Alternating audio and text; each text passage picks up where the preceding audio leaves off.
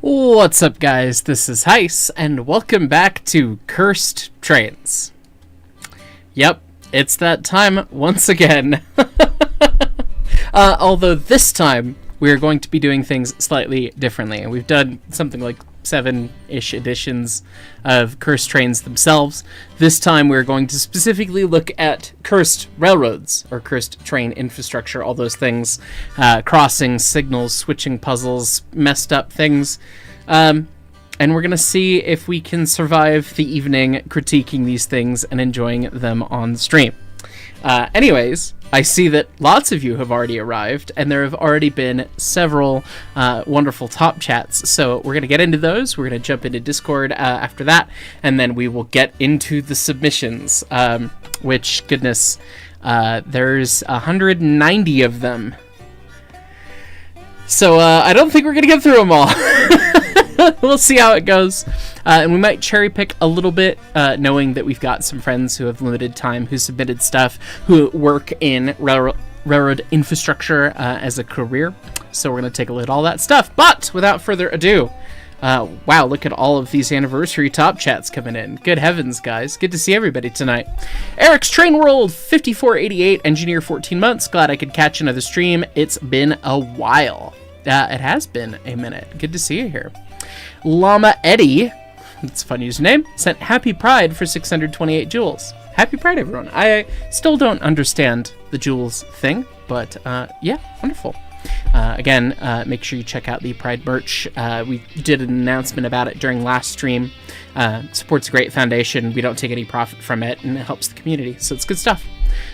Cracked Finger Ginger Bandit, I think. Breakman 15 months. Yeehaw! It's going to be a good Saturday. That's the hope. Solaris, the Long Hauler Rail fan. Well, I guess I wonder how many people came to watch a kickball game and came to see the big American thing. World Cup? No, big boy. Yeah, why not? Could be quite fun. Uh-oh. There was a tortoise or a turtle that was drinking water on stream. It's fine. I actually don't have water, which is a mistake, but that's okay. I'll have to grab some later. Trains and more random stuff. Engineer 36 months from Jank Insurance Company. Oh, by the way, happy 3 years. Thank you. We will not be paying for any mental recovery for seeing whatever cursed shit comes your way. P.S. Hope your day is going well. Sincerely, Jank Insurance Company CEO. Thank you. My day's been great. I got some 3D modeling done. My YouTube video is doing really well. I went on a nice bike ride. It's been great. Been having a good day. And now we're going to live stream, see some crazy railroad stuff. We're going to learn some silly railroad things. Yeah, it's going to be a good bit of fun. Give me just a moment. I can already tell. My lady friend requested that I close the green screen for her benefit, but she's not home yet, and I can tell it's going to get hot as sin in here. So give me one brief second. I'm going to rectify that.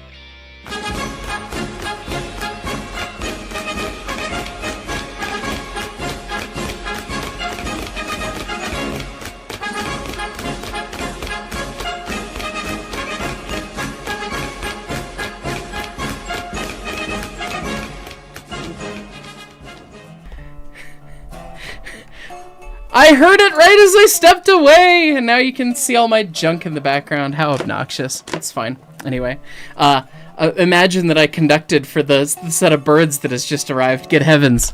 Oh, man, it is immediately a lot better in here. I should buy a fan. Anyway, we'll get it figured out. Anytime I've got the green screen drawn and my computer's vaguely doing something, 1,000 watts worth of heat is a considerable amount of heat. Wow. You can tell how bad I need to organize back there, because there's a bull moose, and acoustic cloth, and a box, and Montezuma, and FN3, and the speaker. It's just a pile of ADHD over there. Anyway, medication does not fix all, friends. Anyways, Ethan Locke also sent Happy Pride for 628 jewels. Thank you. Austin sent a UNC alert for 440 jewels. Yeah, I don't understand the jewels thing. Anyway, the One True Dragon King. Good to see you, Breakman 43 months. Yo, Joe, guys, it's nearly the 4th of July. It is nearly the 4th of July. Let's see. Austin sent 6-7 for 67 jewels. I'm not hip enough to even know. Do you do the hands thing? Is that the thing? I have gray hair and I'm in my 30s. I don't understand what else is new. It's fine. Trainmaster 4014, Brakeman 10 months. Good evening, Mark. Almost at 1 year. Thank you very much. Appreciate you. There's another UNC alert. Oh God, what does that mean? It gets in the way of my chat. I'm trying to read things and there's this red button. And now there's a guitar. Good heavens. I mean, you have to be looking at the chat on screen to see that. But anyway. Juicy's Home Appliances Fireman, 47 months. Question about RGS-20 since it's on screen. What is the pipe running from the main res on the tender? And if it's the drain for the tank, why does it not connect to the bottom to release the condensate? That is the supply to the main reservoir. Or on the fireman side, it's the supply. On the engineer's side, it is the delivery back, because the main reservoir is on the tender. You have to get from the air compressors to the reservoir somehow. They go via the fireman's side. There is a check valve on the tender, such that if you have a hose explode, ask me how I know, 346 did this, you don't lose all your main reservoir. So, mildly important. And then you get your delivery on the engineer's side. So, yeah. There is a T at the bottom where we can charge up the main reservoir to air up the engine's brake system for inspection or whatever, and we use that as a drain to collect all the condensate and drip all the condensate out at the end. And then there's another drain on top under the tank. I know I need to do a Loco 360 on 20. I probably should do that when she's put back together. Resurrect a series that I've only had one episode of, and it was 4 years ago. It's fine. Probably 4 years ago. It's fine. Time's fake. Anyway, Ezekiel! Hey, dude! It was great to see you this past week, and good to see you here today.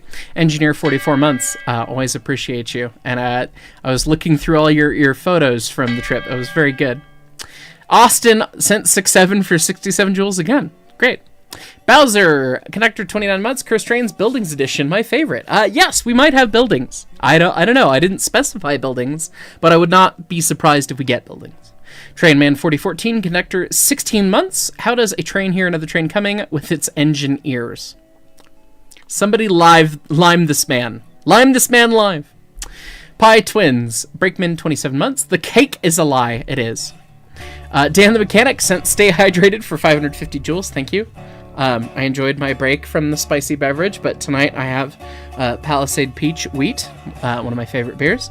And I've got, depending if we've got really, really nasty, icky things, I have some of the Redbreast 12 in our Kenosha Root glass, which probably still exists for sale on the website, heistrains.com.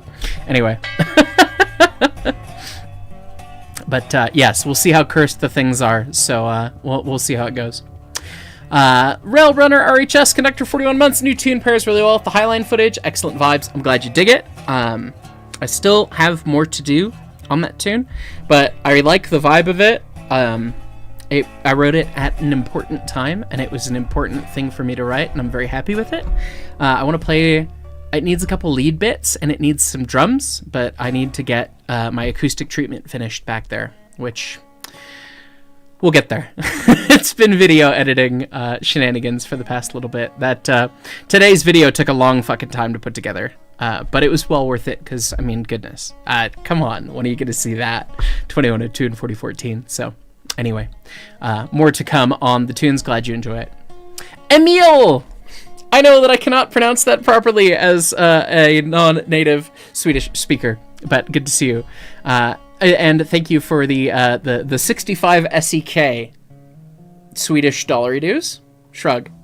Promise that I've not stayed up way past midnight just for the stream. It's 2 a.m. I appreciate you, so we better get going, huh? Good to see you. Colonel Cactus, Fireman 49 months. Hey, 4 years in a month. Good to see you again. If you ever do another one of these, I've got a couple places in mind I've encountered, especially in Denver North Yard. You'll have to remember to get pictures. Oh boy. Please, yes, that would be fun to do local stuff. Train a Cat on vacation. You'll be in and out. Don't want to miss you doing my idea. We'll see. I should have put a place for people to put their usernames down, because it's not super clear on the form. I'm figuring out running this sort of stuff. You'd think I'd have it figured out by now, but here we are. If not, there's always a VOD. Austin sending another 6-7. Thank you. Trainmaster 4014. Can't wait to see what cursed shit we got tonight. Also, here's the first super. By the way, where are the cats? They are upstairs anxiously awaiting their mother feeding them dinner. She said that she told them this morning that they were gonna have to wait a little extra long for dinner tonight because she was working till 6. And I said, okay, I will let Mama feed the kitties. So they're still waiting on dinner time. They're getting their dinner a touch later than usual. They will survive. The thunk Zeus made when I plopped him down on the floor in the video should have been enough to tell you that. So, Ezekiel sending the first set of birds of the night. Thank you very much, my friend. Again, it was great to see you. Austin sending a star for 2 jewels. Excellent. Jobsy Duck. Oh boy. I hate it when YouTube does this every time. Oh my god. Wow, we have top chats to catch up on, huh? Goodness, guys. Great to see everyone. Jobsy Duck, I guess it took me a couple weeks to get a membership. Conductor 48 months. There you are. Who knows? It might have lapsed over and you weren't on last stream. Who knows? Blah, blah, blah. But one of the very early ones. Thank you very much, my friend. Train a Cat, if I had a nickel for every time you said it's fine, I'd have enough to buy a standard gauge superpowered steam engine. Yeah, that's pretty accurate. Fuddrucker, fuck yeah, more cursed shit. Has it been heist? Also birds. It's been great. I've been having a great month. Good times with friends. Men's Mental Health Month has been full of like good, healthy mental health, which has been great. Very excited. Doing all sorts of good stuff. So I've been excited, and hopefully that's been translating in the content, I guess. The numbers have been looking good, but hopefully you guys have been enjoying it. So, Solaris, here's 5 for a 36-inch box fan. I appreciate you. Yeah, we need better airflow in this house. There's no way out, so I'm in this little pocket. You'll see when I eventually do a video about the studio. And we're swamp cooled in this house. There's no AC, it's a swamp cooler, which it pushes air like a motherfucker. It will recycle the entire volume of air out of the house and out the windows in 20 minutes. Like, it'll evacuate every molecule of air we have in here that quickly. But it only goes directly to cracks and open windows and things. So I'm in this little pocket with my little space heater known as a computer. So I need to get a fan or something and get a little bit of circulation, especially when the green screen's open. Or closed. Details. Jordan Freeman, some dollars for a cardboard box for the cats. Thank you. They've got several, but there will continue to be more. Thank you. Now, as a 50 Fallen Week, you've bought an off-brand Lego 1225. It's so many bags, but I want a hobby task. Fair enough. Ralph Anloy sending the alert for 440. Thank you. Coaster Fan, Breakman, 10 months working on models and watching stream. Fun things. Glad. Garrett Thompson sent guitar for 1,000 joules. Rock and roll, as you can see. We're fans of guitar here. Vixus Rin, 1702, Fireman, 27 months. Hope your day has been well. Please tell Zeus and Hades I said pss, pss, pss, pss. As soon as they come down, Mama's going to come home and feed them, and then they will probably promptly come say hello. So, we'll see. Austin sending a flower for 30 joules. Dan the Mechanic sending a happy poop for 10 joules. I like a happy poop. Sad poops are sad. Steam Power, Fireman, 18 months. Hope you like the photos. It's definitely not a carrot to dangle for you to come out here for things and stuff. Hope all is well, and you're going to be semi-hydrated and see some true garbage railroads. I believe that. Thank you, my friend. And I do like the photos. It's very kind of you. I do need to come out and fetch the carrot, as it were. Austin, send thumbs up for 10 joules. Thank you. Dan the Mechanic, clapping seal, 250. Thank you. I still don't know what the joules are. Plain Boy, 2520. It's Goose's alter ego. Just kidding. Breakman, 11 months. Found a Blackstone K27 for 75 bucks. How did you do? Most of my friends would want to steal that from you, I think, for that price. So, well done. You're the Gymnast 98, Engineer 43 months. Hey, Mark, happy 4th early from Nebraska. Your neighborhood is having a fun food truck parade, fireworks show, classic car parade tonight, so you'll catch the VOD. Cheers and drink some water if you haven't. I left my water cup upstairs after my bike ride, and that was a mistake. But beer does have water in it, right? We'll get water on a break. It'll be fine. Maddie Miller, hi, just started as a volunteer with Picnic Train here in Australia. Going to be carting around oil around for them. They still talk about your visit. Well, that's great. Goodness, that was so much fun. What a great group of folks. Enjoy volunteering with them. That was a lot of fun. Getting to be with that group for a little bit really did feel like a home away from home in so many ways. In that it's just we're all the same across the world wherever you go. That kind of group and train people and all that. So. One Dragon King. Surprised Heist didn't get the G.I. Joe Real American Hero reference. I never did any of the G.I. Joe anything personally, so yeah, that would go right over my head. Apologies. And LNERW1, have the Guinness engines ever been submitted? Yes, they have. And I've seen them in person.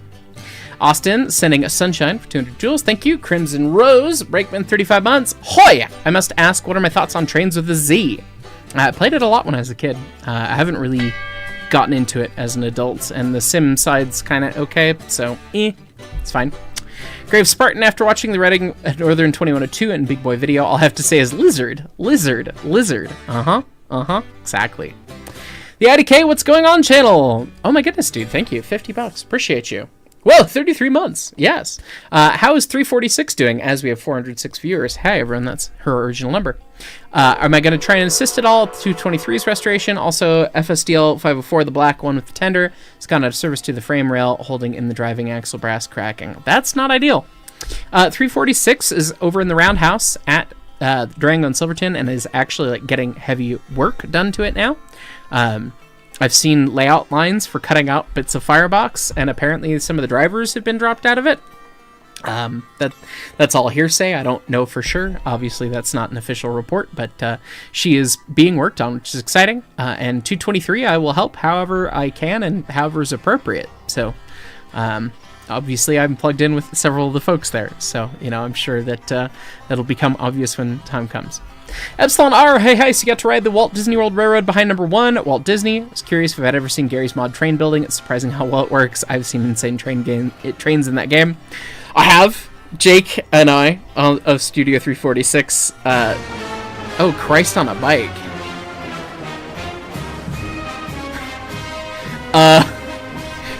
Okay. We haven't even gotten to the cursed trains yet. Good lord, dude. Thank you. Cheers to some guy 491.20. I'll have a sip of whiskey for that. The economy's dead.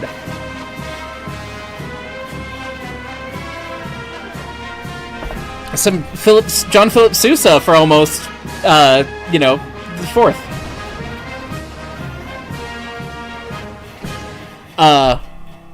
Damn, dude. Thank you. I don't know what to say to that generosity. I wouldn't say I ever expect that sort of thing. Sometimes I have anticipation of that during, like, anniversary streams. Because I know my friends and I know these people, but... wow. Okay. We'll get to the curse stuff. Don't worry. Anyway, Gary's Mod Trains. Jake and I did it back in the day. Brett used to be super involved in that scene.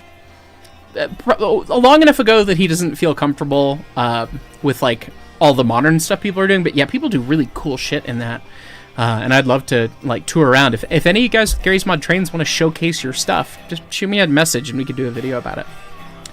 Relfan Loy, conductor, 19 months. What is the airspeed velocity of an unladen swallow? African or European? Trainman 4014, I met a Relfan from Mexico. He was fairly interested in steam. The Mexicans enjoy steam trains. Apparently NDM stuff is quite popular if your name is not Goose. So, anyway. Allison Chains, engineer 31 months. Bloody hell. By the way, if we're talking about cursed infrastructure, how about that bridge that fell in the Northeast Corridor a while back? That isn't Class 1's fucking over Amtrak. It's our failing infrastructure. That is the not interesting kind of curse. That's the depressing kind of cursed, and hopefully we won't have too much of that today. We'll see. Void Elder, hi. Teru 278, Breakman 4 months. Doggone 4 months already. Love the content heist. I'm glad you do.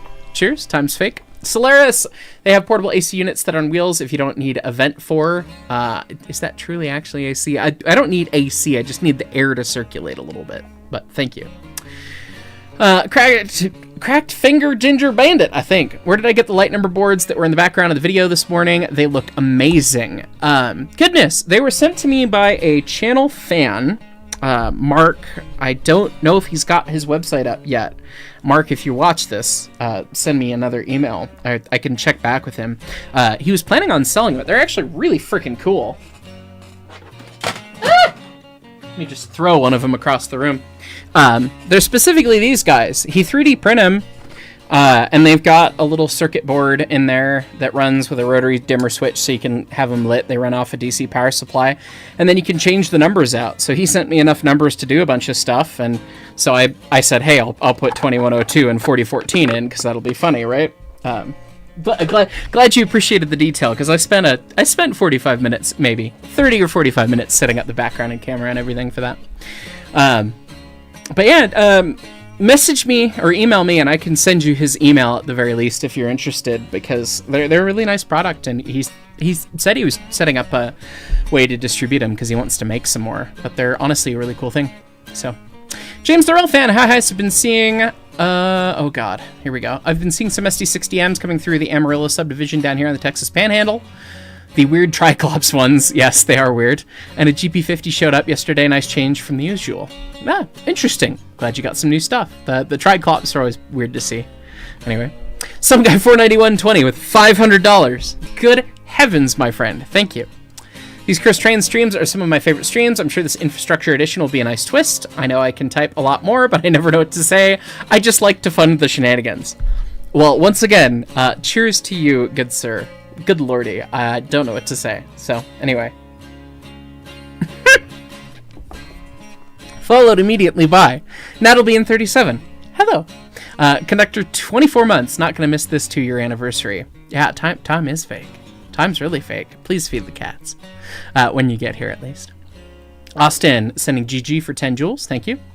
H. Tilden, 42. Ahoy! Ahoy! First time ever catching a stream. Whoa, stay hydrated. Say hi to the kitties. Will do. Treewalker, 93. Wait, bike ride? Pedal powered, or did you finally join us in the Twisty Wrist Club? Pedal powered. I'm probably not liable to get a motorcycle myself. I got certified in Washington State right before I bought the GTO. But not for me.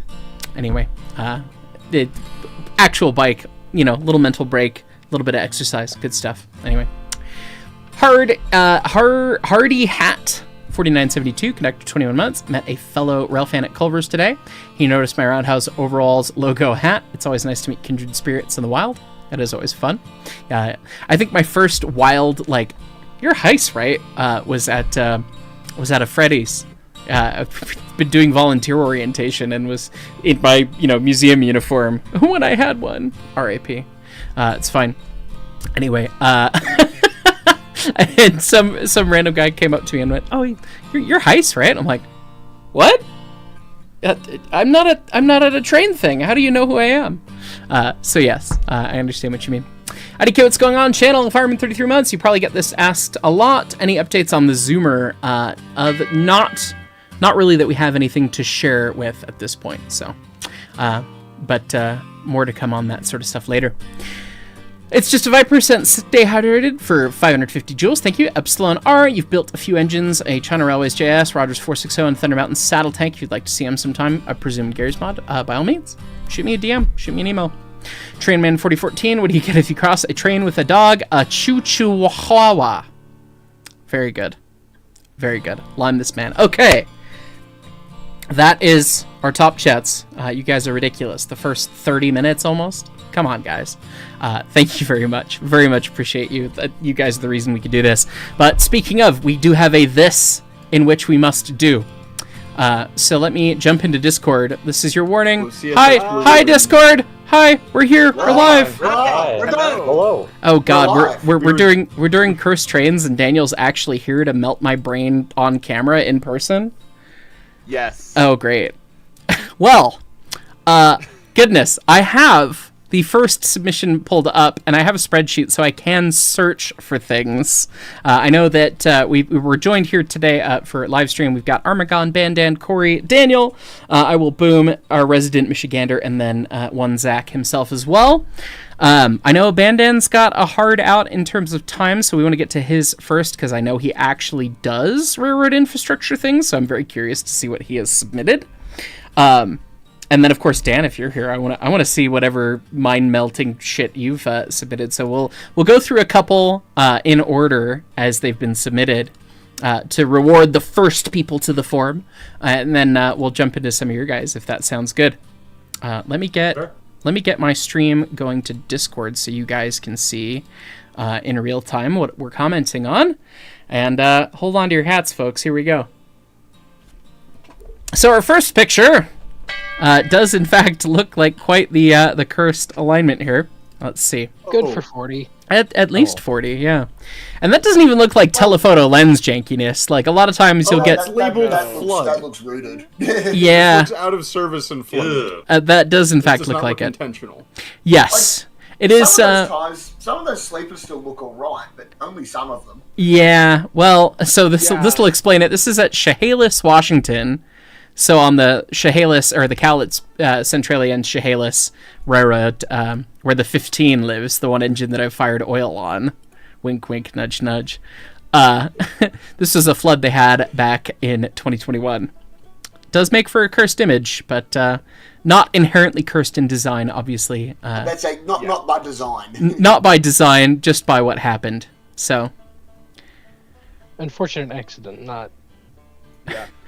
Almost the most cursed thing about it is it's in good enough shape you could see someone trying to do something with it. yeah, correct. Yes. Yeah, seeing a locomotive about there would be the cursed thing. Just get a big enough engine and it'll just straighten it out as it goes, won't it? Yeah, That's how that works. Sure. If you go like, a quarter mile an hour or something, that'd be fine. Okay, our next submission, that is a station building in Japan, and I'm going to attempt to pronounce it. The Tenushimaru station in Fukuoka? I don't know. Japan. It's a cursed building because it looks like a bird. And that is... I love Chris, that. that's funny. It's cursed in that it's delightfully cursed. I will award it. Yes. I think it is still cursed, but it's a very fun kind of cursed. It's cursed in the sense that that upper floor has no natural light. Yeah. Dan being real. That looks like an old interlocking tower almost, the way it kind of like spans out like that. That might be, I don't know. That is delightful. Let's see, what is... I wouldn't think it'd have that far set back on the platform. It'd be right up against the edge of it. Okay, this is... this next one is interesting. And with many of these, they may not be innately cursed from the get-go. This one, obviously, quite the sharp curve. Very sharp curve, you see that. Standard gauge by the look of it. And then you see the kind of passenger car that is running around it. No. And so that makes it a little bit more cursed. And then we get a map where it is. Let's see. Western Maryland. What the hell All right, railroad is this? That's not WMSR. This specific curve, it's a standard gauge curve that is approximately 30 degrees on a 3% grade, built by the Western Maryland between 1900 and 1903, 3 miles south of Bemis, West Virginia, 22 miles south of Elkins, West Virginia. What's a 30-degree curve in something that makes sense? I think Really that sharp. this is the line. I think this is the line they bought the Big Six for. Hold on. There's a conversion table there that someone will pull up. 30-degree curve, William, and something that makes sense, it is the maximum degree of curvature that Peaches can go around. It is Yeah. 193-foot radius. 193-foot radius, so that's like 30-something, 32 meter, Yeah, maybe 31 meter radius. Where is this? Where is this? It's probably pushing what Glenbrook could do. 491's maximum design curvature. That is the sharpest curve she could take. She's gone around sharper. Don't ask me how I know. Zach, So this a is 60-meter radius. Ow. 60. I think it's 30-meter radius, isn't it? No, because it's 64 yards. So Oh, yeah. sure, yeah, sure, it's- yeah. Okay, math. 193 feet. It would be. Don't let the streamer just do math, Shy of 60 meters. Lord. So yes, sharp. Point is, why music be dumb? Anyway, let's see. Zach, it is 22 miles south of Elkins, West Virginia. Okay, 22 miles south. Yeah. So I've got the map. It's right by High Falls, apparently. On Rail.Guide. So if that helps, you could take a look at that. But yeah, apparently trains used to run on it fully until 2022. Apparently the newer passenger cars that they have don't make it around this turn. Okay, well, I have the diameter of the curve, and it is 420 feet. Yikes. That's Yeah, worse. so That's that- worse than 30 degrees.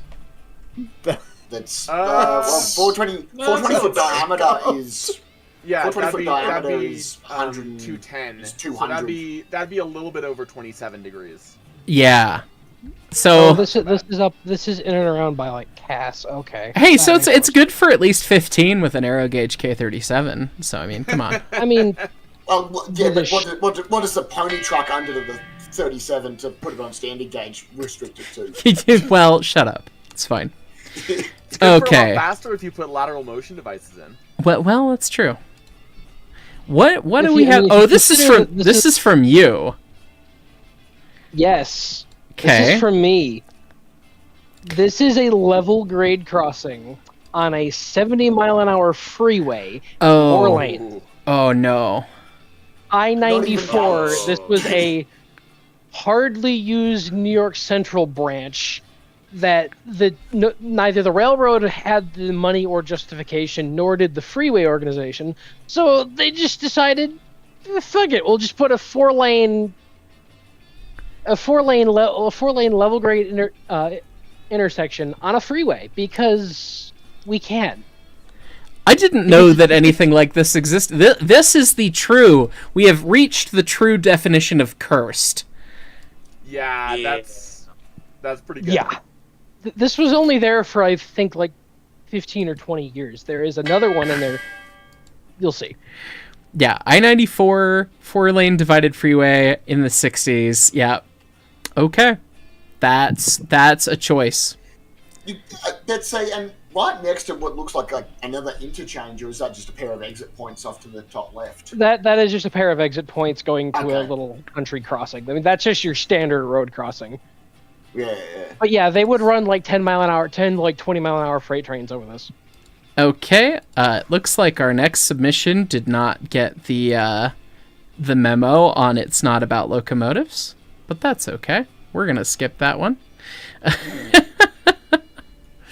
We've got another one from Michigander here, so oh boy. Ah, Is it this still is there? this is the modern rendition of it. Oh boy. This is up just a little bit past St. John's in Michigan. And as you can see, they were building it for a freeway, and then they figured out the railroad is there, and neither the railroad nor the freeway had the money to build a bridge, so they decided to slow it down to just 65 miles an hour. And that is still very real crossing to this. I have crossed this crossing multiple times in my life. And as you can see there, yeah, they just put traffic lights in front of it. That reminds me, I That should is have put. funny. I should I have put wonder Kramer how long Junction that up. yellow light would have to be to actually stop. 6.5 seconds per the MUTCD, I believe. That Something sounds like about that. right. Yeah, but GLC does actively run on this section of railroad. Not often, but they do use it. Okay. Yep. That's yeah, it was so it was supposed to be a 70-mile-an-hour freeway, and so they just necked it down and said, "No, okay, we'll do 65 because that's fine." Well, they did it with that, and then also they changed it from a actual section of like highway to a slightly different variant where you can have intersecting roads. Right. Right. Not a true So it's not a freeway. divided I'm sure grade that sort of some something. civil engineer has a term for that somewhere. But good Yes, heavens. I'm sure Leighton Moreland has just been awoken. Okay. In the true interest of why is it always 7, we'll go to submission 7. I'll do top chats, and then we will take a look at Bandan's stuff. So we've got, oh boy. I don't see the railroad here, and I don't like that I don't see the railroad here. Oh, You don't see the look! I think I see Oh. There's the railroad. Ah, Uh-huh. Right through the middle. Just simply, how many, Oh, this is one of the Grand Avenue ones. Yes. oh yeah, this is out near Phoenix. see? For reference, there used to be like 17 of these. Christ. I love that you guys instantly know this. Well, that's one. My 5, folks are from Phoenix. 8. When I first went up Grand, I was mortified. Yeah. It goes That across is- 14 lanes. Does That it is really? horrible. So you've got the right turn lane, then those 4, then those 3. So that's 7, 8, 3. Yeah. It does go across Yeah, literally it 14 sure lanes does. of traffic. So for what it's worth, you can see that frontage road leading off of 43rd Avenue. Okay. That's the alignment Grand Avenue used to have. It used to be at level a star intersection between 3 major roads Oh, and a railroad crossing. Christ. So this isn't even its final form. This is it improved. Oh my god. This is bad. This is delightfully bad. But at the same time, the funny thing is, although this has flashers, okay.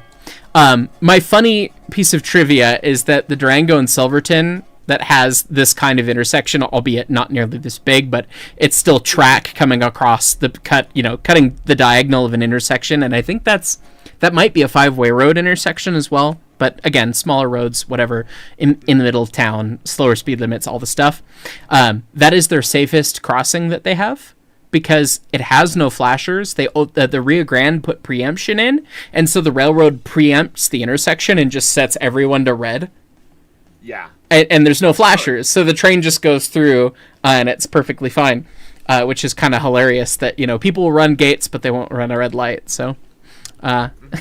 Despite the fact that you can still get fined and charged for both. Well, but Yeah.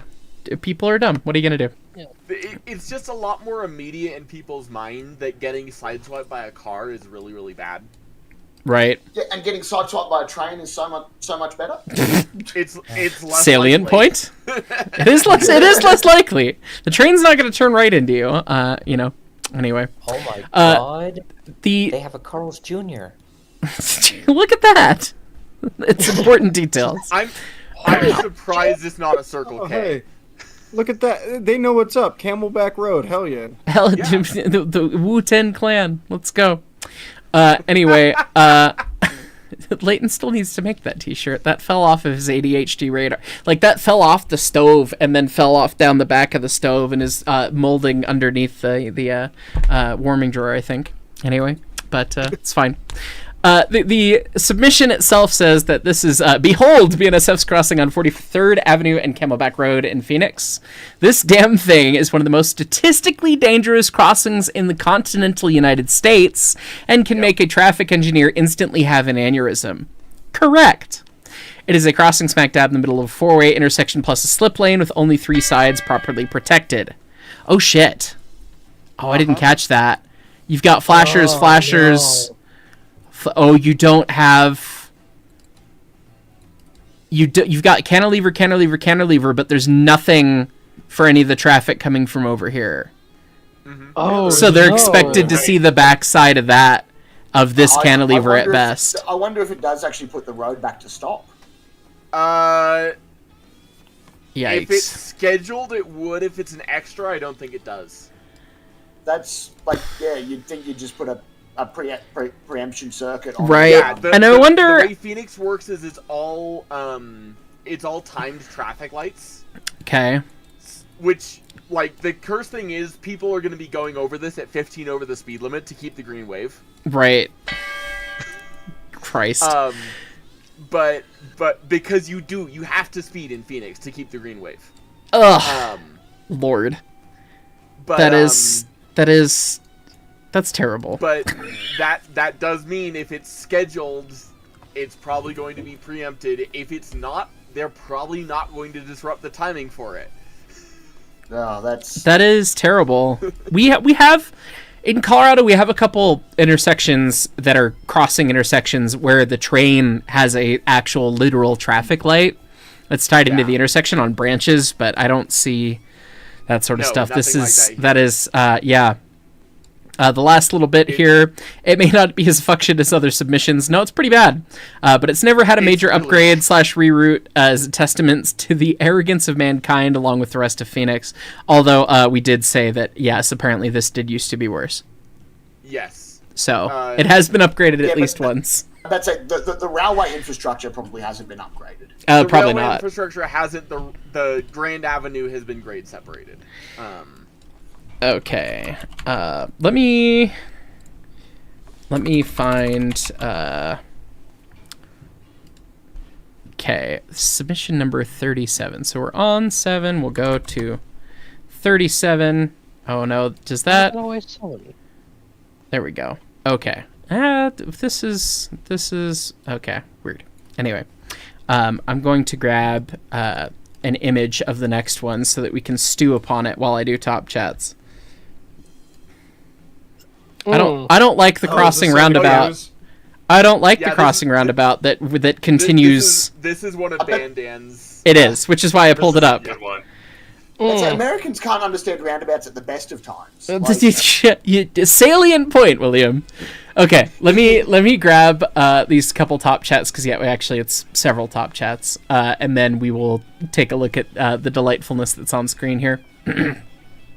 94 Chevy gifting 5 memberships. Thank you, 94 Chevy again. Who let Khan lay the track in the first pick? That's how I lay track, not Khan. But yes, I was about to say it's your track, not Khan's. He actually cared. Yes.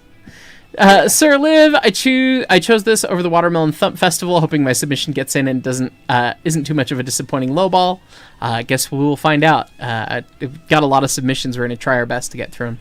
Virtual Railfan Productions, what railroad is that curve on? Because it looks like it was a tourist line. That might have been on Cass. Did we figure that out? It was near Cass. Near Cass. West Virginia Central, I believe is what it said. Yeah. Oh my God. Kyle Garlinger sending $2 and retracting their message. Thank you. Railroader Davis, engineer 44 months. Where do you get your steam oil and soft grease for the engines at the museum? I'm going to pick up my traction engine tomorrow, and I have no idea for the lube. Our soft grease, I'm not sure, but most of the oils we get from a supplier down in Durango. Shoot me an email, and I can get you what it is. I'd have to dig through my messages to find it. I've never ordered it. I had to ask Jeff last time, but they've got pretty much all the stuff that you need. So anyway, Nevada State is switching to something else, but for a long time our steam oil was Shell 680 weight. Shell makes a 680? Apparently. Okay, that's fun. At least the barrel says Shell on it. Okay, yeah, we've always used the Green Velvet Saponamed 680. I mean, it's the same weight, which is right for anything not superheated, which, it's fine for us, but anyway. Jordan Freeman, the curve is on the new Tigert Flyer. Okay. The IDK What's Going On channel, you did put one in. It was originally focused on the locomotive, but it does have some curseness about the line it ran in the bio. It's an FSDL one, of course. Yeah, we're going to focus on the infrastructure ones, but thank you. Jordan Freeman, paging Leighton Moreland. He's probably busy doing something. Shrug. Roy Eden on the US 127 crossing in Michigan. Per GLC timetable, all trains must stop and wait for automotive traffic to stop before crossing. As well, that entire branch is FRA accepted track. Fair enough. You love a train. I did not know that. 65 mile an hour stop and flag. That's where you stand there as the brakeman on the shove and you be like, am I going to die today? Am I going to die? Please stop. Please stop. I was about to say, this is where the flares are probably more handy than a flag, because I'm just going to start pelting flares directly at cars. Yeah, pretty much, yeah. Fuse them to death. Yeah. I'm not about to stand out there with a flag watching cars barrel at me at over 100 k's an hour. Yeah, no thanks. Zachariah McLaughlin. Hey, bud. Fireman 42 months. Congrats on 42 months. Why is it always 7? I indeed. Watching the stream whilst working on a K36's paint is fun. Yeehaw, he's working on my model as we speak. I was showing the gang your work that you sent me before we started. So I'm excited. We like to see it. Kyle Garlinger, there's a level crossing on IN-67 outside Muncie, Indiana. Joyous. Emil, if you want more information on when you get to what I want, you can send more in Discord. Okay. See if we get there. Oh man, hey, look, a cat that looks well fed. Lovely. Sir Liv, Now Trapvitz he wants more. should have submitted the Molybahn in Germany. Narrow gauge steam railway runs right through the middle of town streets. Street runnings, mildly cursed, some depending on. Hi, Zeus. We're gonna get a The fun nature of version street of that running is soon. cursed. I'm sure we are. The way it's actually Oh my done, God, like- Zeus.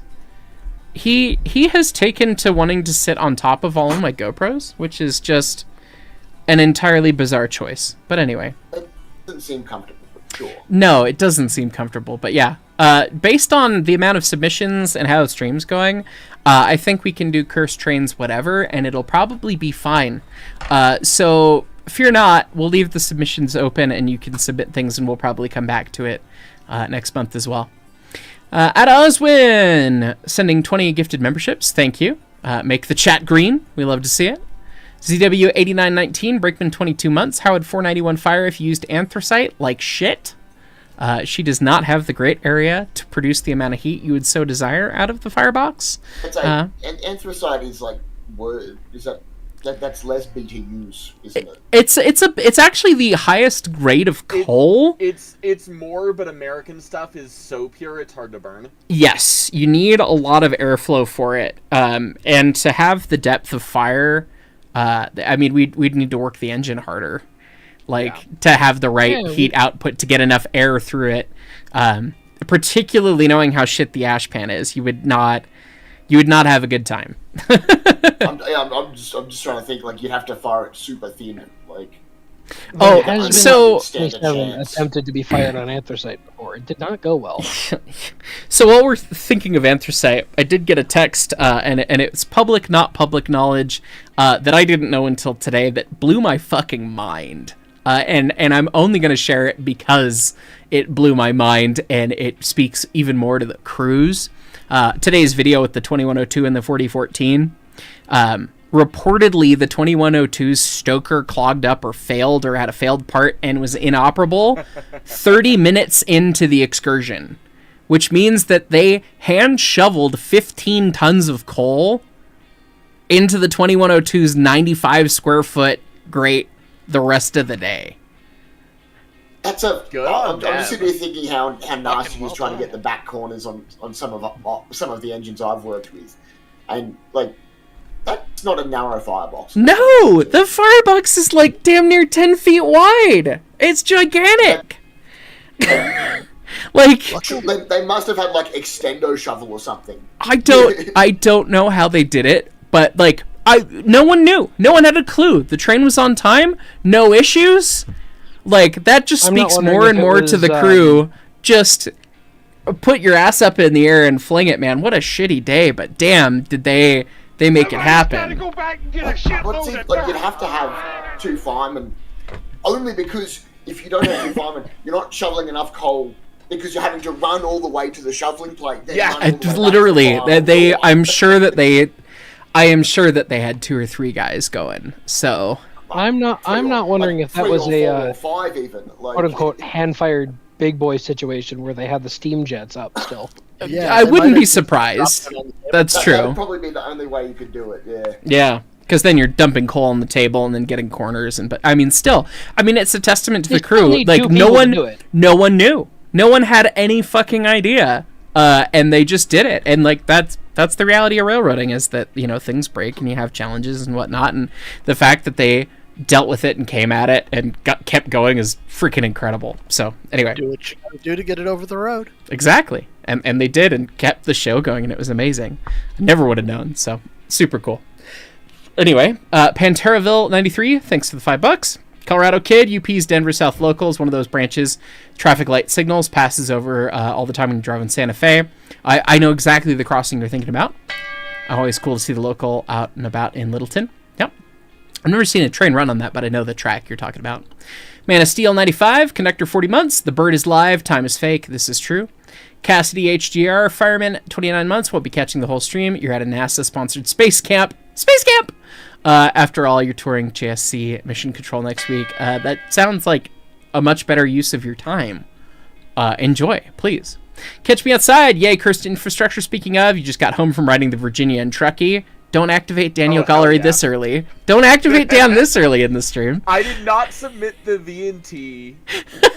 However, it is pretty cursed originally. The VNT, it's so cool. It's so freaking cool. But yes, also cursed. From Catch Me Outside, I see what you mean by it's maddeningly stupid. Why did they make that standard gauge? Yeah, really. I mean, it fits in with all of the Rio Grande branch lines, In a sentence, the reason the VNT is standard gauge is because it was built in 1869. Fair enough. Honestly, it's really neat in the Probably would have been Everyone's narrow. building standard gauge. I'm going to do it as well. the engines and the history. Like, it's such a cool road, and I've really appreciated learning more about it from you and the rest of the Nevada folks down. So it's really cool. Yeah. Okay, let's see. From oh god, YouTube stopped being crap. Thorin 43 to 10, welcome to the conductors. Milk Separator 3485, gifting 10 memberships. Thank you very much. And then being a conductor for 32 months. Thank you. And they were green. They were green. Yes, indeed. One True Dragon King, Christ on a bike. Try Christ behind that shovel, just about. Acela sending the goat trophy. Thank you. GFTD Trains, maybe not quite cursed, but definitely odd. The 1904 built Norfolk and Western Passenger Station in Marion, Virginia was built into a curve. Interesting. We'll have to take a look at that one of these days. Darknet 96, Brakeman 39 months. What did I join to? Put yo in the air. Put yo? Yo. We're about to look at this as soon as we get to the finish of the top chats here. Crimson Rose on board 2102 Fireman. I'm tired of this. Grandpa Engineer. Well, that's too damn bad. Yeah, pretty much. Craig Bryant. You'd love to volunteer to hand fire 2102 or any large firebox like the M4. Yeah, I mean, honestly, I'm about to say, nice in theory. However, I feel about the 8th shovel. I would like to have said that I did it. I would not like to have actually done it. Goodness. I do really hope one of these days that I can get a little hands-on experience with a Stoker-fired engine so that I can better teach it, because I genuinely don't have that knowledge so hands-on that it's like, oh, I understand this. I understand the concept, but not enough that I would like, oh, I'm going to put out a video and this is how it is. So maybe one of these days. Some guy 491.20, fireman 11 months, wait to yield right at the roundabout on the inner lane. You have to stop on the tracks. I would just probably yield before the tracks, but that would need a bigger gap to go and cars would honk. There's enough road the other. There's enough. If you're not a Ford Escape, or whatever that is. But, well, he's also stopped like 8 feet short of the line. He's well behind the line. Yeah. I think you could fit most cars on the other side, but that is tight. That's not great. Yeah. We're gonna get to this in just a second here. I've got 3 more chats and then we're gonna go. Noah Mays! Hey Heist, it was nice to meet you in Pittston. Likewise. I was in the first car behind the generator car and heard the diesels kick in. Wondered what was going on. I think that would certainly be a part of it. It was great to meet you. So Diesels as well, like. Yeah. Not to diminish them, but like. Well, I mean, when you think about it, they normally run 17 to 20 cars behind the 2102, and they ran 24 cars behind it this time. Like, it was over tonnage already, and so they brought the SD50s to make sure that they could make the timetable anyways, so they were going to have to spool up regardless of the fire situation. And listening to the 2102 work as she did, they did not back off. So, it's one of those things. CB Train Robber Fireman 19 months. I'll be in and out of the stream tonight, getting to play with tanks and other armor for your birthday weekend. Have fun and happy birthday. Good Christ, that sounds great. Already scratching your head at what you've seen so far. That is the joy. The Reefer Runner, welcome to the Fireman. Okay, we're going to leave it there. And Bandan, you submitted this. This is your doing. I see there's many more pictures. I'll pull it up if you want to kind of give us a brief description here. So this is on the former Southern Pacific Davenport branch in California. It ran from Watsonville through Santa Cruz to a cement plant at Davenport. It's now part of the Santa Cruz Big Trees and Pacific Railway. It's the Roaring Camp Railroads. So going back to that roundabout picture, to the right, we have the tracks going up to Davenport. In the map, it's going to be to the left. Okay. We're looking south right now. So to the right, you get the Y that goes to Davenport and up to Felton. To the left, the tracks go down the center of Beach Street, which is a one-way street, then dive behind the Santa Cruz Boardwalk before continuing on to Watsonville. So it's a one-way street for cars. Yes. Not for trains. And Not two-way for trains. So how does that work? Well, you might notice that they are shoving the passenger train in the direction of the street, and then they'll pull the other way. I mean, that does seem well advised. The only other advisement I could offer is hi. at both ends, or Hi. run around at the other end. But I don't know if there'd be enough room for the infrastructure for that. Hi, Bubba.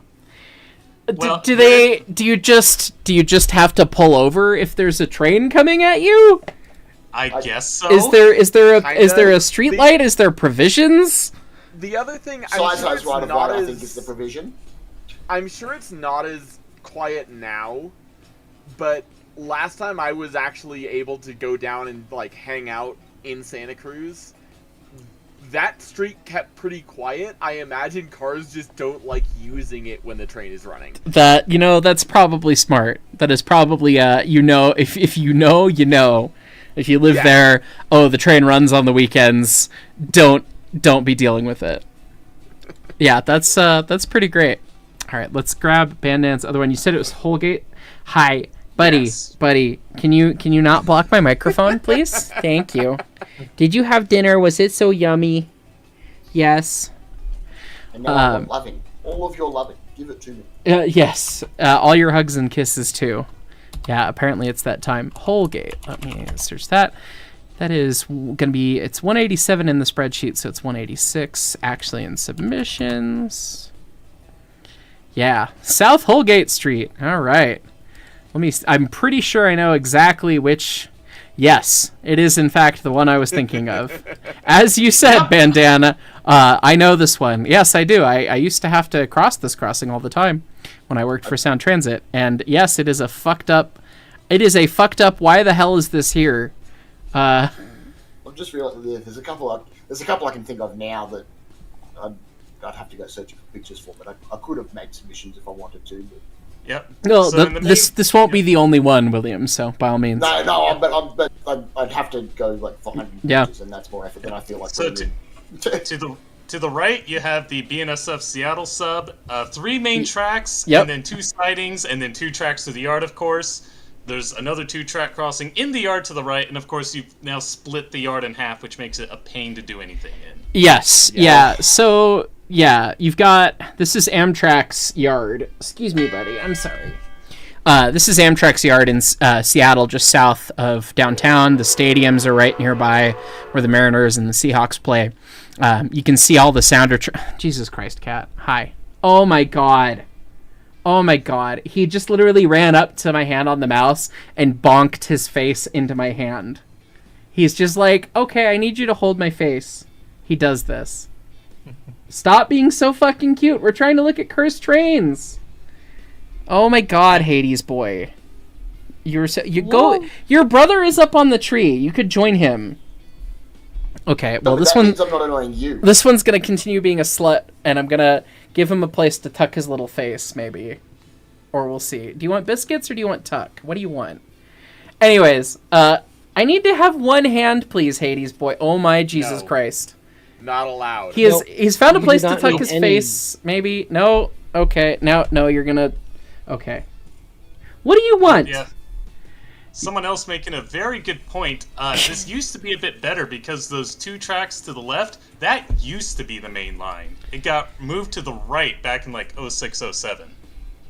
Do you mean 19 or 20? 20. Oh, really? It was that recent? Yeah, they realigned it to the east, and they added the 3rd main track. I don't know why they did it, but that's. I mean, honestly, it Also- makes sense. Keep all the maintenance on one Top side. left of frame, you can see where the does. yard used to continue the other side of the road as well. Right. Yeah, Yeah. well, those 3 those stub-ended tracks on the left side, those just got rebuilt or put in.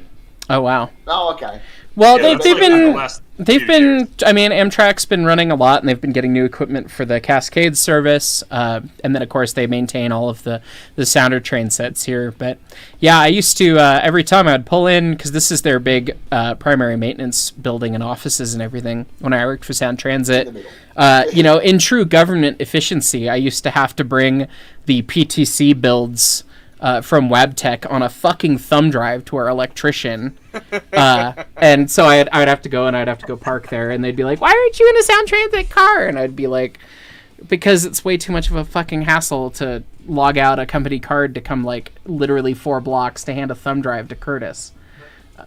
Buddy, you're muffling my microphone with your fat head. I love you. Can you come here? Can you sit on me? Okay, cool. But yeah, I mean, it's like a 7-track crossing before you add in all the yard stuff, and they had stuff on either side of the yard, like, just a pain in the butt. Yeah, and on that 7-track crossing, there's a pretty big gap between tracks 6 and 7 if you take a look. Oh, yes. Yeah, it is. It's awkward because I got caught on this crossing once where I was getting across, and I was most of the way across, and the lights started to go, and I'm like, oh, shit. No, there's still so much more crossing. But it's got a lot of warning built in, of course, so. Because it's just, it's got gates, it's got lights, but, you know. It'd be required plus then time to cross. Yeah, it would get a significant bonus for it being a long traversal distance. Probably, if I had to guess, based on how big the crossing is, I'd probably guess it'd probably be an additional 6 seconds to the warning in the calcs. Well, I'd say you've got to think how long is it going to take for someone to walk across it. Well, and people walk across it a lot because they park over here on the east side right. and go walk over to the stadium. That's part of the reason they haven't closed this yet. Right. Aren't they, I want to say that there was provisions to potentially do grade separations at all 3 of these, because they tie in, again, then the Link light rail crossing is somewhere over Heresville, isn't it? Yeah, it's just off to the right. Yeah. And I think they've started talking about doing it again. I haven't heard if they've gotten anywhere. Right. It was, oh, yes, please sit on the keyboard. Yes. Oh my god, dude. I need more space on this desk for this 17-pound cat. He has decided that he is going to sit just right here in front of my keyboard. And you need to give him a separate keyboard. Apparently, I'm gonna take a little picture for you guys to see on my webcam, because he's just like, he wants to tuck his face into a dark place, like he's got a little headache, poor buddy. He's just like, let me do a tuck, and he's making air biscuits because I'm holding his face. Good Christ, buddy. Yes, he's a 17-pound cat. He's a big boy. But yeah, goodness, there we go. That was Bandan's submission. So glad we got those. Dan, are yours? I've got to go, so I will see you later. Yeah, cheers, man. Thank you for submitting. I've got, I think, 5. Oh my god. Good. So you definitely don't have to prioritize all of them. Some of them are going to be fun. Okay. Well, we just prioritized some abandons. If you got time, we'll do a couple more of the regular ones, and we'll come back. 20 years? I got time. Great. Yeah. Great. All right, let's see. I'm going to pull up. That is... Oh, no. Oh, no. Oh, no. Hang on. I was like, this is not infrastructure. This is a locomotive. Uh-huh. See? Look, it's a locomotive. And then you look at the next picture and you go, oh, it's a giant locomotive. It's not a locomotive at all. It's a giant building that is shaped like a locomotive. Oh, I love that. That's awesome. That's fantastic. This is hilarious. That's really cool. This is fantastic and great. Really funny. Because it caught me out on the first one. I was like, God damn it, another person submitting a locomotive. And no, it's not a locomotive. It's a building. Of course, my brain's going to. That would make the coolest demonstration of how a steam engine works ever. Yeah, so instead of it being the giant human body that you walk through at the Science Center, I need a giant steam locomotive. I need to become the steam, and I need to have a freaking child's metal play slide that is the superheater unit that I can schloop down. Someone make that happen, please. Would this be go down it? Have however many you'd want it to be a small engine, but still have 10 or 20 parallel things that are normal tubes that you just walk down. That would be great. Hades boy, oh my god. We have stuff like HON3, SN3, ON3, 1-to-1 N3. So this is 2-to-1 N3.5. That's yes, bigger than 2-to-1. Something like that. Where'd that speeder go? Because it'd be. It might be. Probably- That's that's bigger probably- than. That might be 3 to 1. It's That's gigantic. Yeah. So if you want to look it up, this is apparently a mega-sized statue of a D-51 at the abandoned steam locomotive hall in the now largely abandoned Yubari Coal History Village. So I presume that's Japanese. Yes. Yeah. D-51 would be Japanese or something. That is. That This is is that delightfully is a- cursed. This is the kind of shit that we're here for. The love stuff that it. is We like, are heroes. wait, they did what? Why? How? Super rad. We love that. Great. Okay, we have another one here. This is an unassuming structure so far, and it's only got the one picture. Maybe boxcar height door, but okay, let's see. Unless that was a station. It's the Dent Phelps Railroad Depot in Sligo, Missouri. Initially one building, then split in two, with both sides being completely changed, then put back together to honor the history. 1910s originally, but this is how it looks now. Cursed not by design, but by history. Cursed. I dig that. That is... Okay. Huh. That's wet. That is strangely Wait, cursed. what is that? It is a zoned depot out. building that Okay. was one building that got split in two, completely changed in style, and then they put them back together. So you have two halves of the history of the building in the same go. I hate that. And presumably the only train that runs through is the beer lawnmower express these days. Lordy. Okay. Oh, well, neat. It is neat. That's fun. Oh, here it is. All right. Yep. All right. It's a finish There it your drink is. if we There's see it. number one. If we see it a second time, it's it'll be. Well, there's a second time. Well, I mean, this is all from the same Yeah, And the third submission. time. Yep. I love this. Let me I was understand. I was irrationally angry at the fact that somebody put this up using AI as a fake marketplace listing. Yeah. I was I was mad too, I was dude. I was fucking coordinating the whole irate. thing. Yeah. This is the I had Billups the ball Neon on the line, Crossing we're gonna go down there. Signal Grenada, former Mississippi Highway 7, realigned in 1958, installed along a dangerous Illinois Central crossing in the mid-1930s by Alonzo Billups, removed entirely by 1970 and replaced with a traditional crossing. The first picture is what it looked like circa 1940. Second picture is as it was in op in the 60s, and the third picture is the state of the crossing in its final years. Yes, and Lionel did an accessory of it that they included a YouTube link of. I saw one of these. I think the Naugatuck Railroad was selling this Lionel accessory last time at Amherst, and I was so sorely tempted. And Why didn't you? I should have bought it. I should have bought it. Hold on, let me go to With eBay.com. the air raid siren. Oh Stop. my god. Death. Stop. Get it on and leave it on. Yep. That's awesome. Oh, dude, you can buy one right now. They're still I'm available. I am That's so amazing. I am so glad. That's one of those things that I it's might buy one. like history is stranger than fiction sometimes, and that one's one of them. It So looks like something off of what's the name of the Father Adams? Gomez? Gomez. Yeah, it looks Yeah. like something off of Gomez Adams layout.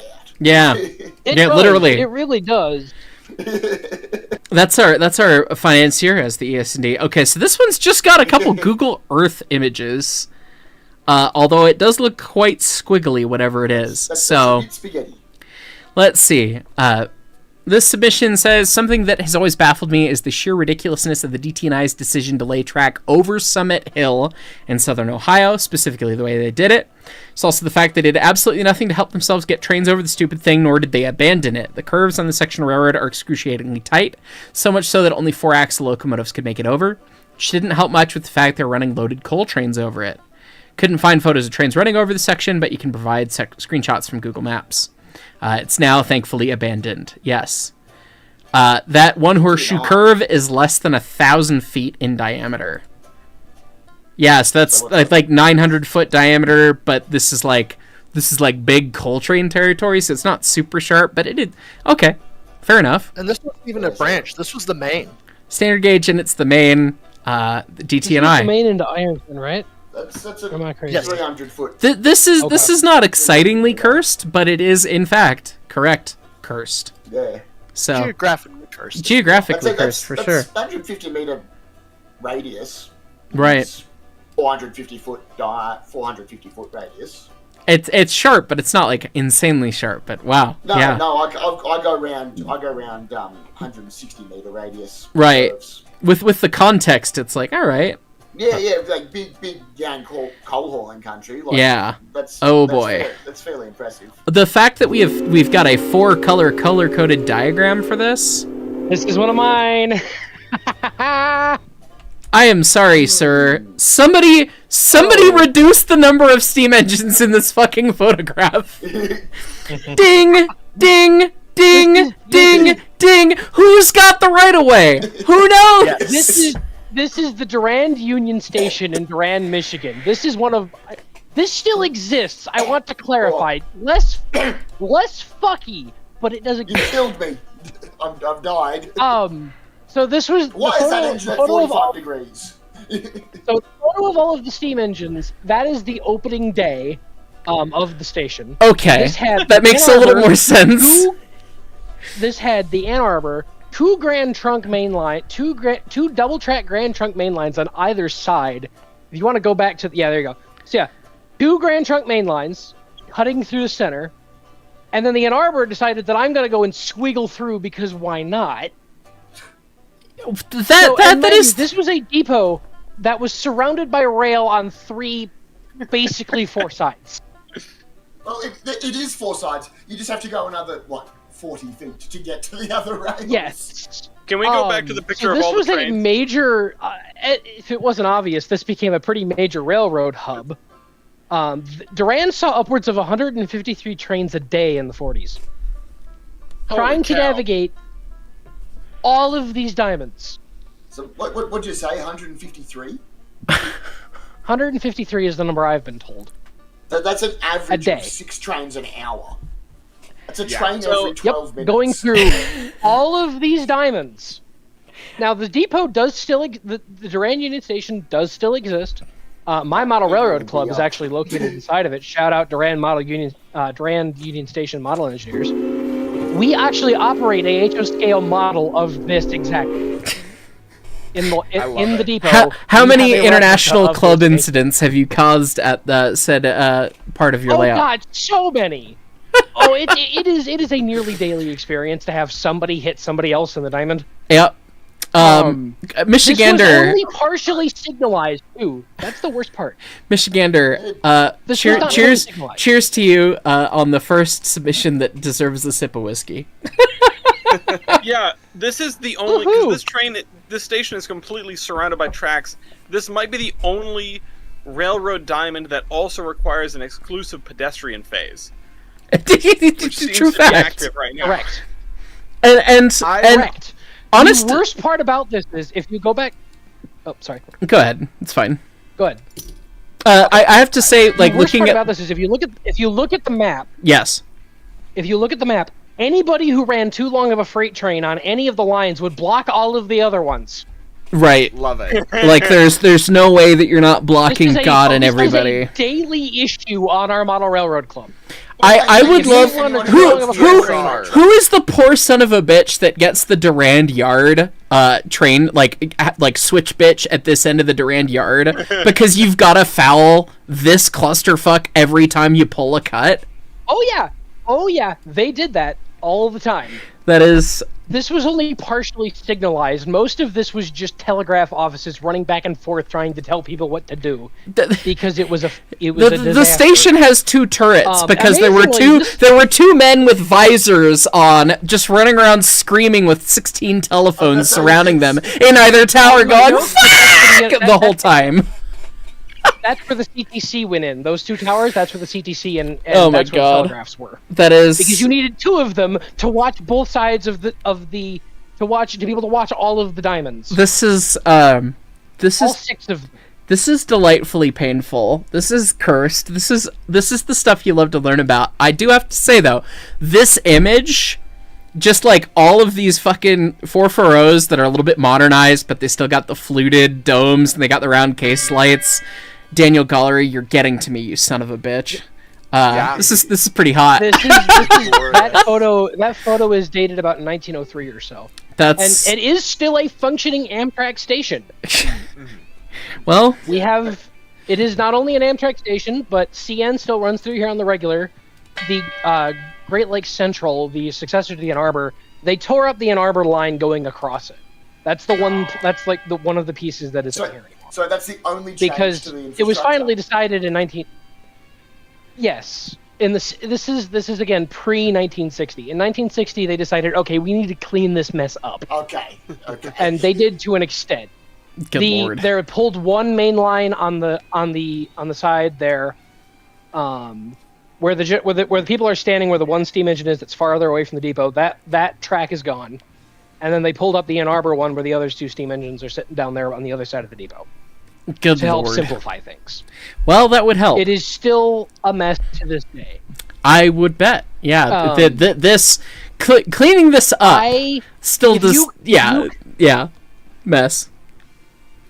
If you come out here, this is a place I want to get you to come by. Okay, because I want you to see this in person. I think it would be worth seeing. When cleaning it up still leaves diamond crossings. Correct. Yes. Yeah, and if I'm not, because in this there are the 2 steam engines facing each other on the Ann Arbor, and then I believe not in this photo, farther down on the other 2, there are another 2 engines parked down there as well. Good heavens. Because why not? Because we're going to fill up all of the tracks around our brand new shiny depot. Yeah. Show off all the trains. See just how gridlock it can be. Can I submit something in real time?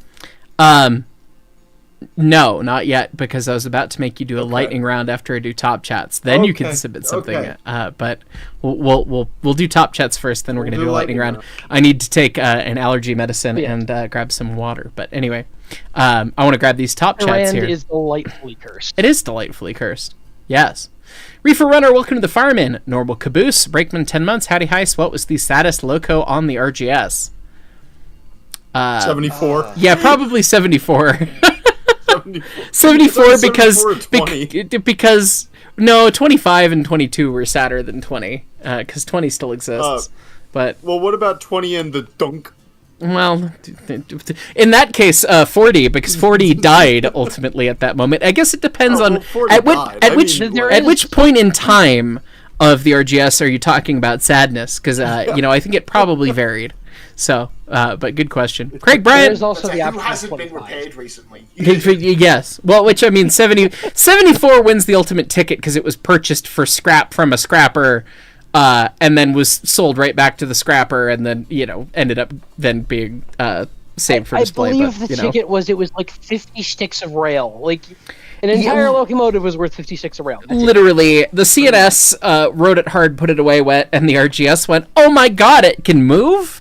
And so they, traded rail for it. So, but yeah, there's a whole write-up on 74 that's out there. It's a saga. People read it. It's great. Check out the narrowgauge forum. It's fun. It's delightful. Craig Bryant, you love hard labor. Sadly, the money is not there, so you're in trucking. You got your son into the engine. Steam engines are his favorite. Thank you for getting me back into steam engines.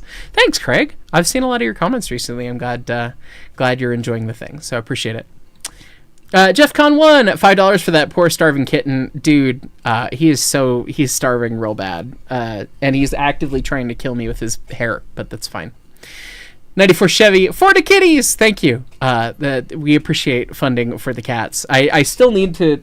it's on my to-do list to find my other webcam to screw into the ceiling so that you guys can have an actual cat cam for streams, but I keep forgetting. And then I spent a business week editing a video for today. So, what are you going to do? Jay Spillerin, Conductor 38 months. Hello, Birdman. I think you'll appreciate your electrical shop as a shop cat. Yes, we love that. She's black and shy, but had been opening up to us at night shift. You got to like that. Awesome. Corey Gibson, he's not a fat cat. He's just bulging from all the love he has. This is pretty accurate. He is a lover. Darknut96, one cat emoji / merch, maybe even an ES&D cat hat. We have cat hats, cat engineer hats. You can check those out. The other things we'll have to see. I'll have to brainstorm with Leighton. Virgo the Drewski, Ed's reaction to y'all giving him the group shirt was funny as fuck. It was pretty hilarious. He obviously was like, what are they trying to hand me? I shouldn't, what? And then we explained it, and then he giggled and had a good time. So it was pretty funny. 94 Chevy, by the way, there is a character in Thomas who is a JNR D51. Goodness. They have expanded from the British Isles, I see. Patrick McNeely, one of your submissions, unfortunately, has a CRNJ Camelback that was later scrapped due to damage. Your apologies for Jersey, but it's cursed infrastructure related. Well, we'll get there. What? Apparently, we're going to see a sad Camelback. That's not infrastructure. But it's related, apparently. Shrug. Jay Spillerin, I'd like to nominate the Amtrak station on the north side of downtown Atlanta, right next to I-85 and MARTA Rail, despite little to no link between the three transit corridors. Like, why? I don't know, man. Civil engineers are scary. ConkTech, Fireman, 23 months. Hi, Heist. Great to see Cursed Trains make a return. I've suddenly become obsessed with Permanent Run. You have a question on Over the Waterfall. What's the lead instrument on the first chorus? That would be Wings and Strings playing the hammered dulcimer. Really freaking cool instrument that I had heard before but did not know what it was until I met Wings and Strings. Wicked cool, beautiful sounding thing. Very strange instrument, but very cool. Clown of Everywhere, Breakman 23 months. This is cursed and cool at the same time. We love those things. You know, that's what we hope for here. Andrew Lucia, you wonder what scale that Mega Scale D51 would run on. And I thought it was insane for thinking up what a 15-foot gauge, ultra broad gauge railroad would be like, but someone actually built a super scale modeled locomotive. Cool. It is ridiculous. Right for D51. Yes. Ty the Bear, connected 19 months. Cheers to Burb. Cheers to you. Nether Guardian, did you tell Jersey about the Winchester Western, a Virginia railroad that somehow is completely separate ex-Conrail track in New Jersey? I know Winchester Western. I didn't, but I'm sure, yeah, he knows. AJ Rep 1994, it's fine. Void Elder, ooh, I've got to do a thing for this one. From Void Elder, Grand Trunk. Anyways, thank you. Jersey's Home Appliances. Imagine this as Railroader CTC. Cross the Bayonne. I think Newark Central 3001 should come to the Reading and Blue Mountain in Northern. That would be lizard worthy. Trams Semi. Sorry. Pretty sure those are standard fare in Open TTD. Yes. And Raptor AITMK. Oh, it's Heist the Heist Man. When am I going to come ride the 148 US Sugar? Hopefully soon. We shall see. One last one. Trainman 4014. This is a bucket. Dear God. All right, Zach, it is your turn to do a lightning round. I need to use the restroom, grab some water, take an allergy pill, and say hello to my dearly beloved. So I will be right back. Okay, let's do this.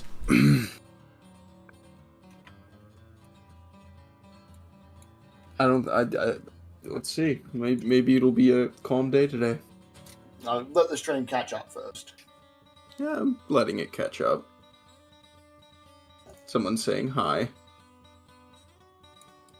How are you doing, Jersey? I'm doing. I've had an eventful couple of weeks here. NFLD. What's your opinion on the NFLD? Is that the Newfoundland narrow gauge? That stuff's cool. It's some of the last 282s ever built, which is kind of crazy. At least for North America. Sweet. Yeah, their 462s look sick. Yeah. Yeah. Let's see. Does NJ Transit have a dinky train set? Yeah, they have 2-car aero sets. Favorite cursed D&H loco? The compound super high pressure engine that has 4 cylinders in 4 different locations. Yeah, that thing is beautiful. It has to be the 480, right? It has to be the Yeah, it's gotta be that. Jersey, why do you hate C&O K4s, the Kanawas? I don't hate them, I think there's too many of them. And we could have, we could take a couple of them and turn them into other Berkshires, like maybe an L&N one, or an Erie one. And, Give not me a B&A lose Berk. anything.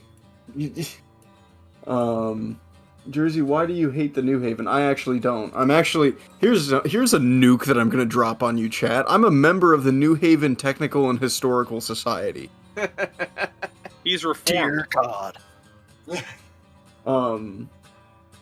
Let's see. What is your least favorite CNJ steam locomotive? That's good question. Probably the Oedos, if I'm gonna be real. I'm not huge on the Oedos. Well, okay. The end cab Oedos. The Camelback Oedos are awesome. What, like... Can you confirm whether... End cab Oedos? What? Yeah, they Jersey, have these giant end cab Oedos. What? I'm realizing we've come full circle with the New Haven meme starting on an episode of the Recorder Show, which involved Curse Infrastructure. It started before that, but yeah, that's where it really took off. But yeah, no, we're here. We're ending it. Yeah, we've come full circle, and we have more Cursed Infrastructure, of course. Will any of these top the barge bridge remains to be seen. Oh God, no. Let's see. How would you feel about a Camelback and Blue Comet livery? Lionel did it. It looks terrible. Just keep them black. Jersey, what's your favorite class of Berkshire? Erie S1, baby. Cheers from the Thunder Clan, Blood Clan, and Rio Grande West. That's a hell of a name. Jersey, before was, is, or was, still was. I can't believe I read that without stuttering. Yeah, what? Wow. How did I do that? Jeez, I didn't know I could do that. Where did the New Haven hate come from? Or, wait, hold on. Where am I? Hold on. Don't know what that is. Let's see. What is the dumbest thing I saw on the O2 train ride? Am I allowed to say Rudy?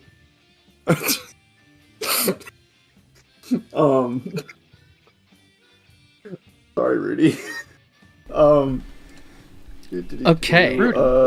I am returned. Hold on, we're almost done. Excellent. I will leave people the view of both the kitties. What is Zeus staring at? Favorite type of small steam locomotive. Does narrow gauge count? That's the big qualifier there. For the purposes of argument, no. For purposes of argument, no. Favorite type? Do you mean tank engine? Do you mean like Forney, Mason Bogey? Like, there's a lot of answers here. Oh, Mark's doing cat stuff. Could you pick a wheel arrangement? Also probably, by whose metric are we talking? Yeah. Small. Yeah, that's we'll come back to that later. I know there's going to be another fucking lightning round further down the road. I've seen people trying to say Harriman consolidations are small, and I'm like, no. I'm sorry. They're medium. Oh, Rudy just popped in and said that I'm not allowed to call him dumb as my favorite dumb thing that I saw on the 2102 trip. Okay. Then Matt is. Okay. Where did the New Haven hate come from? I forget how the joke started, and honestly, at this point, I don't care. 2102 or 4014? 02, duh, it's an anthracite engine. I grew up here. Represent, baby. I gotta say, it was so freaking cool getting to see the big boy like that, but damn, I mean, the 2102... The 2102 is quickly becoming a favorite of mine, too. Like... Oh, yeah. I love that engine. Honestly... Hold on, we gotta... honestly, I'm like, it might be topping out the 49 for me, just because of the way it gets to run. No. I know. Is that because you haven't seen the 49 recently, or like, I haven't seen the 49 run since 2007.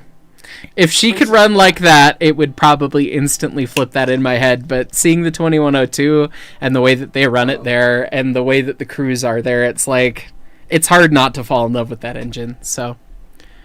Someone asked me. There's 3 really good questions here in a row. A question, then 2 really good ones. Opinions on the IHB U4A080s. If that's the one with the booster on the tender and the Alesco, those are neat. 3-cylinder. I think that's 3 cylinders as well. Yeah. Can you demonstrate your personal whistle quill, whistle, humming, etc.? I wish I could. No, I don't really. I put a lot of thought into it because I'm a foamer like that, but I don't have a pressure vessel, so no. And then I have Rudy's question, which is the greatest question ever. Jersey, why was the C&J the stepchild of the RDG, which was the stepchild of the B&O, which was the stepchild of the C&O?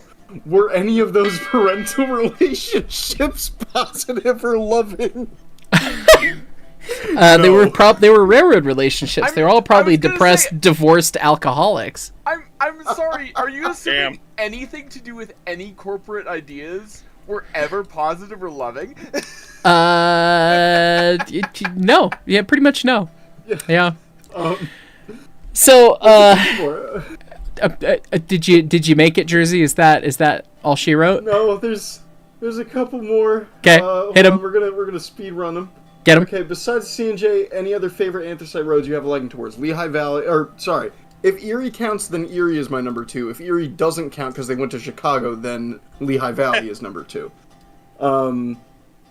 Favorite caboose? If anyone would like, classic Northeastern. Duran Circa 2025 is in the. Let's see. Is in MW. Blue Comet was the Blue Comet a metallic blue? No, it was Packard blue, but it was not a metallic blue. Interesting. What is the best Van Halen song? That is not a question that I will answer. You can't pick one for your favorite, man. Yeah, really. Is my fridge running? I'm not answering that.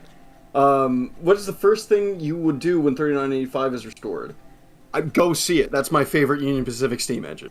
We got to make a trip out of that when they get that thing running. The Challenger. The Challenger's so cool. I never got to see it run when I was younger when it did run. And the Challenger, VHS tapes of it. The Challenger, so did I. I grew up, I have the, PBL has it recorded for their sound system. So I grew up at the end of the K36 Mania was some footage of the Challenger.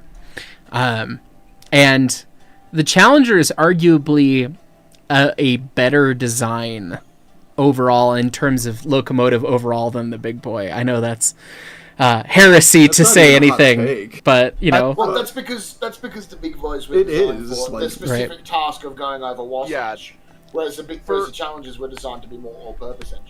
Right. For the average railroad, the Challengers are better machines. And when you take a look at them, I mean, they have perfectly balanced and equalized spring rigging all the way around, and the Big Boy doesn't, and all sorts of stuff. They're genuinely neat. Just control C, control V. All right, let's blitz through the rest of these. Let's go. Okay, DM&I are Yellowstones. Cool. 20 louder 02 or 4014. I think the 4014 was a 02. Wait, okay. Exhaust wise. What are we talking about? Are we talking? Exhaust wise, then 02. Whistle wise, 4014. Yeah, the 14 was probably louder with the whistle. Yeah. What about the crowd noise? Well, the crowd noise is louder for the Big Boy, but it's the Big Boy. Jersey Wire Universe. Shut the fuck up, Rudy. Ballast dump. Fuck you. God damn him. I watched that part of the video, man. I saw that, you piece of shit. Oh, so fucking funny. That was fucking hilarious. You weren't there for that story, were you? Or were you? I have heard Rudy recount the ballast dump story 4 times. 4 times. I wasn't there the first time, but 4 times since. Yeah. God. Chat doesn't get that one unless Rudy decides to come tell it himself, which I doubt he will. Oh. So. Favorite railroad backronym? Oh, you mean like that? Well. Eat taters and wear no clothes of the ETWNC. Oh yeah, that's a good one. Oh, he mentions that in the that's my favorite though. That's been in my head rattling. Stop calling me Jay Schlatt. Why is everyone calling me Jay Schlatt? It's fine. I am personally a big fan of the Never Come Never Go. That is pretty good. Oh, that's pretty good. I am biased in Better Not Start a Family, but just because that was painfully accurate. So. Anyway. I also like UP, Unfulfilled Promise. Well, yeah. Dangerous and Rapidly Getting Worse is pretty good as well. But anyway, I'm gonna jump to top chats here so we can get back to curse stuff because we have a very funny next item. So anyway, Trainman 4014. There's more. No. Then we've got Ryan my bushes. Park the bus for 1,000 joules. Thank you. Trains are fun. 6-7. There we go. And Soccer Gaming sent a corgi. Thank you. Raptor ATMK. Just wait till you ride the sweetest train in Florida. Oh boy. I'm excited. 148 would be neat. Rudy Garbly wants to know why Jersey's in a bird. I hope you're not inside me. Archimedes? What? It's fine. Oh, Jesus Christ. Anyway, Emil Persson, I can't Swedish. I'm sorry. You sent a drawing in the Engine Crew chat. You want to see if I can figure out what's funny about the locomotive. It's an 080. I will derail the chat for Emil being a longtime channel member. Let's see. In Engine Crew chat, is it in? Where and when? I don't see it in. Oh, it's an ESD Pilots Lounge. Oh, it's in the Pilots Lounge. I wants to see if people can find what's funny about this 080. Okay. Well, now I feel tasked. No one tell it to me if they figure it out before I do, because I want to take a look. Multiple funny things. Oh, I see it too. Yeah, I've got That's something already. Oh. Well, there's some fucky wucky right there of some variety. This thing is not winning any loco games. Yikes. Huh. I see some fun things. Superheated. Is it 3-cylinder or is it 4-cylinder? It's 4-cylinder. 4-cylinder, and then it's got So those are your cranks for the mains on the number 2. And then it's is it Walschaerts gear? Looks like it's Walschaerts gear. At least for a the lot of outside. Walschaerts gear. On the outside. Yeah, Oh it my is. god. Well, theoretically, if you're doing 4-cylinder, you could still you wouldn't have to have you could just have the 2 sets of valve gear and then You could just do a rocking arm. right, a I don't rocker. see one. Yeah, because I think that's what Which- LMS did for their 4-cylinder stuff, right?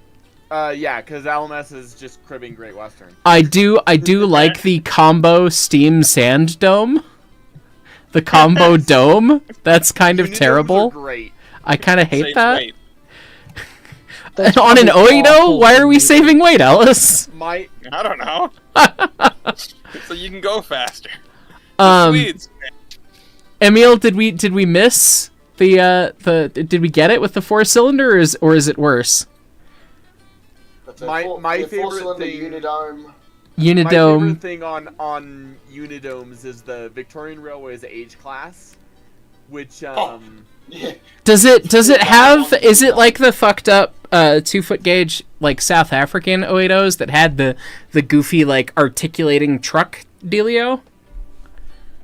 I kind of doubt What's it, going but on with the front and rear tube sheet? Something that doesn't look right. I mean, unless those lines. Emil are supposed to said it indicate was where the 4-cylinder. tubes are. it was just the 4-cylinder. Okay. Okay. Hey, we got that. Damn it. Cool. But my it's favorite fun. 4-cylinder Unidome thing, just simple. real The quick, brain cell is working. The Victorian Railways H class, it's rebuilt so you can see how it happens. They put the 2 steam domes, which first of all it has 2 steam. Why domes does it have 2 steam domes, Daniel? under a sand dome? Wait, what? No. Oh no! Why- Look, your Put sand those- is always why going to be would you very, put very dry. Yeah. Extra insulation. You know. Sure, but You know. I hate sand. I hate sand. What in the valve motion kerfuckery is going on here? The H class is a 3-cylinder. Oh. So it's got Fucked up double Henschel- wall. Fucked up it's double half wall. double. Henschel double wall shirts. Yeah. Yes. Half double wall shots. Yeah. It's Oh. very fun. The So other- does each does each Barrel- expansion link have a different radius rod for the middle cylinder that then gets blended, or I believe so. Yeah. that is hilarious. that's what it looks like. Yeah.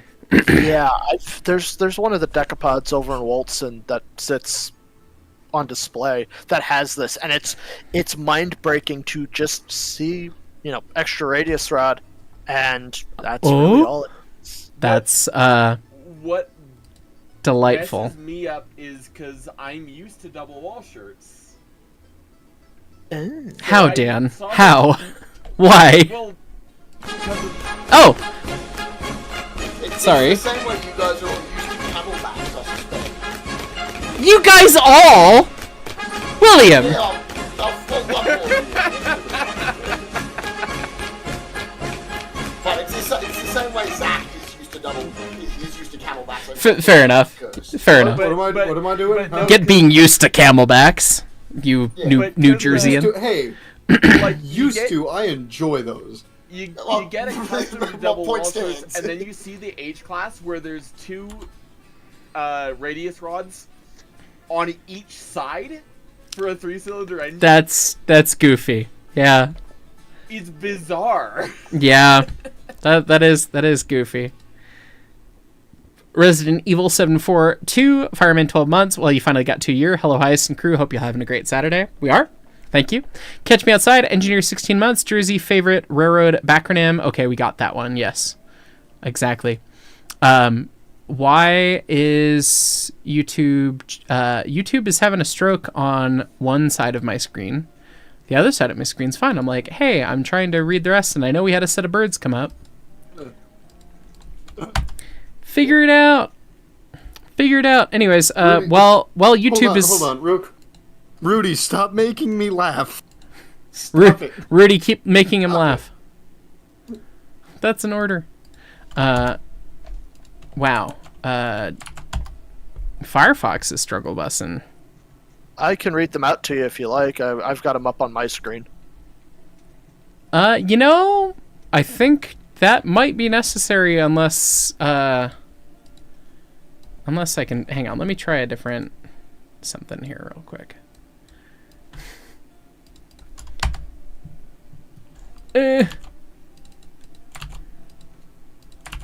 Come on. You can do it. I believe in you.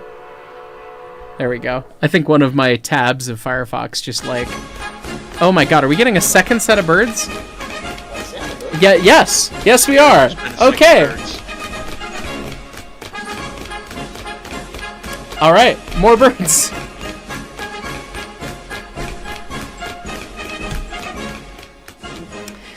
Goodness, thank you. Okay. Now I can actually come back and take a look at things.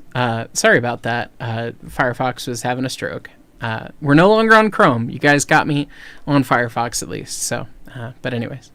GP30 Foamer, apologies in advance, but you did put 2 engines in your submission for fun alongside the infrastructure, so pretend those don't exist. Okay. Well, it'll happen. Raptor ATMK, when am I coming to Florida? I have to go back to Florida again. Next time I go to Florida, it'll be to see my buddy Scott. Man, myth, legend, live Steam Jesus, one hell of an accountant, and other things. Virgo the Drewski, the RGS could be the rapidly getting sucky.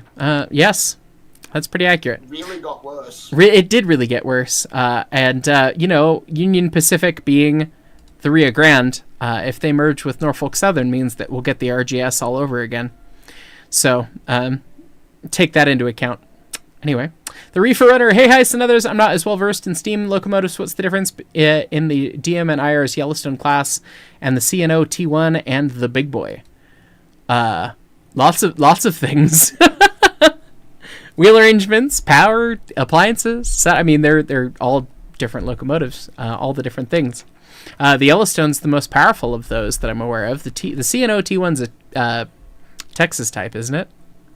Correct. Yes. Yeah, so you've got Big old a 2884, a 210-4, and then the 4884. The Yellowstone's more powerful than the Big Boy, at least before Ed decided to bore it out to solve a pissing match, probably. According to Wikipedia. But anyway. So, the Yellowstone's compounds or simple? They're simple. They're 2884 simples, and they put out like 137,000 pounds of tractor effort or something like that. Fuck me. Yeah. Mm-hmm. At Well, it's 250 because they needed to PSI. move the iron ore from here to there at And some there was a time. And they did not have a steam there was override for their upgrade. power reverse, which meant that they had a sad time when they released the Rio Grande. But anyway. Speaking of Scott, Mr. Daylight 844, conductor 45 months. You've come for the kitties. Well, thank you. Hades is still here. He's asleep on the top. I don't know where Zeus ran off to. Zeus went to go find Mama, presumably. But That's Hades... presumably to go do exactly what he has been doing all night, but to her instead. Yeah, pretty much. But Hades is still here. He's chilling on top of the tower, so I need to get another webcam there. Anyway, Barrage Balloon, if Jersey was a bird, what bird would he be? Rudy already said a pelican. Which goes back to the birds. Yeah, that would be why you're inside of a bird. Yes, I see the callback now. Yes. The Striker 9136 just wanted to ask which is better overall, a mechanical lubricator or a hydrostatic lubricator. I asked this because I just found out the NDM QR1 Northerns only had the hydrostatic. The NDM did some funny fucking shit. Their HRO1 2662s, as built, only had hydrostatics. So they had a 5 feed on one side and a 4 feed on the other side to take care of everything on the damn engine, and that is fucked. That is just fucked. 9 feeds for a 2662, was it? It was 9 feeds, yeah. So you got 4 for piston, valve, piston, valve, and then 1 for the double pumps up front. Yeah. Hey, did you skip a few? I don't think so. Jordan Friedman talking about who would be who from the first 3 Pirates movies. That is not in my list of top chats at all. YouTube threw that somewhere. I don't see that on either side, unfortunately. Who would be who? Jordan has asked this before on other streams. I also don't see it. So, YouTube's having a stroke. I apologize if we don't get to your top chats. But yeah, goodness. And then having a strong Iron Train, his 50 memberships. The set of birds, we did have the reaction of the set of birds, but I don't see. There it is. No, it is there. It's from some guy 49120. Just had one, and I don't see Iron Trains, but we had 2 sets of birds. Yeah, I don't know what it. Something in the API. Chat as well. API is struggling because I do not. I've read everything that I can see, except for the couple that are down bottom. Right. So, give me a second. I'll just read this one out. Yeah, please do. Iron Train, member for 22 months. I like IBM. It's been malfunctioning. 2 months away from 2 years. Good. From modeling the Zoomy Boy to K37, getting your view of 4014 and 2102 was awesome too. Anyways, birds, and the next one was his birds. Cheers, Iron Train. Appreciate that. Thank you for catching that, Corey. Yeah, YouTube is doing a little struggle bus. So apologies on that, guys. I can only deal with what I can actually see. But to answer Striker's question at this point now, mechanicals are generally regarded as the better overall solution because they operate when the appliance operates. That's the key thing, right? So if you have a mechanically lubricated air compressor, when the air compressor cycles, it oils itself. Like, that's the cool thing. That's the super-powered steam thing to do. Our engines still have hydrostatic lubricated pumps at best, but we have mechanical for the running gear on the 491, and it's nice because you don't think about it. You top it off with oil, you go crank it if you're sitting for a long time, before you go, you give it a couple cranks, which even then is just good practice. It's not necessarily truly necessary.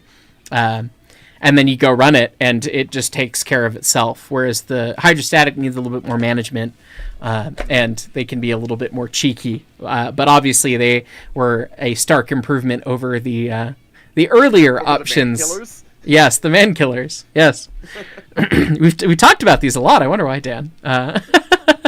So yeah. I owe you some documents on those. But anyway. Fun fact for those not familiar. The early hydrostatics that we use at the Nevada State Railroad Museum have man killers at the top, and at one point Glenbrooks was being petty, and so we have actually run Glenbrook on just the man killers for a couple of days. Ouch! I guess around a museum it wouldn't be a huge deal. Yeah, but you definitely notice it. I would bet. And also it stresses you out when you're looking back and the conductor's getting ready for you to go, and you're just waiting for the oil level to drop. Yeah, that makes sense. We need oil in the engine first. That's funny. Goodness. But yeah, the NDM ran hydrostatics on stuff late, but I think the second and third batch of HRO1s actually had mechanicals, and they might have retrofitted the first batch to have mechanicals later. Hope so. I would hope so too. 9 fucking feeds of hydrostatic. Time that. Sorry, we need the entire hour at the station stop to just time all of our hydrostatic feeds. So also, like, you know, you get a thing and you have to set your one hydrostatic to off and the other one to cylinder only, or to pump only. yeah, Weird. yeah, just freaking goofy. Some guy 49120 with 50 gifted memberships. Appreciate the birds. Gifted members are like a really easy way to support the channel. We love seeing the chat be green, all that stuff. Always good. And then everyone gets access to members only content. There will be the members only cut of the shenanigans at the Reading and Northern coming out probably later this week when I get a chance to edit. Because there's some stuff that is not even safe for channel members that needs to be cut out of that. It's fine. We're a raucous bunch of friends, as it were. So, anyway, that'll be coming soon enough. Raptor ATMK. So you, thy legend Scott, with the famous Ogle wave. Does Scott have a famous wave? I thought he had a famous stare into the abyss. Okay. Anyway. Jordan Freeman 166. If people or Heisen people were in the Discord. Okay, now it's loading. Some of them. If Heisen and the people in the Discord. Oh, he did another one. Well, thank you, Jordan. For characters from the first 3 Pirates movies, who would be who? Let's see. I would be Gibbs. Corey has said that he's going to be Gibbs. Which, would you be Gibbs? Yeah, I mean, you'd probably make a good Gibbs. Man, looking at everyone we have here, we've got so many good humans in here.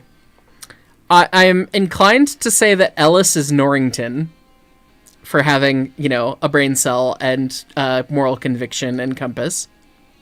Oh, thank you. I think. I was going to say, there are lots of other parts. You're the best of us all.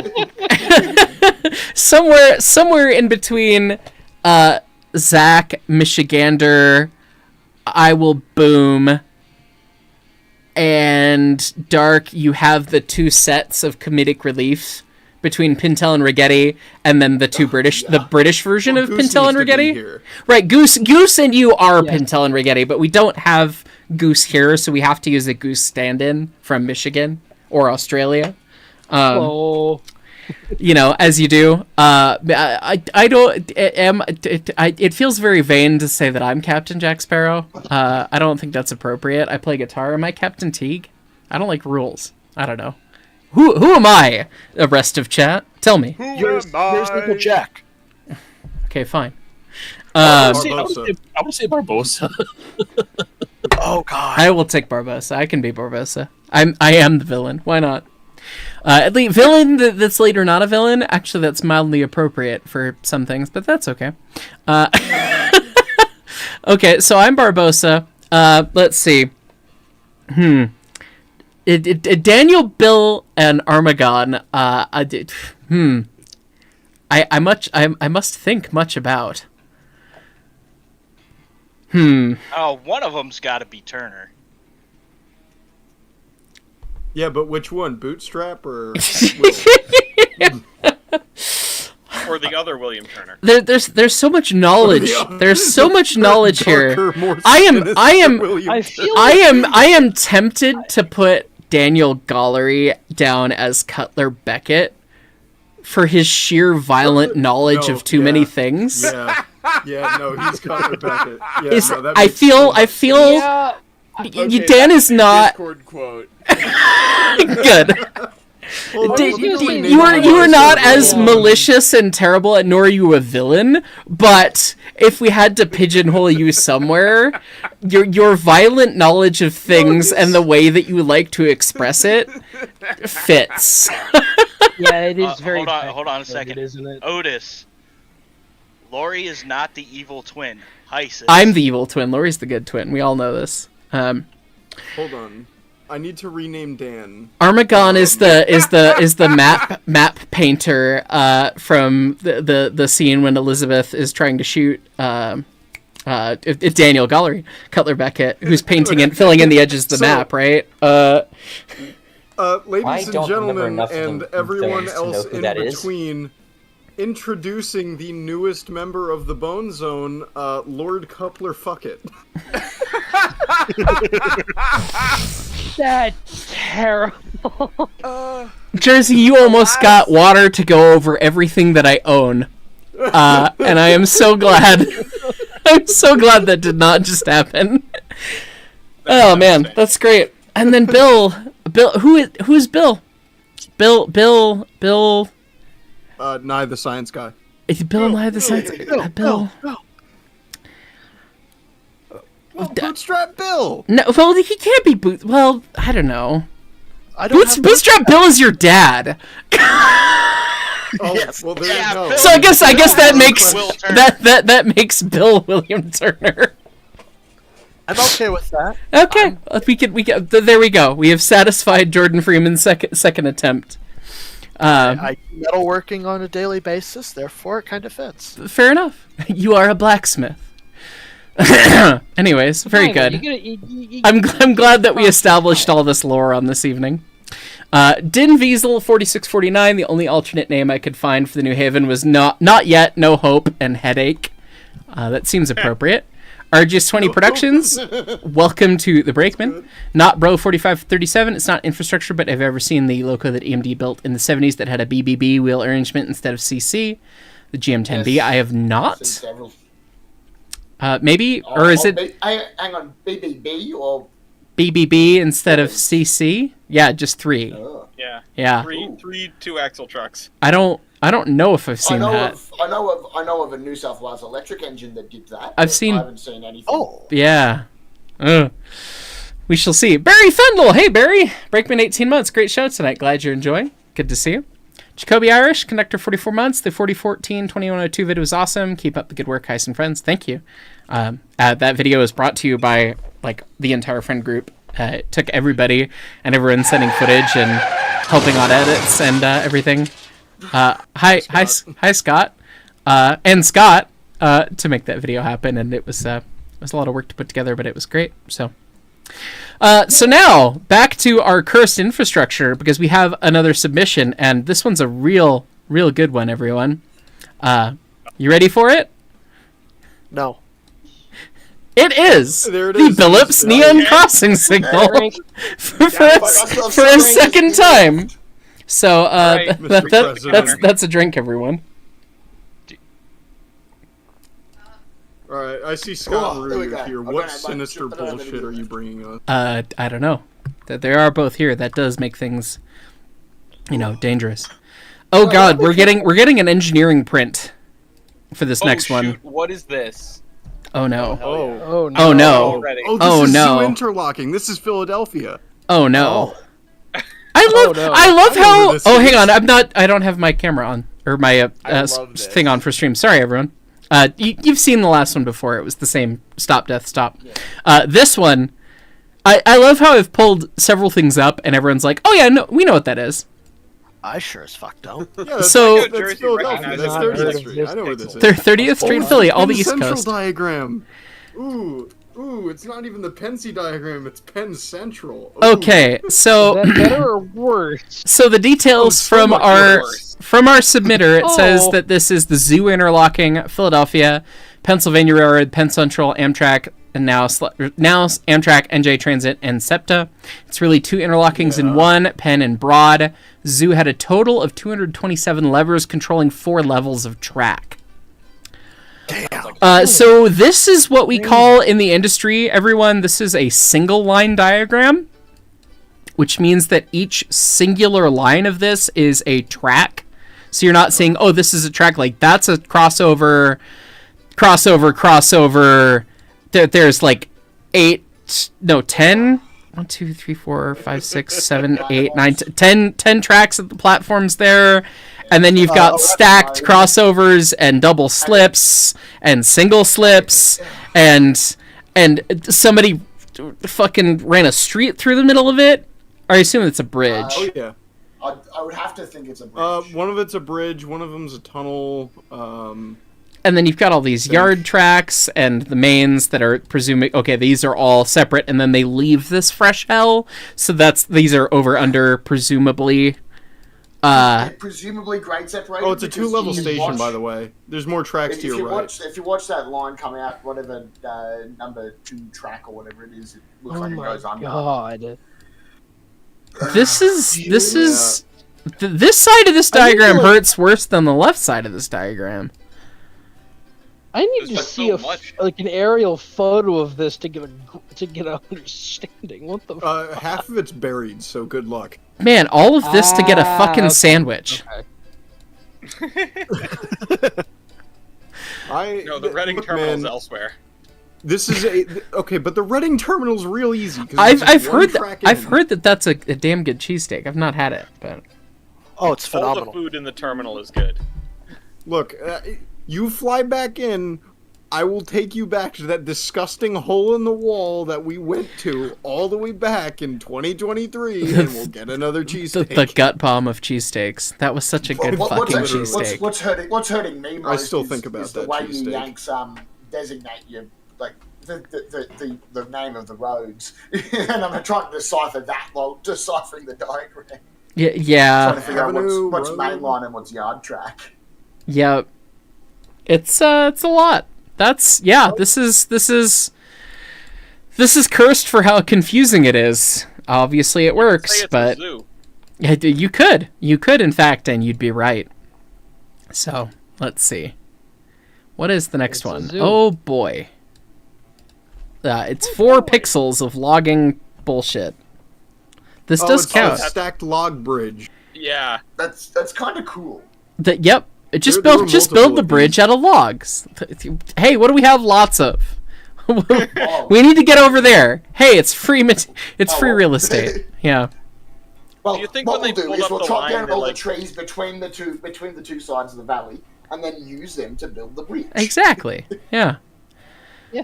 Oh no. You think when they pulled the line up, they like took all the, they disassembled the bridge and took it with them? This one's gonna make me angry. Oh, what the heck? These are making me angry. I don't like this either. This is not MUTCD compliant. Ellis is stealing the words out of my brain. Is the second one real? It looks AI. I hope it's not real, actually. You know, I hope it's not, but it unfortunately looks just fucked up enough. But it doesn't look well. It doesn't look fucked up enough to be like. It doesn't have the AI, quality to it, but It looks like someone hit it with a truck. flashing yellows on no. This is not a see if you just look to the left of this image, if there were enough pixels it would be fine.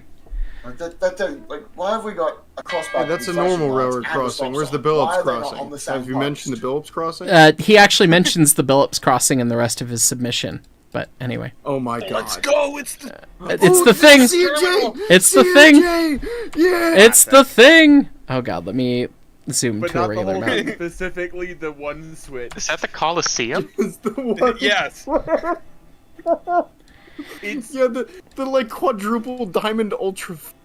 Yeah. uh-huh. This beautiful thing. See, I know about this because I'm aware of fast tracks. And yeah. This one, yeah. The little drawbridge piece that you have to put Oh, over yeah, the switch to get into for the the engine part, house. Yeah. Yep.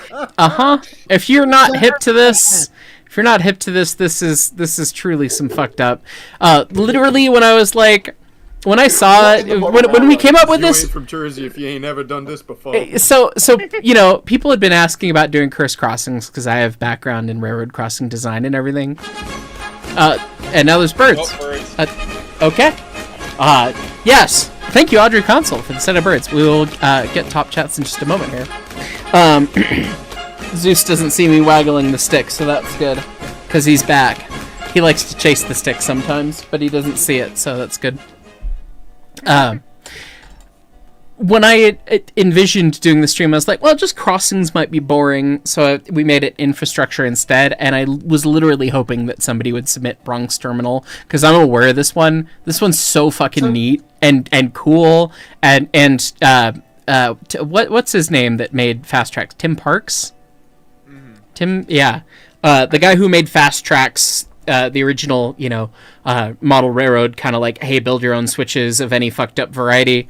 Did it so that he could recreate this. Like, that was his project that inspired him to do this, to make his company and everything. Yeah. Jersey, you could probably give us a better or description of what the Bronx Terminal was than the brief blurb here, if you'd like. Okay, well, what does the blurb say? I want to see if... This monstrosity is part of the Central Railroad of New Jersey's Bronx Terminal around the 1940s. An earlier image is provided to get the lay of the land. There you go. The trackage section in question is labeled as Part 1. Right there, specifically, the attached image files what makes the section cursed. We have a crossover right there where the switch would move, and the tracks also cross the diverging line, creating a whole mess of a switch. And he doesn't even bring in the drawbridge situation. So yeah. So the Bronx Terminal was like many other railroads. Well, not like many other railroads. This is the only one that was round, to my knowledge. So basically, a bunch of railroads couldn't make it into New York City proper, but a lot of them wanted to cash in on the, obviously very profitable business. So the Jersey Central ran all the way to Communipaw, New Jersey, and Jersey City, alongside Lehigh Valley and a bunch of others, and they would go and some of them would build freight houses in New York or borough of New York, and they would do car floats. That's what this is. This is in New York, and this is the CNJ's freight house in New York, hence Bronx Terminal. That makes sense. And, New York real estate being cramped and the CNJ being poor, so, that's the only real explanation I have for why is it the way that it is. Why is it like this? Yeah. So, and I think my number one conclusion is the only thing on Earth that can defeat Rudy Garbly in a painful switching competition is the this Jersey Central. Yeah, that tracks. So, this is in Rolling Line. Somebody made this in Rolling Somebody Line. made it. Oh my god, that's fantastic. Oh, of course. So, Is this also like the first yard that had like the first internal combustion engine or something? Yes. Number 1000, yes. Yeah, the 1000 used to switch this. And we have both of the locomotives, both the steam engine and the diesel that replaced it in Railroader, which is kind of fun. That is fun. Yeah. Cool. So the 840 was the other the pre-law diesel thing steam engine, and that was a cute little 040 that immediately after got sent on a barge all the way to Communipaw and spent the rest of its days switching unholy bullshit around the engine terminal. So whatever broken, busted up Reading, CNJ, and B&O Power decided to show up in New Jersey at that given moment. Right. It got sent to hell. It got sent to switching hell. It died unceremoniously in 1950. Got sent to switching hell. It was built for switching hell. Right. It got sent to switching hell too. Yeah, that's true. It just went deeper down Dante's Inferno. The levels, the Bronx Terminal is the center of switching layout hell. Level 8 is the Bronx Terminal. Level 9 in New Jersey. And level 7 is Rudy's basement, as to be seen in a YouTube video coming soon enough to you. I do have to say, as a little aside to this, harbor railroads, in place where, water bad for train, water good for boat need go train need go boat, you have lots of fucking fuck shit that comes around. And that was part of why we had so much bullshit in Seattle in terms of switchers and small engines and everything. Because you'd look at around the terminal and you'd look at the tight curves into the harbor and everything, and then the size of yards that were built on these little strips of land, trying to get the limited amount of access to water to the boats and everything. I mean, you get some fucked up stuff. And this is Seattle, which is a much more, modern town in terms of it was founded a lot later. It expanded very differently than New York, and obviously the population got there a lot later, so you have a lot more space to do things, and so we don't have something as fucked up as the Bronx Terminal, but you've got all of this stuff that is all kinds of goobered and crazy, and only 4-axle engines can switch. And that does yeah. That does bring to mind. I should have pulled up a map of the San Francisco State Harbor Belt. That I bet that's hilarious. Especially when it was dual gauge. Daniel Gallery sentences. Yeah. Speaking of, Dan, we said we were going to do a couple, and then we'd get to at least one of yours. What is a keyword that I can search from one of your submissions that I can pull up? Great Western Power. Great Western Power. Okay, so 37. So we'll come back to 19 later. Yeah, this one's a classic. The real ones will already know this one. What? Hey, I've seen this one before. This is a classic. Do not float the shade, Daniel. There's two ends of the line that I wanted to highlight. Oh my god! This is the Great Western Power Railroad from Listo, California, on the Western Pacific, to the Caribou Powerhouse, which was fed by Lake Almanor. So in this photograph, the rightmost track, the track that's behind the train, is the Western Pacific main line through the Feather River Canyon. Okay. So then they had a siding which started requiring a bridge. They had to build onto that bridge to fit the first switchback. And then the second switchback. And then the third switchback. And the fourth switchback. It is 4 switchbacks on one bridge. This is where it's online. God. I've seen this one before. Oh my god! Oh my god! I'm just gonna send that image to Khan right now. So Dan, I'm sorry, but the first thing that entered my mind when you said that was Power Railroad, and now I'm imagining that there's also the other power railroads, like the Great Northern Power Railroad, the Great Eastern Power Railroad. Like, what constitutes a power railroad? So for what this was a railroad that was built for the purposes of constructing the Caribou Power Station. Yeah, that's great, but I mean beyond that, we're gonna abstract this into what is a power railroad. Power railroad, power thirst. So the Great Western Power Company used an 040 and a Shay to build this line. They also used the Western Pacific's motor cars to ferry people to and from Caribou Powerhouse. So you can imagine a motor car going up and down those switchbacks. But the really fun thing is, there was an interchange inside the Caribou Powerhouse. I'm sorry?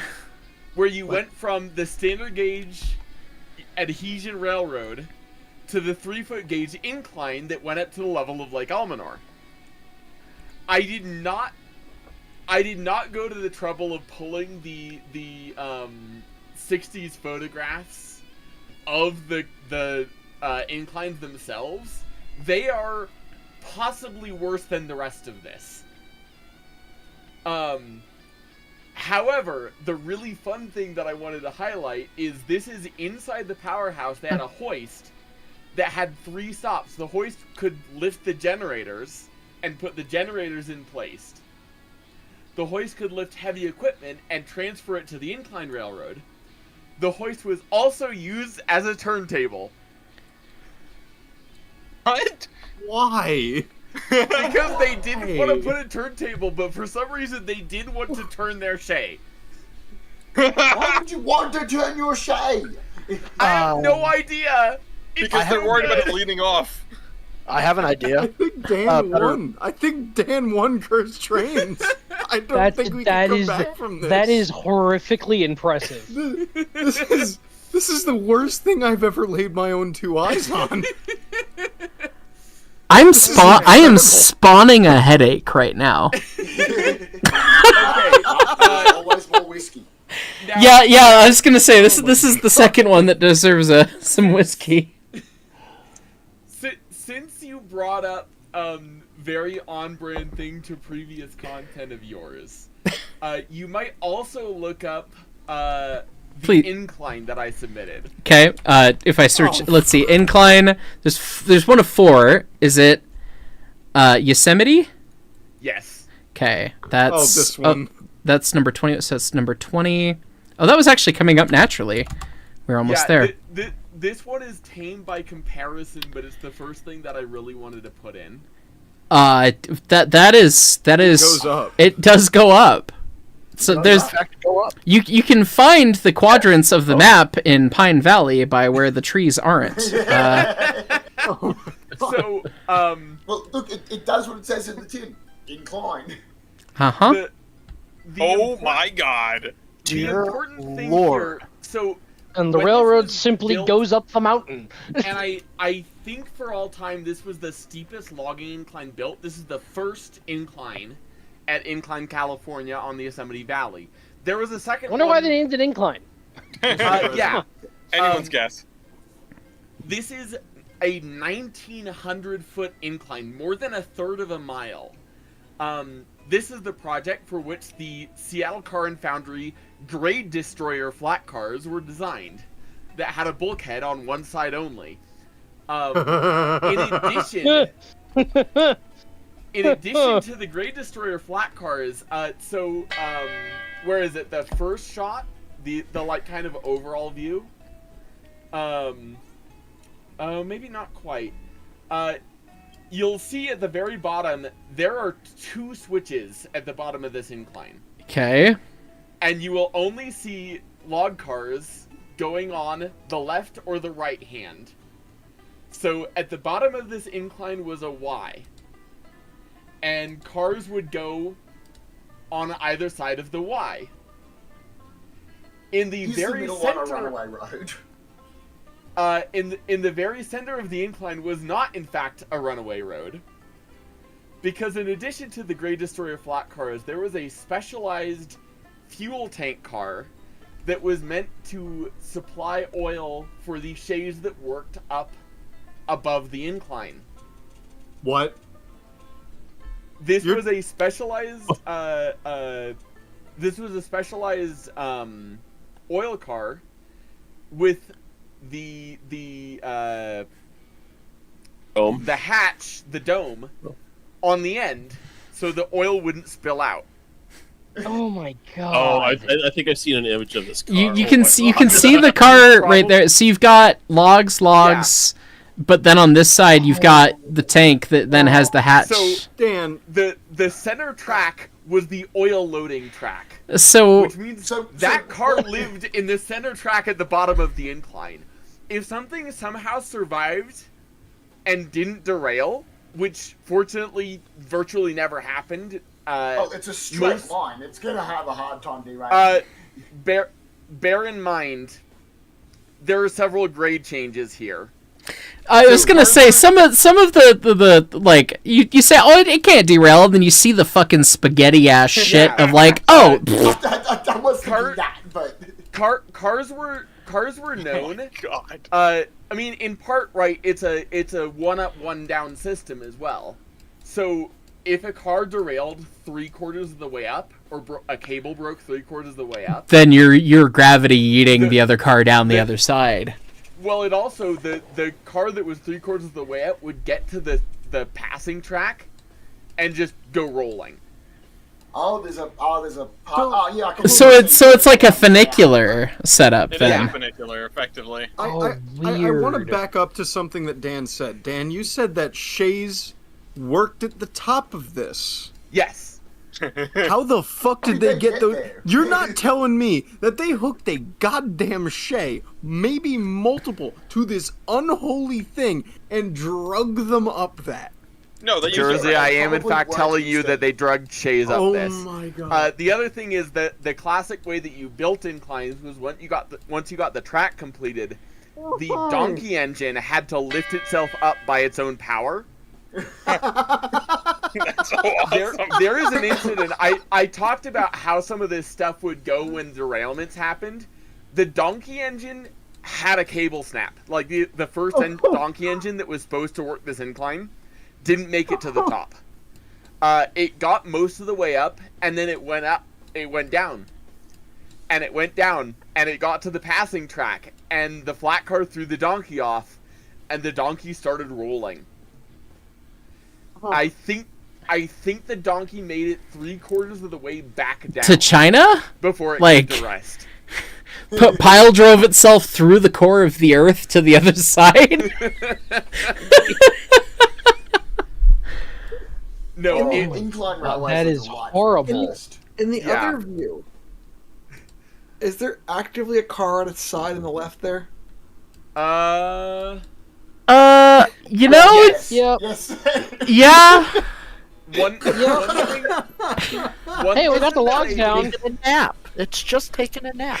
Tummy One- One must scritches. they imagine the learned loggers happy. for the second incline, because the second incline didn't have a bridge. However, the second incline had a curve at the bottom. Oh. No. That's the one that I know. They had to learn how to make the incline cables go around curves because of this nonsense.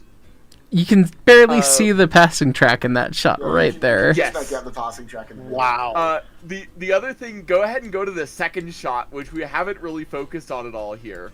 So that's one of your Grey Destroyer cars. You can see the bulkhead at one end.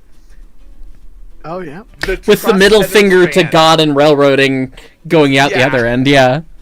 Take a look at the truss center span here. This is some shit you'd build in a bridge builder. This is simulator. not Uh-huh. yeah, the Poly Bridge California Railroading Edition featuring 2x4 nailed to post fuck shit ladder. Also, like once you get back to the trestle, you can see how the grade starts visibly increasing. It goes into the sky. Good Christ. The reason the grade looks so whack is because it's a smooth curve on the trestle, and then it has to level out for the truss, and then it's a smooth curve off of. Oh my god, yeah, cause fucking civil engineers curved truss, man, couldn't do it. That is hilarious. It's hard. Oh, I think it's more that no. they were This is trying to just- have a single stringer for strength. That is. This is the worst. Dan, you win. Dan You win. You won. Dan is too Go powerful. home. Dan is too powerful for this. If We you'd can- like, we can we all can go go to my home. third, which is on the East Coast. We will go to your third, and then we'll drag get me top. into this. We'll get top chats. What's the third one? Catasauqua. No, don't bring how Kansas into this. spell? You put the Lehigh New England Okay. down. You do C-A- not bring them into this. CATA. Okay, that's one of two. Catasauqua, Pennsylvania. That one. Yes. Okay, that's gonna be 101. The greatest curve you will ever see. Oh, this is the greatest stretch. I know this stuff. Oh yeah. So you just turn left across four mains, five mains. Dan, wait. Let me parse out. Let me attempt to parse some of this out first. Hi, Zeus. Hang on, have we got a doodle bug? Ignoring this. Yeah, there's a doodle bug over there. Doodlebug bugs here. Zeus. I need to see right there, buddy. No, he's trying to protect your eyes. Zeus is trying to protect my eyes, buddy. Come here. Come on. Hi. Okay. Can you just sit here with me real quick? I gotta pull up two more pictures. Oh God. Oh, that is a Yep. round cat. So there's the map. Yep, this is. Oh, this is. Left turn, Clyde. Oh yeah. So yeah, you just. I'm surprised this isn't in Albuquerque because you just take the left turn across all four mains. So, It is the terrible Family Guy racist stereotype of how many turn signal do I need for 8 lanes, but with my SW. I turn now. Good luck, everybody else. So there's a few extra little tidbits that I'm gonna let Dan speak, and then there's extra tidbits. There are many So tidbits here. this is There's the so former- many.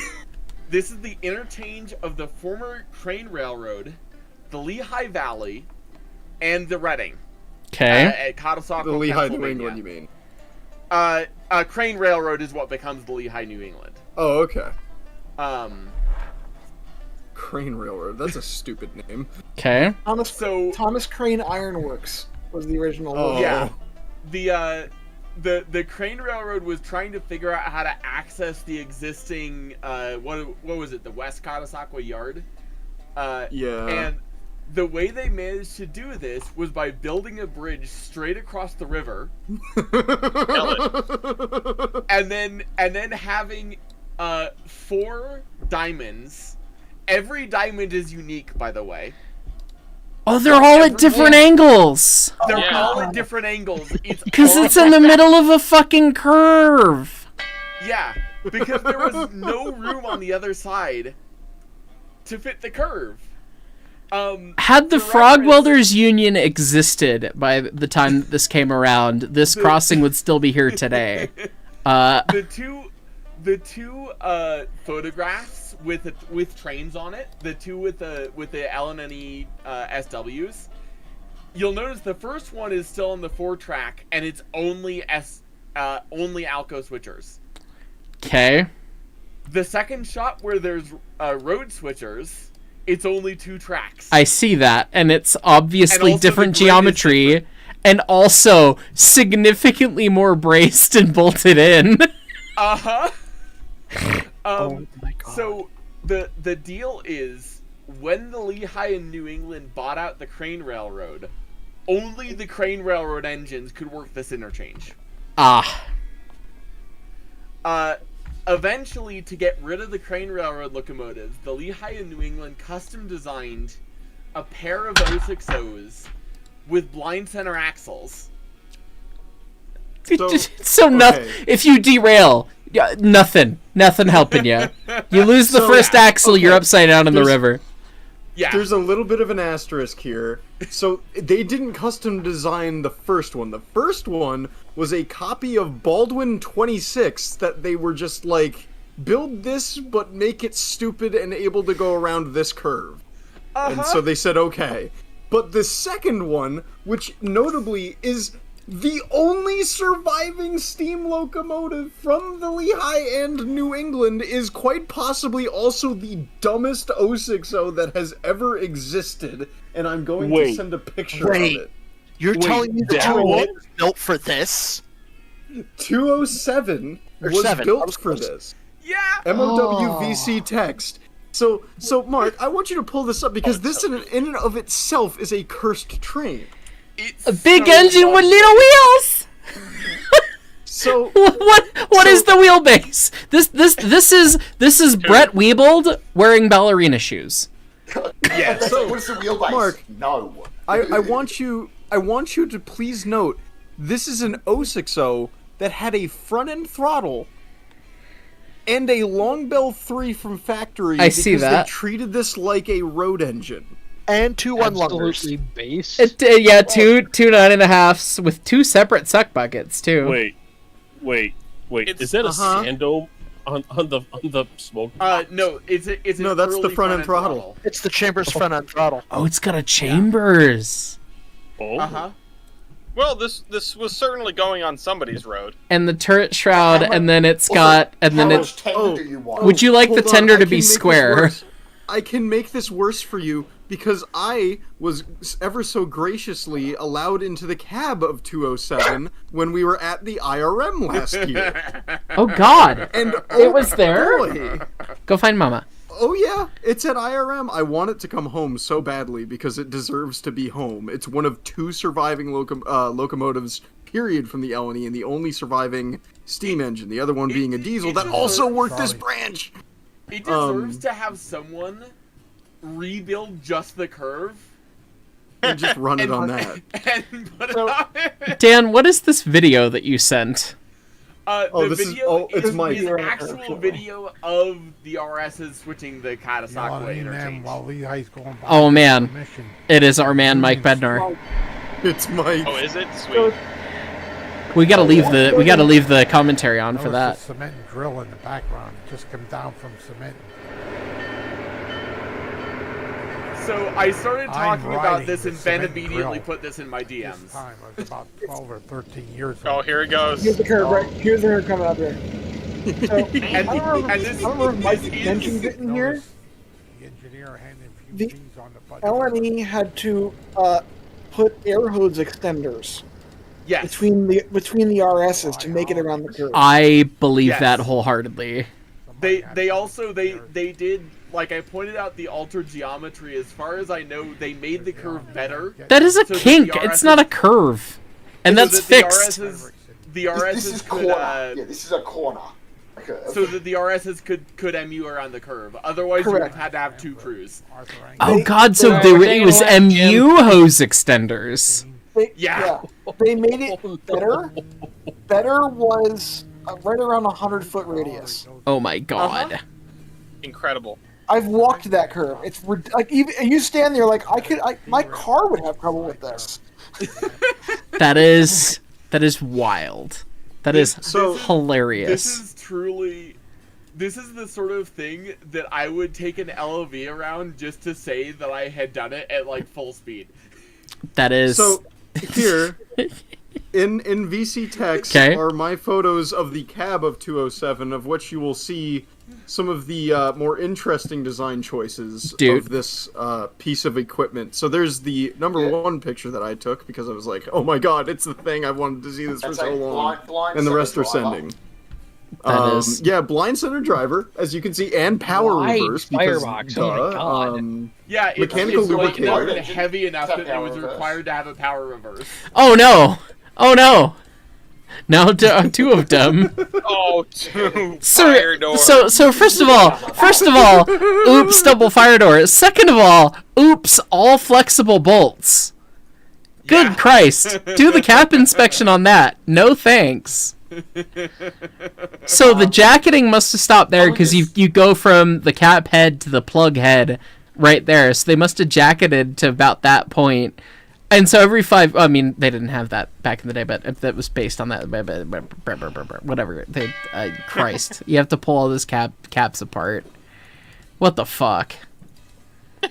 Yeah, I love this. Is that engine because so the much. boiler bent during the curve? Or How some shit? how many squiggle do you need for whatever? What is going on here? Yes. I don't know. Why? There's no cab diagram. Why so many Just this. squiggle? So, prior to the Aero looping coaster, that was built as the first corkscrew roller coaster, we had whatever fucking lubricator lines are on this locomotive. Like, and there's two pipes that do that, Mark. I don't know why it's like that, but that's funny. Each of those fittings at the top is a separate pipe. Like, you can see them. Oh yeah, yeah, that is hilarious. two pipes that do that, Guys, so- chill. We understand that you're getting union wage per hour to bend the pipe, but like, fucking be reasonable. They're actually being paid by the foot of pipe. Evidently, yes. You can see the front end throttle missing some bits. That's where you leave your water bottle. Let it heat up. I mean, And then it's got tricocks, but then it's got a shutoff for the column. Or is that a fourth tricock? Oh, it's the shut off. The top thing is the shut off for the glass. Glass. Interesting. Weird. Glask. Oh, so the other fun thing that I'm just gonna throw in as a little piece of trivia about the LNE was they refused to buy engines with trailing trucks. The only engines that they had with trailing trucks were hi, that's me. That's you. But the only engines they ever had with trailing trucks were former Pennsylvania Railroad L1 Mikados, of which the crews fucking loved them because they steamed better than everything else and they rode better than everything else. What could do that? That is delightful. Well, I am glad that we got a little bit of East Coast out of Daniel Gallery. I did put one other in, but let's do that lightning round. Let's. I'm gonna get the top chats. We'll let Jersey do a lightning round, because I'm gonna have to pee again because shot glass bladder here, and it's God, we're 2 hours and 40 minutes in. This has been a fun stream. This has been a great stream. I'm excited to see more fucked up shit. Yeah, we've got a lot of material. We really do. Evidently, we're gonna be doing more infrastructure editions. So we're just gonna continue. This is like season 2, Cursed Trains, episode 1, I guess, and we'll just keep this rocking, I guess. So anyway, I definitely have one to put in Jackson myself. Put at least one in. Good. Good.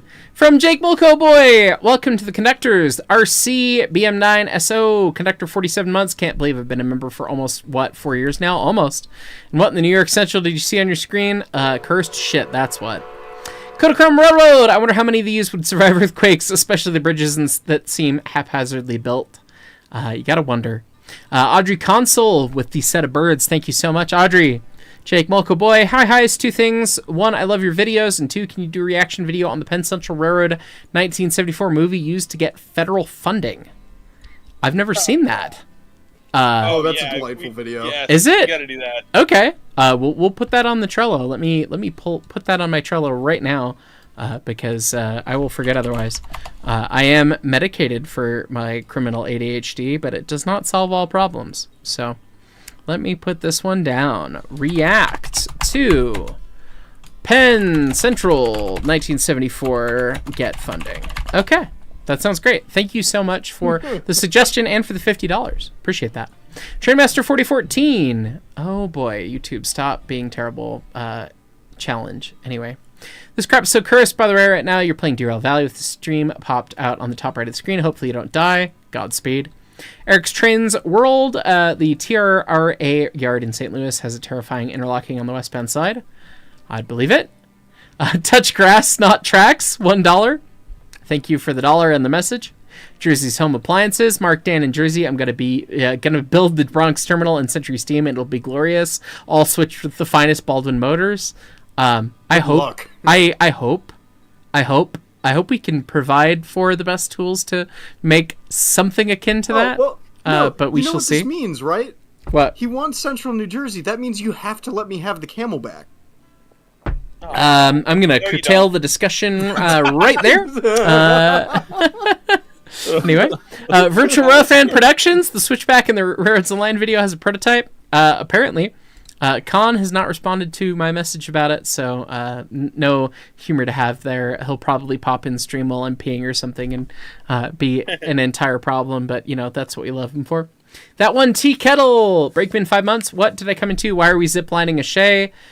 Because Dan is Cutler Beckett, and he holds all of the trading cards to cause all of us pain at any moment. Yep, correct. That's what we learned tonight. Void Elder, Shay on a hoist was not on the bingo card. That's how far back we are, everyone. That was funny. Lo-Fi Camping Guy, a long time ago on a vertical curve to describe a grade came up as a joke on the 3/4 show. I think this is a vertical curve for real, a curve that goes up. Yeah, pretty much. Springy the rabbit. It is the rabbit.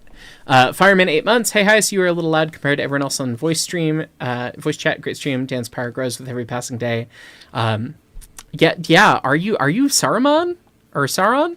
You might be Sauron, Dan. We should be worried. It's fine. He's too powerful.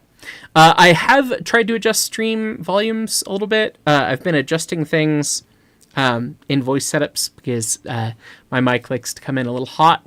So I've tweaked things a little bit. Let me know if it sounds okay out there on stream. Since this chat, I tweaked some things. Hopefully it's right. If it's not, then we'll work on that. My audio setup is intrinsically frustrating, but that's the way it be. 300-pound baseman. Hey, William. ESND Connector 46 months. Need a Ken Burns documentary. It does. Good to see you, dude. Soccer Gaming 048. Engineer 27 months. They made the entry to Interbay Shops, but worse. Yes, they did. Yeah, just cut across instead. Crimson Rose, currently watching your stream on your Wii U. You might be the only person in the history of mankind to be able to say that. Interesting. Brew the Boomer, Conductor 27 months. You join It's Just Critter Talk. Well, you know us. Brooks Moses, and here I thought the American River Cableway was the worst California logging contraption. Hopefully that's in the list somewhere. I know how many California logging enthusiasts I'm surrounded by. If these things are not in the list, I will be disappointed. I got some previews of some things, so we'll see. Which contraption was this? Specifically, the American River Cableway is what this top chat just brought up. I'm sure that one is. I'm certain it's in there. Is that Michical? Yes. Yes. Okay. I've seen that one, but it fits. It definitely fits the bill here. Actually, it might win the bill of just truly the worst thing. But anyway, Abe Lincoln 3285. Hello, Heist. Don't you love to have your brain sound like a dial-up when seeing these? That's the whole fun. Planning to travel to Colorado and see the museum in August. Hope you're doing well, and I tip my hat to you. Cheers. In August, we're steaming up on the 8th and 9th for Wild West Days. That's our next steam up. 20 might be back for that. So come see us. It'll be fun. Let me know. Shoot me an email. I'll try and be there if you're there on another day, but no promises. Catch me outside. Why are you making my pipe straight? Etc. Etc. Correct. Train a cat. Is this still infrastructure? Yes. Jake Mulkin, etc. Who wants more Heist reaction videos? $20. Lots of upvotes. Thank you. Appreciate the $20. You know, it's been a delight for me to realize recently that people really enjoy the reaction videos and some of the simpler videos to create. Because I spent a literal business work week worth of time editing the video that came out today. And so I'm trying to right size my effort such that I can continue putting out enough content that I make a living and that you guys get all the good stuff and the algorithm still likes me without killing myself doing it. So I'm trying to do, you know, a good big edit video when it matters. And I'm trying to do more frequent, easier to do videos, and reaction videos are always very easy. As are stories and video game things. So I've been trying to build kind of a base structure of that and then adding in the big edits kind of here and there as we go. And hopefully that's resonated with you as the audience. Because it's been great on my side. I've had a lot of fun making content the past month. It's been really great. So thank you. I'm glad you want some more. Rudy Garbly, Conductor 35 months. Hi, Rudy. This entire stream is like pursuing a catalog for switching masochists. Yep, that would be you. C&J Brock's terminal bridge rails over the LNNE Tasco Diamonds. We're gonna make Rudy no. We're gonna come back to Rudy's model train layout, and it's gonna be worse. And I'm here for it. Please, no. I am so excited to make the edit of our switching session at Rudy's layout, where it's just gonna be what's up guys, this is Heist and we're switching at Rudy's layout, and it instantly cuts to you screaming on the floor. I am so excited for that because it's gonna be hilarious. I have in HO scale the Bronx switcher, the CNJ Bronx switcher. I have it. All right, Rudy, it sounds like that's a go-ahead for you to build some fucked up, terrible terminal for Zach to put that to good use. So, anyway, one more top chat, then it's Zach's lightning round time. Train a cat, glad you like the idea to continue to do more in the future. Cheers. All right, well, I will be right back. Zach, the floor is yours. God help me. Rudy, okay, but is Rudy exhilarated? Zach, how many exhilarating days until you're back at Rudy's being tortured? 2 weeks. 2 weeks. I have stuff to do this weekend, and then stuff to do next weekend and the weekend after that because I'm seeing the big boy, and then after that I plan to be Port Jervis. I just revealed to a whole bunch of people where I'm going to be in 2 weeks. Please. No.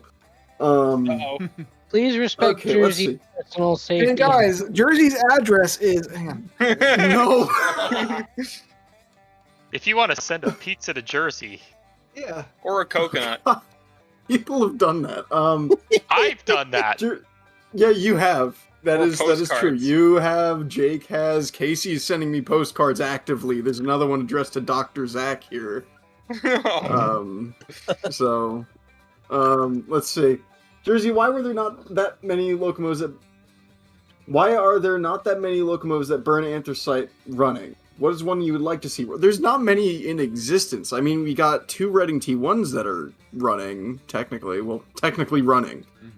O2 burns anthracite.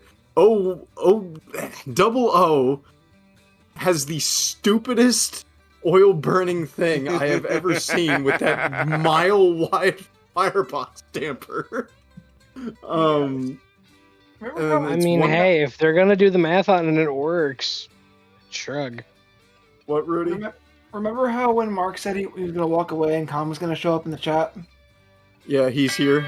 Con's in the chat. Great. Nice. It's waiting to strike. I'm reading the chat. Anyway, okay, so continuing. There's not that many surviving anthracite engines, but if I had to see one run, 592, duh. Will Altoona be packed for Big Boy? What? The America has a very unique brand of anthracite engine because our anthracite is weird. Like, yeah, if you wanna be pedantic about it, like almost any engine can burn Welsh anthracite. It's just expensive. Only very few can burn our anthracite. Correct. Let's see. Will Altoona be packed for Big Boy? Well, yeah, duh. I'm angry about how they're handling it. Favorite mode of transit? You have to ask? You have to... You come here. Obviously, it's driving. On the day of the Class 1 merger, and you ask me that. Obviously, it's driving. Submarines, right? Yes, Scott, it's submarines. Hang glider. Do you think God stays in heaven because he too lives in fear of what he created? How's my day going? Good. Was going good. Favorite least fucked logging road that is not the Minarets and Western. Minarets and Western wasn't my favorite anyway. My favorite not fuck. I can't say anything here because my favorite's the Diamond and Caldor. And I would like to go on the record and say that we have a Diamond and Caldor flat car at my job. I know you and do. It sucks. Yeah. It spends more time in the shop than it does on the train. It would, wouldn't it? Yeah, of course it would. Durand. If we're talking about Durand, Michigan, they have a damn cool station. Is it Jersey or Zach? Which do you prefer? It depends. You can use either. It's whatever. Can I buy your bathroom door? I use that. What's my favorite railroad? New Haven. What is my dream guitar to own / play? I have the dream guitar, courtesy of Mark Huber. I have the Frankenstrat. But I mean, right now I'm looking for an Explorer of any kind. Hi, Allison. I see you, Allison. Hi, Allison. Sorry for not streaming lately. See you at the Curve, Jersey. Oh God. Let's see here. I am back. Jersey? How is the lightning round treating you? Going okay. What would you say to an O2 and 001 double header besides Lizard? I mean, Lizard, duh. Fucking text code for C&J Orange? Lizard. I actually don't know. Send whiskey to Jersey. Don't send me whiskey. Not yet. Thoughts on the ATSF FP45s? Neat engines. Econ is here somewhere. Jersey, favorite fridge make and model? we need to know. This is important. This is important, Jersey.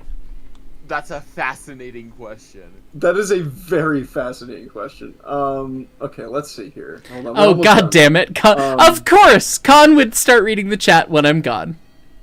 Typical. Okay, let's see here. Jersey, would you either have the Sacramento Northern come back or rebuild 485 just to rail get Sacramento Northern? Duh. Yeah. Interurbans are cool. Have you heard about the Knoxville Suburville and Eastern? Choice. Yes. I do have to interrupt now that I've seen Con's messages back to me, and all he has to say about the about the thing is the devs made my layout to the switchbacks. It's very good. And then he said some inside baseball things about our potential series that the first episode comes out tomorrow. Spoilers for the public. If you've not watched it, if you're not a member, you should be a member. You know, sometimes they get handed out by lots of Kaik parrots walking across the screen on these streams. But yeah. Anyway, that episode's out. But anyways, continue. Yes, please, Jersey. Okay. So, heard about the Knoxville, Sevierville, and Eastern? Yes, I have. I'm blanking on the engines that ran there, but I know that I've heard of it. What type of blue is the Blue Comet? 1928 Packard Automotive Blue. Jersey, what time are you arriving now, Altoona? I don't know. A wizard arrives when he wants. What if one of the CNJ 462s was turned into... Shut up. Jersey, what is your favorite merger of all time? That's a good question. That's a That great is question. that is an excellent question. What is your favorite railroad merger? That's interesting. Oh, easy. Actually, no, I know the answer to this. The New Jersey Southern into the original C&J. Duh. Okay. But if you're talking like if you go into the 20th century, that becomes a lot more interesting. Let's see. Because I almost feel obligated to say EL, but I know EL sucked. So let's see.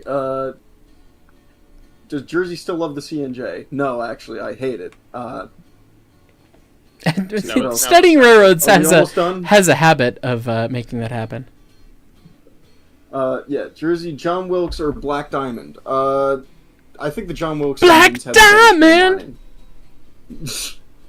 Let's see. Send 35 ES&D boxcars to Jersey. Stat. I have 3 of them in HO scale. So those are rookie numbers. Yes, I know, Scott.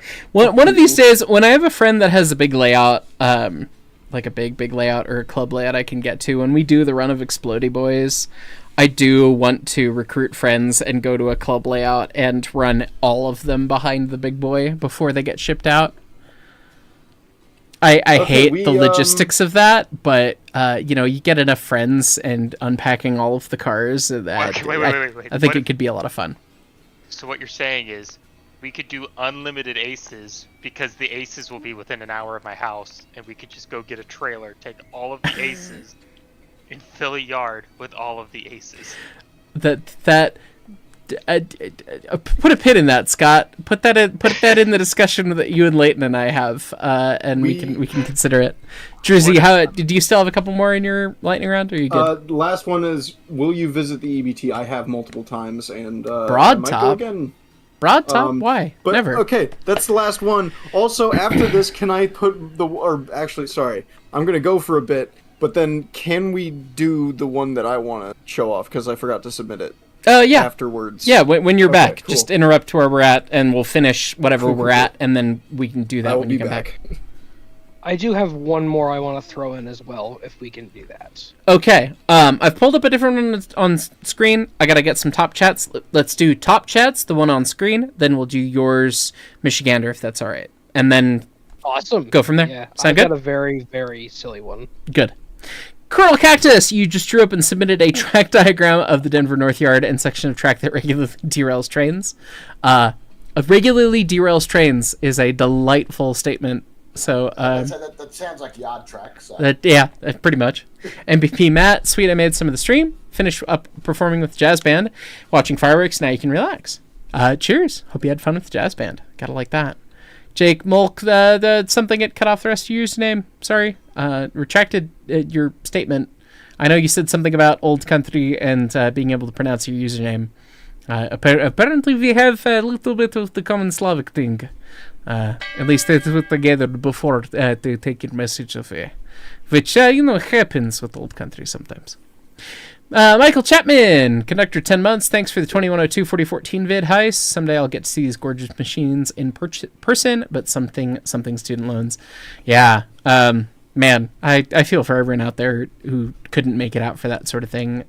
It's not cheap to get out those places. They're not convenient and all that, and it's challenging logistically, but if you have the means to go, please get there and go see it. I think they're doing one more run with the 2102 and the big boy on the 1st. So on Wednesday coming up. Do like that's. I don't know if that's gonna happen again. I genuinely don't. I hope. I would love to be proved wrong, but you never know. So. Oh no, the big boy's been marooned on the east. Well, that'd be kind of mildly funny. It would be incredibly funny. I would feel very sorry for Ed and all of the team. Right. Well, on that front, William, there is a funny story that I probably shouldn't tell. It's a secondhand story. It's not from Ed, so it's fine. It's all hearsay. But when the UP Steam team had control of the Double D, as my buddy Brad, who used to be the diesel foreman for them, what do I always call it? The DD40, the big 8-axle diesel, the couple big 640s and everything, 6,600 horsepower. They had to send it out from Cheyenne for repair, and I think it went to North Little Rock, Arkansas, to another big diesel shop to get the repair work done. And they got whatever work it needed done and then sent it out. And the dispatchers kept seeing, 6,600 horsepower come up on their screen. And they kept being like, fuck yeah, put it on this train. And that thing apparently ping-ponged around the system for weeks while poor Ed was trying to chase it down, being like, no, we need this back in Cheyenne. It's part of the historic fleet. It's not a thing. And so they had sent it out, and it just... everyone was like, we need horsepower. We got 6,600. Put it on that. And it apparently bounced around for a couple of weeks before it made it back to the shop. And it's just, You know what? The railroad.png. Proof that they need to build those again. My screen says 6,600 horsepower, therefore it's pulling freight, Super freaking funny, but yeah. Clearly it worked, otherwise they would have started reporting it as a failed engine. Literally, yeah. So, it's funny shit like that. Matty Miller, Breakman 37 months, thought for sure you missed the rest of the stream. No, we're still going. Man, people have been generous and kind tonight. We got a big viewership. We got a lot of cursed trains to look at. We're going to keep rolling for a little bit here. The more birds, the more things that happen. Hey, man, we're going to keep it rocking. Lo-Fi Camping Guy just bought the Pride merch. Love it, LOL. The discussion on the last stream was great. Just want to say your corner of the train internet is an awesome community to see it exist in. The cult of Blahai approves. Very good. I'm glad that our shark friend Blahai? Blaha? I don't know how to actually pronounce it. I've only seen it written. Anyway. Bleha? Is it? Bleha?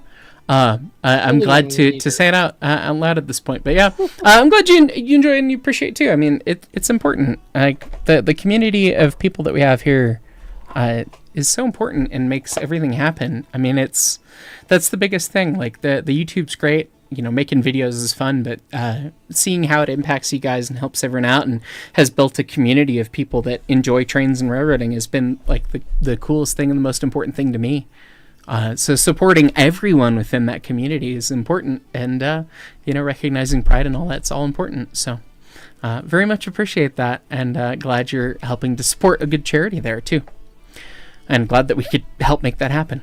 Since you're a rail fan, connected 19 months, I finally saw Big Boy back on June 6th, and being 25 feet away at the crossing, hearing the whistle on, it was Lizard.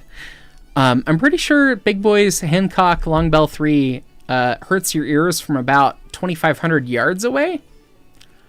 It is crushingly loud. It's a giant whistle. Before you get the superheat and the 300 psi, they're obnoxious. Somewhere out there, someone's got a video of one. We had a Hancock on 491 the one time when she was on 200 psi, and it was saturated steam. It wasn't superheat, but yeah, 200. Yeah, 291. Wait, what? No. And it sounded a little bit more melodic. It didn't have quite the authority of the superheated steam and everything, but man, it's still. They're just big loud whistles, so it's crazy.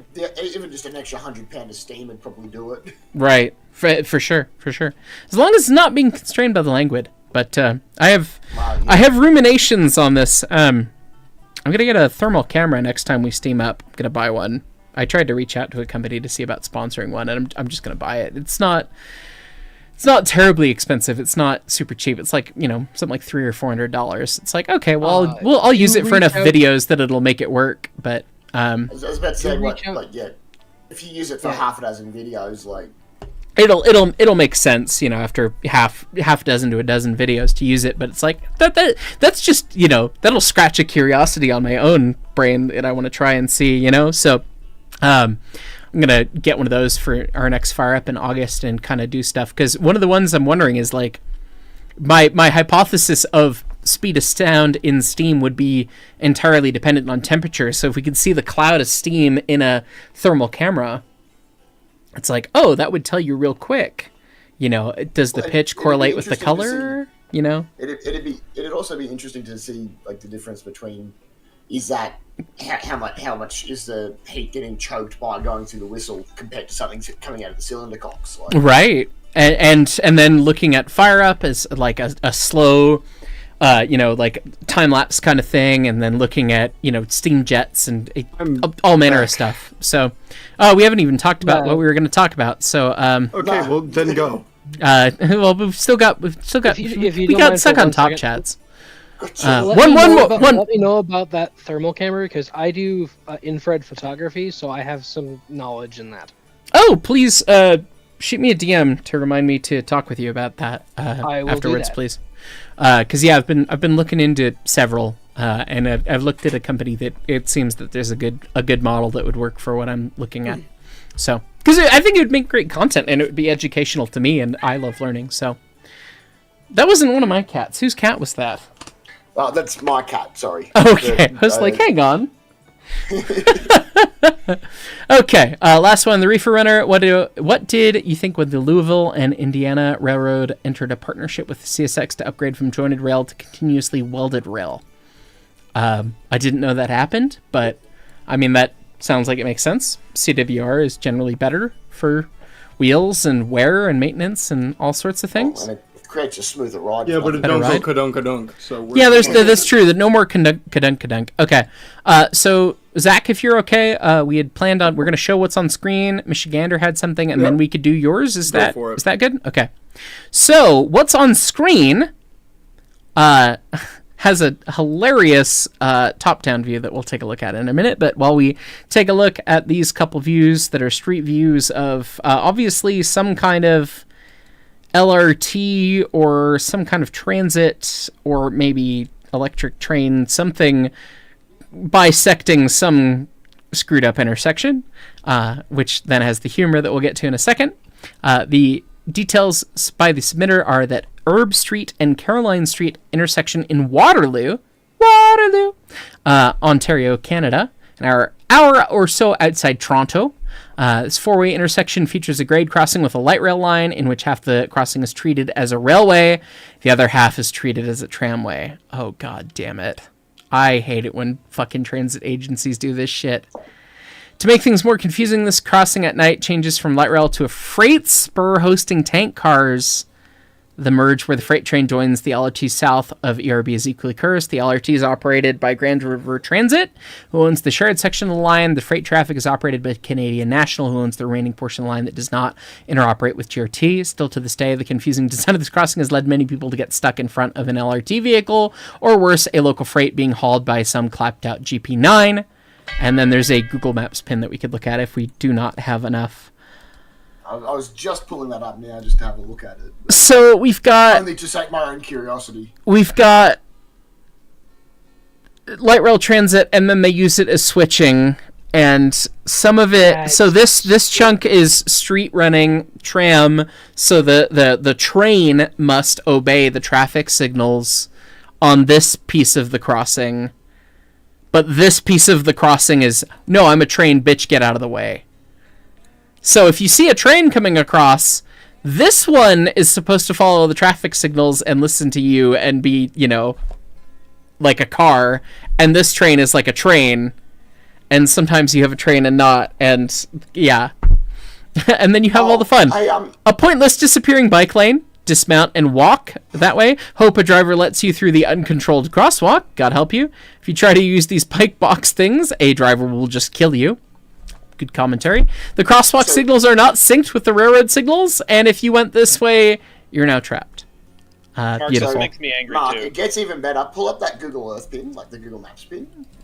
Okay. And look a block over. Oh boy. Block which way? Block to the east. I guess it's dropped me in Street View. Yeah. So if you zoom out to... Oh god. Oh, click the X. Oh yeah, X in the top right. There we go. Switch into satellite mode. Terrain. There we go. Satellite, yes, there we go. So we got, this is the... That's the one we were looking at. Yep, Yeah. So to the east. Follow the railway line to the east. What is Oh man, and then you got its partner of Oops, it happened again. Oops, I did it again, except with like a crazy 90. Yeah, that's still tram, I think. Yeah, tram. This is all tram line. That's train line. This one will obey the traffic signals and not kill you. This one will kill you. Yeah, I don't think there's anything other particular. Well, hang on. Oh, but no. So this is the tram line. That's the railway line, and then it splits again, and then now this is tram line again. So if you're south of the Mason-Dixon line in Ontario, that's trams, but these trains, they'll kill you. Jesus Christ. That's pretty bad. That's pretty delightfully bad. I am 99% sure if you keep going to the left, you'll find yourself at the Waterloo Central Railroad, which is a tourist operation, which means tourist operation that interchanges to this. Waterloo Central Railroad? Uh-huh. Oh, hang on. If you keep following it, you get the tram line and railway crossing with interstate either side of it. Yes. And the railway line yes, it is all the way through. So you just got to follow that line out. The railway, it does get up to here, and that's the Waterloo Central Railway. Yeah. Did they say this was an hour west of Toronto? Hang on. Sorry, I am having a distinct case of deja vu. Because reasons. Hang on. Let me just search my Google Photos for Canada. Hey, look! You mean that one? That one. Hang on. I've done been there before. That was really funny. Yeah, no, I've actually been to that railway before. I was in go to Canada? I was in the Toronto area for a certain trash can's wedding, which was delightful. And I found the nearest place that there was a steam engine, which was a bit away. And then I went and looked at the steam engine, and they were converting it to entirely welded stables, which is a choice. It was interesting. It was interesting to chat with the folks about the choice. But if you have a welder in house to do it, if you got a code welder, I mean, sure. But if you don't, then I mean that would be killer for us. But it was neat. They got this 060 MLW. Yeah, that modern, thing's cool. Modern thing. I mean, it was a neat engine, great place. It was super funny because I turned up outside and one of their volunteers, who may or may not be watching, I don't know. He's a Heist fan, but I turned up and was just like looking around the shop, like, watched the train run around a couple times, and I turned up the shop and was like, I don't know, I'll go see what I could see, and saw a little bit from outside the shop, and then sitting there, and guy pushing broom, must have been like 18 or 19, comes out the door and like looks and like turns and stares at me, and just like stops and doesn't say anything for like 10 seconds, and I'm like, howdy, you got a steam engine here, right? And he's like, yeah, do you want to see it? Okay. So I went and did that. It was very funny. And then after chatting for an hour and a half, they asked if I was Heist, and I said yes, which was very entertaining. But anyway. Speaking of curved radii, light rail is a whole different world, but it's MOWVC text. I've continued just poking around and yeah, light rail. Nope. Continue the curve. Make it be curved. All right, Steam Power. You said you had another one. What is a keyword that I can search for? This is one that I have that I just downloaded a bunch of pictures for. Oh, you have not submitted it. Okay. Well, then I have not submitted this. Send the this pictures. Is very cursed, and I will put it in MOW discussion. Great. Then do that. And I will. The Ann Arbor. Feel free to open up for stream, but I'll give some context. This is the Ann Arbor train ferries. Okay. Rail ferries on the Great Lakes. Well, that was common from what I understood. Rail ferry? Oh god, there's birds. But it's the reasoning behind how and why this railroad was built that's so stupid. Why is that so old? Oh no, I have heard of this. This came up on a 3/4 show episode. That you had to go across the Great Lakes for something to be a part of one of the transcons or some shit. that was part of it. The funniest thing to me is so the Ann Arbor was built on the cheap, fast, and they managed to miss every single industrial center through running through central Michigan by at least 10 miles. Okay. And there's still Because what they somehow. Yes. Well, they managed to recobble together and actually have PM branch lines. Because the PM basically came up and said, "So we're just going to take all of the industry over," and the Ann Arbor just didn't care. So, but yeah, in 1877, there was such a traffic jam in Chicago that it was faster to take something from Toledo, bring it up to northern Michigan, load it onto a car ferry, ship it across the Great Lakes, unload it in Kenosha, Wisconsin, or somewhere else, and then just simply put it on the railroad, skipping Chicago entirely. You know, they built an entire railroad for this. To skip Chicago. It's a great play in Merger Mania. Yes, it is. We need to do another one of those, Ellis. Ellis, and as you can see, it wasn't the only one. Eventually, there were a couple others. But Ellis, this is a very real thing on the Great Lakes. While I'm thinking about it, Conspire in your books, write a note, something, DM me when I'm done with my Hellbot show, sometime mid-July would be excellent to do that. Another bout of that if you'd be game for hosting, and we'll put something together. Absolutely. I mean, we've got that DM group where I put down like 75 different video ideas a month ago. Yes. I need to come back to that. We do, but yes, another Merger Mania, something mid-July. That'll be open after like the 12th. But yes, rail shipping on the Great Lakes is a very weird topic because you would not think loading trains onto boats is a very good idea. But apparently faster than going through Chicago.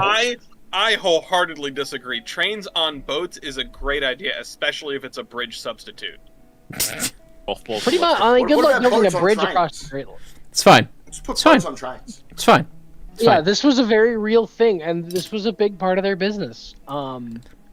That is Just one of those weird things of like, what delightful. the fuck? It was easier to do that. Okay. Zach, if you want to start sending your pictures over for yours. Okay, so these are going to be in a very specific order. Okay. Then we will do them. We're gonna ease our way into it. Oh boy. Oh no. Oh lordy. This requires easing. So we're gonna start with the innocent picture.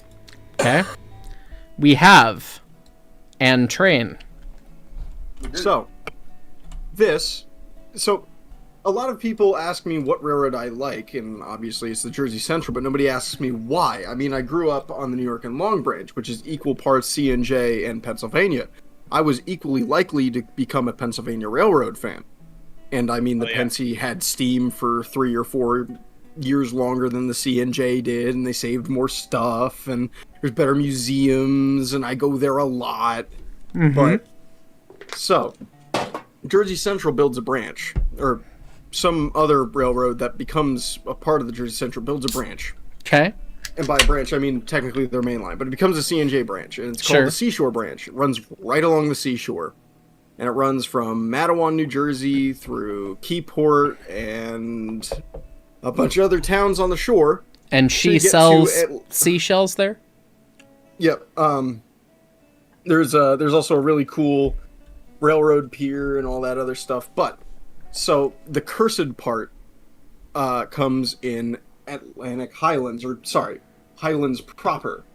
Okay. And obviously, as you can see, this starts with Camelbacks, but this is an old line. So here's an older picture of the Highlands Station, and you're going to see cursed thing number 1 here. Okay. Thems don't look like guardrails, Jersey. Thems is not guardrails. Thems is gauntlet track. Oh. Now, you may be asking, why is there Where does the gauntlet gauntlet track? track lead? Yeah. In well, this first era, of all, it's not a high platform, so they're not. So okay, why? So second part, and into the third part. See that station behind the engine? Uh-huh. That station is entirely built on a pier. Oh. Okay. Now, you'll see that bridge in the background, which is what we're getting to. Pier truss pier? bridge over there. Look what else is coming in for the bridge there. Road ramp? There's a semaphore on that It's a bridge. road. It's a road, buddy. So this was a super duper famous. Are they road? Are they? stretch Are they? here. Hang on. Are they rails to trailsing? Rails and trailsing? Rail and road and rail gauntlet track street running bridge? So if This you is look sick. in VC text or in your DMs again, this was an 1892 built bridge, which is before cars, so they just started putting cars on it, and so this was a bridge. Never mind you that this is a swing bridge that shared pedestrian, road, and 2 sets of railroad tracks on it. This is a level out of Half-Life. This is not fucking infrastructure. This is awesome. God, This is And so this awesome. was the I Highlands love Bridge. this. Somebody else in stream chat just said it gets worse. Oh no! Oh, How can this get worse? Here's the overview of this stuff. And I believe this used to also have a Y at one end. So the station is there. There's our swing bridge, there's the the bridge. truss, and then it's a train. But the road crosses over in the train. Hang on. Yeah, this the is- road It's a on the bridge. biblically accurate grade crossing. On a bridge. All No. it's missing is the So you need to tell me if you spin the bridge hard enough when you've got cars and trains on it, you suddenly end up with a new inspection Model T and you've got a train running down the road?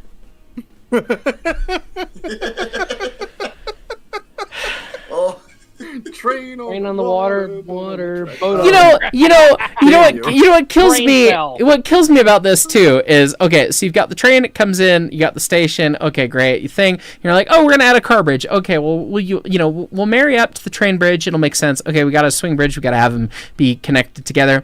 Okay, you know what we could do is build the cheap bridge that goes straight, shortest line to the shore, then turn and then cross over the fucking railway again. Or we could have just extended the bridge that's already there. Nope. We're gonna do option A. We're gonna have the grade crossing to the grade crossing boat grade cross. This is the only PvP grade crossing I've ever seen. Boat v train v car.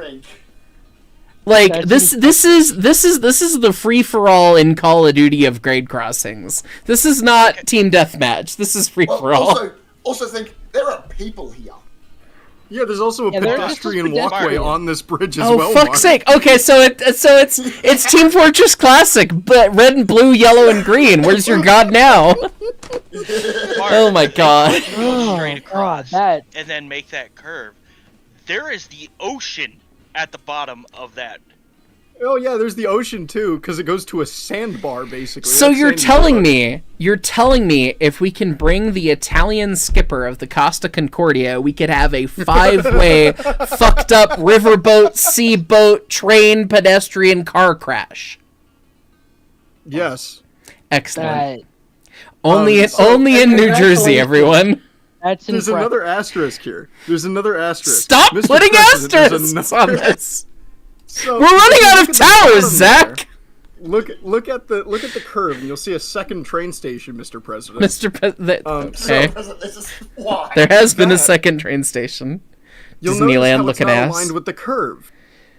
Okay. So No, it isn't. there was a branch of the CNJ that went from this junction here up to the famous tourist spot of Sandy Hook, which was the beach up at the top of this island. Is it Let about me 400 actually yards just away? send you a screenshot of Sandy Hook.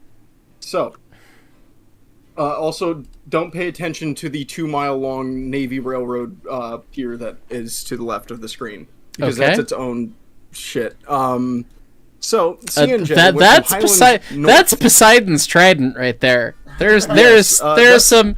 Hang on. we have Poseidon's Trident from the Navy, and we have got the fucking the Central of New Jersey's Cockatoo. It's got a crest and everything.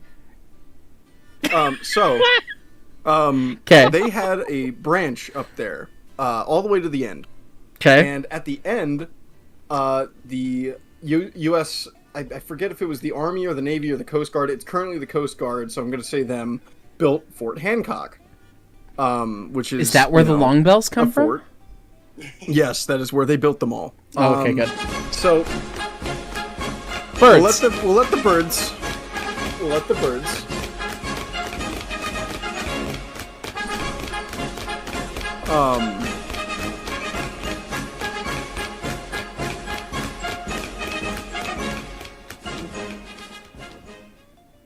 So, they have a branch all the way to the north end. There's a fort down there. And at one point, the U.S. military just walks up to the CNJ and says, this entire branch is no longer yours. Okay. Because they wanted it for themselves. And so they repoed a completely CNJ-owned and built branch from them, and they couldn't do jack shit about it. And this became the Sandy Hook Proving Ground Railroad. Which had, if I can actually Sanders that went to the knuckle couplers? Hi, Bubba. Oh, damn you, Google. Damn this you cat to is hell. made of hair, in case anyone's wondering. Hi, buddy. I'm trying to find it, but they had... There it is. Okay, so, they had some very interesting stuff going on at Fort Hancock on that train. Such as the Tower of Power boxcar. Tower of Power. They had guns on trains. Guns on train. Gun train. Trains with guns. Gun trains. And if Open you the consult railroad. this map, Stop having it be closed. if you'll consult this map, they also had a 3-foot narrow gauge operation on site. Well, they had to combat the mole people somehow. Yes, true. But God forbid most the mole notably people of attack. all is they had one of the most adorable little engines I have ever seen Baldwin make. Oh my god. Oh my god. Oh my god. I love it so much. You could, guys, you could dunk it in your coffee. Oh my god. I It's want at least 2 with piston valves and washarts. It's adorable. It is. They also had, of note, a 244 Baldwin, which was in that picture. It's hauling around 2 Pennsylvania Railroad cars from like the 1860s and 70s, and this is like 1920. I was gonna say the Railroad Tycoon 3 looking ass coach on the front. The rear car there isn't so old. The forward car is really that's just a old. Ford, Yeah. is it? Or is it? Yeah. And so and also another one. Here is a 5-foot gauge Panamanian 260 that they re-gauged to standard gauge and repatriated for use. Say that one more time, slower.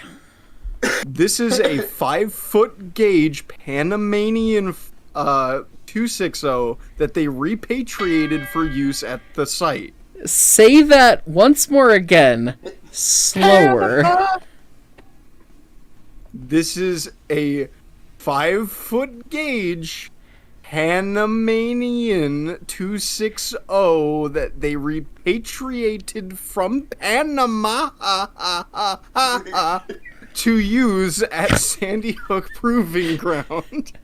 Excellent. We'll sign you off on your improv class for the week. Good Christ, that's delightful. That's impressively And bad. that's all within 5 miles of my current location. Don't implicate yourself that hard. Oh, so listen, Chad. If you want to send Jersey a pizza, you are now Yeah. closer. You send it to every house within 5 miles. Any house that has a fridge, exactly. I hope Camelbacks look normal to you now. No. You know, I didn't catch that this was a Camelback and started the picture. It's just To the be Jersey fair- Central. Of course, it's a Camelback. Yeah, we should have Just, known. to be fair, we were looking at cursed infrastructure, not cursed trains. Yeah, Camelbacks are it's still true. cursed. Okay. Do we still have? I would contend that the cursed Camelbacks are the ones with the smoke box dampers. Oh yeah, no, I agree 100%. We have another Michigander submission. Hello. Specifically, we're gonna do this one before we go back to top chats. This is specifically the Huckleberry Railroad, which on the tin does not look cursed from the pictures, but I'm sure you have Do you want me to details do it? for us. Yeah. All right, so you would think, okay, narrow gauge railroad, the hell's it doing in Michigan? But sure. No, Michigan had a lot of narrow gauge, but anyway. We had a lot of logging narrow gauge, not particularly next to a big city like Flint. You wouldn't. Flint's a big city. I thought it was just the lead crisis. That's why it was the crisis. It was a big city. But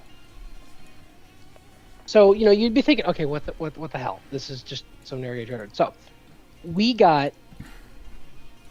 So the railroad was abandoned in 1972 by the C&O. It was a commercial railroad for about 100 years, and the Mott Foundation was heavily investing in the area at the time. They ended up putting in a lake and all sorts of things, and that kind of grew into a parks department. Well, somebody said, why don't we put a village in, because we already have some historical buildings on property. Okay. So we did. And Hal Wildemont looked at us and said, if you take the standard gauge railroad, the perfectly fine standard gauge railroad on your property, and move the rail over to make it 3-foot, I will donate you my 152 with steam engine that I own. We did not know anything about railroads. So we went, sure, Steam 3-foot engine. can't be that hard to get equipment steam for. engine. Bam. Yeah, 3-foot can't be that hard to get equipment for. We were so wrong. Do you know how many coaches you guys acquired from us, you motherfucker? You can't just say, yeah, 3. You know how many coaches we have in service? Anyway. 2. You know how many coaches we have in service that we own? You know Yeah. how many coaches? You know the 3 coaches you gave us didn't have trucks. Yeah, that sounds about right. Yeah, hey man, So- they kept the good one for us. So we took a perfectly functional standard gauge main line and turned it into 3-foot. And the best part is, there are still ties on the railroad where you can see where the standard gauge was, because you can see the tie-in plants. That's funny. It is mildly cursed, but Oh, if you go back to that second picture, those are definitely standard gauge sleepers. oh yeah. Oh yeah. Ties sticking out to there. Oh, yeah. Just move the rail over. They just moved the one rail over. They left the one rail out to the side, and then just entire railroad. If you look down, it is off center. Yep. The entire thing is off center because they didn't actually center it. Yeah. Why move 2 rails when you could move 1 rail, dude? Don't be. Exactly. I'm sure you're replacing them probably with cheaper ties that are smaller, if I had to guess. But as you go. Like but 95% of the old ones are gone at this point, but still, that's it's just- funny. That's cool. We off-centered our entire railroad because we got offered a steam engine. Why? Well, yeah. Well, hey, to be fair, if you're trying to start a railroad from scratch and there's nothing and no one and anything, And someone offers, hey, do you want to re-gauge your entire railway because I have a free engine for you? You don't free engines, yeah, like that. Free engine that was not adds up. overhauled that we sunk $1 million into. Well, hey, What's the point? I keep offering. Bob Richardson purchased 346 from the Montezuma Lumber Company for $800, and I keep offering Jeff 1,000, and he keeps telling me no. And that's me. That's me knowing full well that I would still have to do the rest of the work that it still That's needs. to say, like, now that it is in the middle of an overhaul, potentially, like, that's less of a good deal. Mark, But, I don't like, think that's a business expense. Is it not? No. Is it not? Scott, I'm pretty sure that's expressly a business expense. Anyway. But yeah, we have our little off-center narrow gauge railroad in the middle of Michigan, which we proceeded to go grab coaches from wherever we could find them. Right. and equipment wherever we could get our hands on it. So All that's right. why we have a mostly Mexican passenger train. Gents, let me I have a hit. similar example. Let me hit top chats, please. Ellis, Oh, yeah, go Ellis, do your ahead. example while it's relevant, and then I will hit top chats. The main narrow gauge in Portland, Maine, has a standard gauge right of way with standard gauge tracks on it that they scooted one of the rails over to make it 2 foot. And that's even more hilarious looking because Yeah, it is really God, funny. okay, The tires I are w- sticking way out one side. I was unaware that there was another one like us. Okay. Hey man, There is another, and it's smaller. truth is stranger than fiction. It's your little brother. Death Saber 435 Brakeman 11 months, can't stay long, just wanted to say hi. Hello if you're still here, hopefully, but if not, apologies. Andrew Frame, hey buddy. It feels weird to have ran trains today and caught a stream. Hope you're having a great day, man. Dude, I've been having a good month. It's been good vibes lately. I'm genuinely happy with a lot of things going on, and I'm excited to see you next month. If you're still watching, Andrew, message me back. Shoot me a DM somewhere because I'm going to be linking up with you guys in a very short amount of time. So short amount of time that oh fuck, it's like in a week and a half. It's fine. Hey, spoilers, I'm going to Matt Rainier.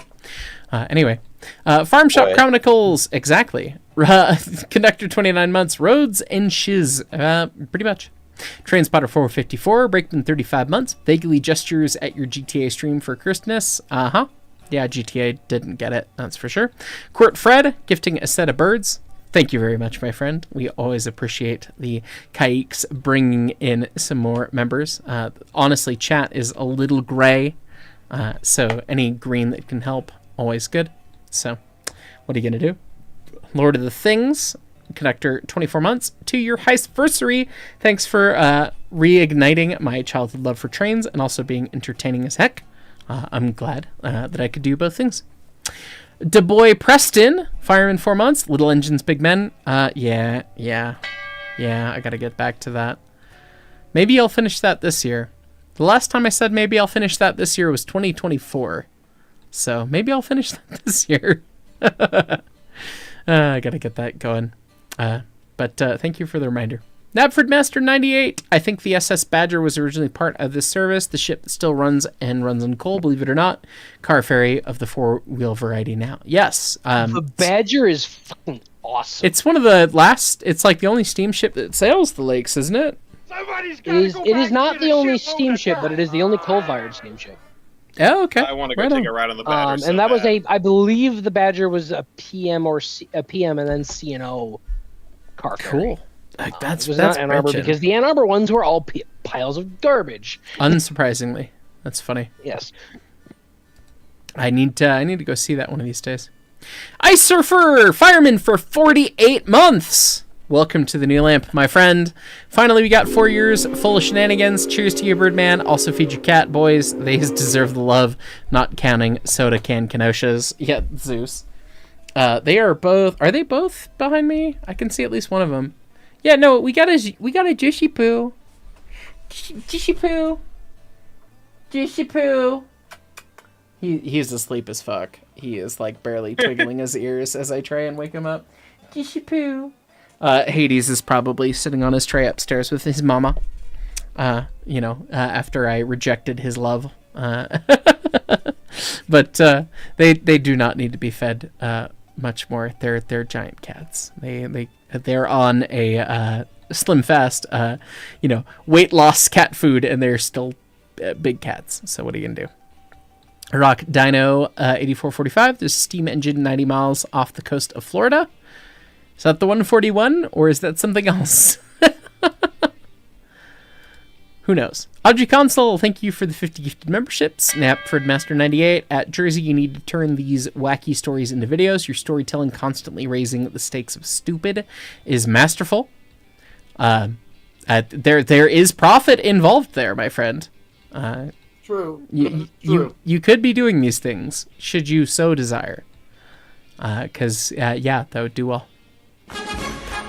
Audrey said one set of birds was not enough, so more green for the chat. Thank you, Audrey.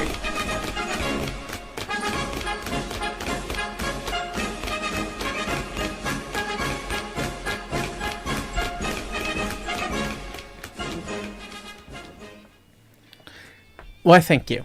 Let's see. Okay, moving on. From Wolfster 3078, Connector 17 months, Evening Mark, I submitted the joint crossing in Waterloo. I was going to say, I thought I recognized your username, seen you around Discord a bunch recently. Those two tram tracks are the same line. The Waterloo Central doesn't run down the LRT bit. That makes sense. They stop sooner than that. Andrew Frame, free starts at 50 grand from Bethan. Yeah, that is real damn business advice if you're in rail things. Oh, I've got a free locomotive, free piece of rolling stock, free... no, yeah, it's 50 grand to do anything with it, to get it to you. Yeah. It's well said. Yes. RC, BM at 9SO, Jersey's cursed train /car /pedestrian /swing bridge monstrosity hurts my brain. It's 11:35 at night over here on the East Coast, and he is hurting my brain. He has that power. It's true. Bear 470, fireman 34 months. My mind is not broken from the insanity that is the Sandy Hook branch of CNJ. Hope everyone's doing well. Yes, thank you. Blues Crew, gifting 10 Heist memberships. Thank you very much. Good to see you here, of course. Hi, Brenda. Hi, Mom. I love how everyone's like, oh, yeah, no, that's her. I did very much enjoy, she texted me when the members-only version of today's video came out, and she texted me about how much the whistle, sounded amazing and that my granddad would have loved it and everything, and I'm like, Mom, I edited the shit out of the sound of the whistle to make it be reverby on purpose to sell my narrative storytelling piece, but thank you. But honestly, the Bob probably would have appreciated the tricks that I did to make it evoke those things, so, still fitting. It's just funny. I'm glad she liked it. So it had the intended effect to the intended audience. So Cursed from Train Spotter 454. Cursed infrastructure has been so much more better than I thought it would be. Looking forward to catching the rest of the stream tomorrow. Yeah, honestly, I wasn't sure if this would do as well as the Cursed Trains generally, but honestly, it's been about the same. It's been... we've been going well. It's been going fine. We've got so many more submissions. It's been slow because there's a little bit more to talk about generally with each one, I think. Because we're only It's also far more easy to decipher than a lot of the Cursed Trains ones. It's true. There's nothing that's not laid out to bear, at least in many ways. Whereas with Cursed Trains themselves, sometimes it's like, what in the fuck was that? Yeah. The one that kept on giving was that French 12 Oh god, that French engine that had too many rods and too many cylinders and none of it made any sense. And too many driving wheels and too many everything. Chapelon, yes, the man, the myth, a lot legend. of French things, it turns out. Yeah. See, the problem is with this one is you have to figure out the use case of it, because a locomotive you can build as a shitpost occasionally. Right. Yeah. But a bridge is a lot more expensive than a locomotive. Right. Very well said. It also is kind of the thing where, conversely, you look at a area and go, that's a cursed setup, and it's not a judgment, right? Part of what can get me is when people put, early designs that were perfectly good and not that far out of the realm of what was normal at the time. And it's cursed because it doesn't look like we'd know. That's... You look at that and go, why? That's and then you understand why, but it's still cursed. That's well said, Dan. And I think that's definitely a big part of what has sowed a little bit of kind of negative discourse with a lot of the stuff previously. Is it'll be cursed and it's cursed because it's unfamiliar to my point of view or to someone else's point of view, but it may be entirely natural in some other ways, and it's challenging to balance that, because it's interesting to learn from the different solutions that are out there that are totally valid, that feel totally foreign and wrong, but they are foreign and different, but they're obviously valid and worked and are very good in their own right, and they're sometimes foreign and right. Exactly. They're sometimes foreign and right, and it's like our discourse over camelbacks and garrets and things. Right. They have their use case. They were designed for a purpose. Right, and it's challenging to balance that, and I know that some people have taken that the wrong way, and that's. I always feel bad about that because that's never the intention. It is, you know, some of it is for the reaction thumbnail of like, oh my god, that's fucked up. But some of it genuinely is then, you know, learning and seeing the novel ways that people solve things. But in a locomotive sense, that can get very. Yeah, you're right. That can be very discreet and interesting in some ways. But infrastructure is so much less mechanically complex that there's only so many ways to solve the issue. So it's like, why the fuck did you do that? Pretty much everyone who has held a shovel can answer that question sometimes. So, you know, it's a good point. And, you know, it's that discourse, you know, this far in the stream probably doesn't mean anything to the people that probably really needed to hear it. But, you know, what are you going to do? You know. we at least said it. We've said it, so we can say that we've said it and give people a timestamp if we felt so. And it's a oh god as well. Oh yes. What in the? This is model train layout bullshit. Of course you know this. This was not submitted by you, but of course you know it. Oh, is this? This is the New Zealand. Hang on, we've got proper links. We've got chains this time. Fuck yeah. Yes, correct. I've actually built a trains route to this drawing. Oh my god, yeah. Dan! Oh, that's a digital photo of it. Oh no. New Zealand. There we go. That's where we've got proper measurement. Yeah. So yeah, this one's still in service. I'm pretty sure. Yep. So the blurb from the submitter says that this is the Rarumu. Yeah. Rarumu spiral, because New Zealand lives on the edge of two massive tectonic plates. A lot of terrain can get very vertical, so what you need to do when you need to get up a train up a 139 meter height difference. This in 1898. Imagine the poor 242s and 262s that had to make this ascent. So this is, you know, this is the Rogers K trying to do that. This is not the Georgetown Loop. This is Hey mate, this is the Georgetown Loop de loop de loop de loop. No, you haven't fucked with the vowels enough. The Kiwi vowels are like, they are so disparate. I'll let you give it a try. I've only met one Kiwi actually in person, and it was somewhat recently, and it was actually really cool. So anyway, Kiwi would become a K-way. Kiwi. Yeah. I mean, he didn't sound that fucked up, but yeah, I don't know. Maybe he'd spent around too much summer in Americans.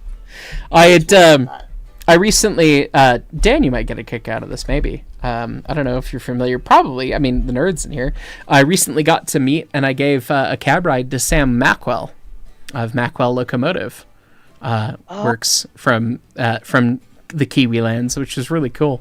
It was great to chat with him. That was a big surprise to see him stepping on the footplate of the 491. But it was pretty cool. Sorry to steal the thunder from this for a bit, but MOWVC text. This is in Bethungra on the main south in New South Wales, where we've done a very similar thing. Oh, good. And it wasn't because we needed to. Stacks. Is it? Wait. It's a double track main line. Oh, but the uphill route does the spiral over itself, and then the downhill. It goes up at a 1 in 75, I think, which is not so bad. Like 1.5%. 1.5. The downhill route is 1 in 40, I think. So two and some change. Yeah. I've done this exact thing in OpenTTD over and over again. Yeah. Hey, uphill trade, like Cajon Pass had historic lines that were better in one direction than the other. Same with Sherman Hill. I mean, you see applications of this all the time. That they weren't largely built that way. True. That they came up with that later on. The original was terrible. Well, you build one and then your line building technology gets better, and so you build a different one. It's like the difference between the zigzag and the 10 tunnels. Right. The zigzag was built at a time where that was the best they can do, and then you get pneumatic tools, and all of a sudden you can blitz through the side of the mountain much easier than you'd think. Yeah. So you end up with a 3 kilometre 1 in 40 into then a 1 in 90 through the 10 tunnels and up to Clarence. instead of having to then switch back your way up the hill at a continuous 1 in 40. That is a really cool section of railroad, though. It is.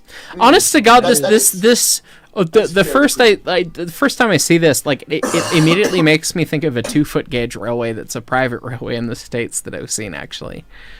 In its track plan, in the way it's almost square. It's kind of funny in that way. We're gonna do. Like how it's a little nature preserve almost. I like how everything else around it is built up, and this is just all grass. Yeah, or all trees rather. All trees. Yeah, well, that's what happens when you can see the terrain changes. We're gonna do a classic here of the telephoto lens, and then we're gonna get to top chats. Yeah, this is less cursed infrastructure and more. We put a telephoto lens down, accepted track. Honestly, it looks terrible, but it's nowhere near as terrible as you'd think. Well, that second one or the last one, whichever one it was. Yeah, that one. That isn't a telephoto lens. And probably well. I remember hearing about. That's going to be about 80 feet of track. Yeah, that is like a 15. Well, so 30 foot, 30 foot, 30 foot between joints. That's 30, 60, 90, 100, 120 to that point. I mean, and that's still a telephoto. Yeah. It's not as bad as these, but not as bad. No, really. Yeah. Yeah, where that's like. I mean, still, I'm just looking at the one section of rail that goes. It makes it look terrible. Yes. I will say the worst track that I've ever seen was on the Hillsborough branch in New Hampshire, former B&M branch, while it was under Pan Am. It was atrocious, and I'm sure I have pictures around here of it somewhere, because Pan Am. As you do. My favorite thing from that was finding a B&M crossbuck that was up on the end of a stick of rail. It looked like it was 15 feet in the air. Just enormous crossbuck. It's up in VC text a little bit, actually. But yeah, I mean, if I had had a telephoto lens, it would have looked like a bowl of spaghetti, I'm sure. Yes. The Brett Weebold crossbuck. Yeah. That's very good. Twice the height of the stop sign. Oh, that's funny. Real ode crossing.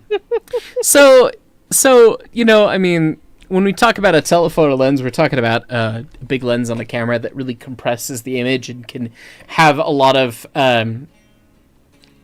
focus at a varying distance far away from the camera, right? And so it kind of can squish an image and make it look super in focus and like, wow, look, this train is about to go over this next locomotive length of track that it's going to fall over, and it's going to be terrible because of this. But between that joint and that joint, that is one locomotive length. Maybe a little less, depending if it's a Jeep or an SD, but... A loco length I use as 60 foot because that's standard for in Oz. So two lengths of rail would be. Yeah, sure, if it's a Jeep, I mean truck to truck is probably just a touch more than that on center in terms of it's going to do the pivoty swivel. Yeah. If you're talking coupler to coupler, yeah, 60 foot's probably better. But point is, and that's what I'm having to think because I use it while I'm shunting. I use engine links as reference for calling drive back. So. Yeah, I always think of it as coupler to coupler. Dude, that's always fun. Man, I bet we could get. Let's see, we got at least 3 railroaders in here that I know of for sure. Hey Dan, I'm not the one to ask because that's a car length for us. I was gonna ask, how long's the car length, Dan? 30 feet. Okay. So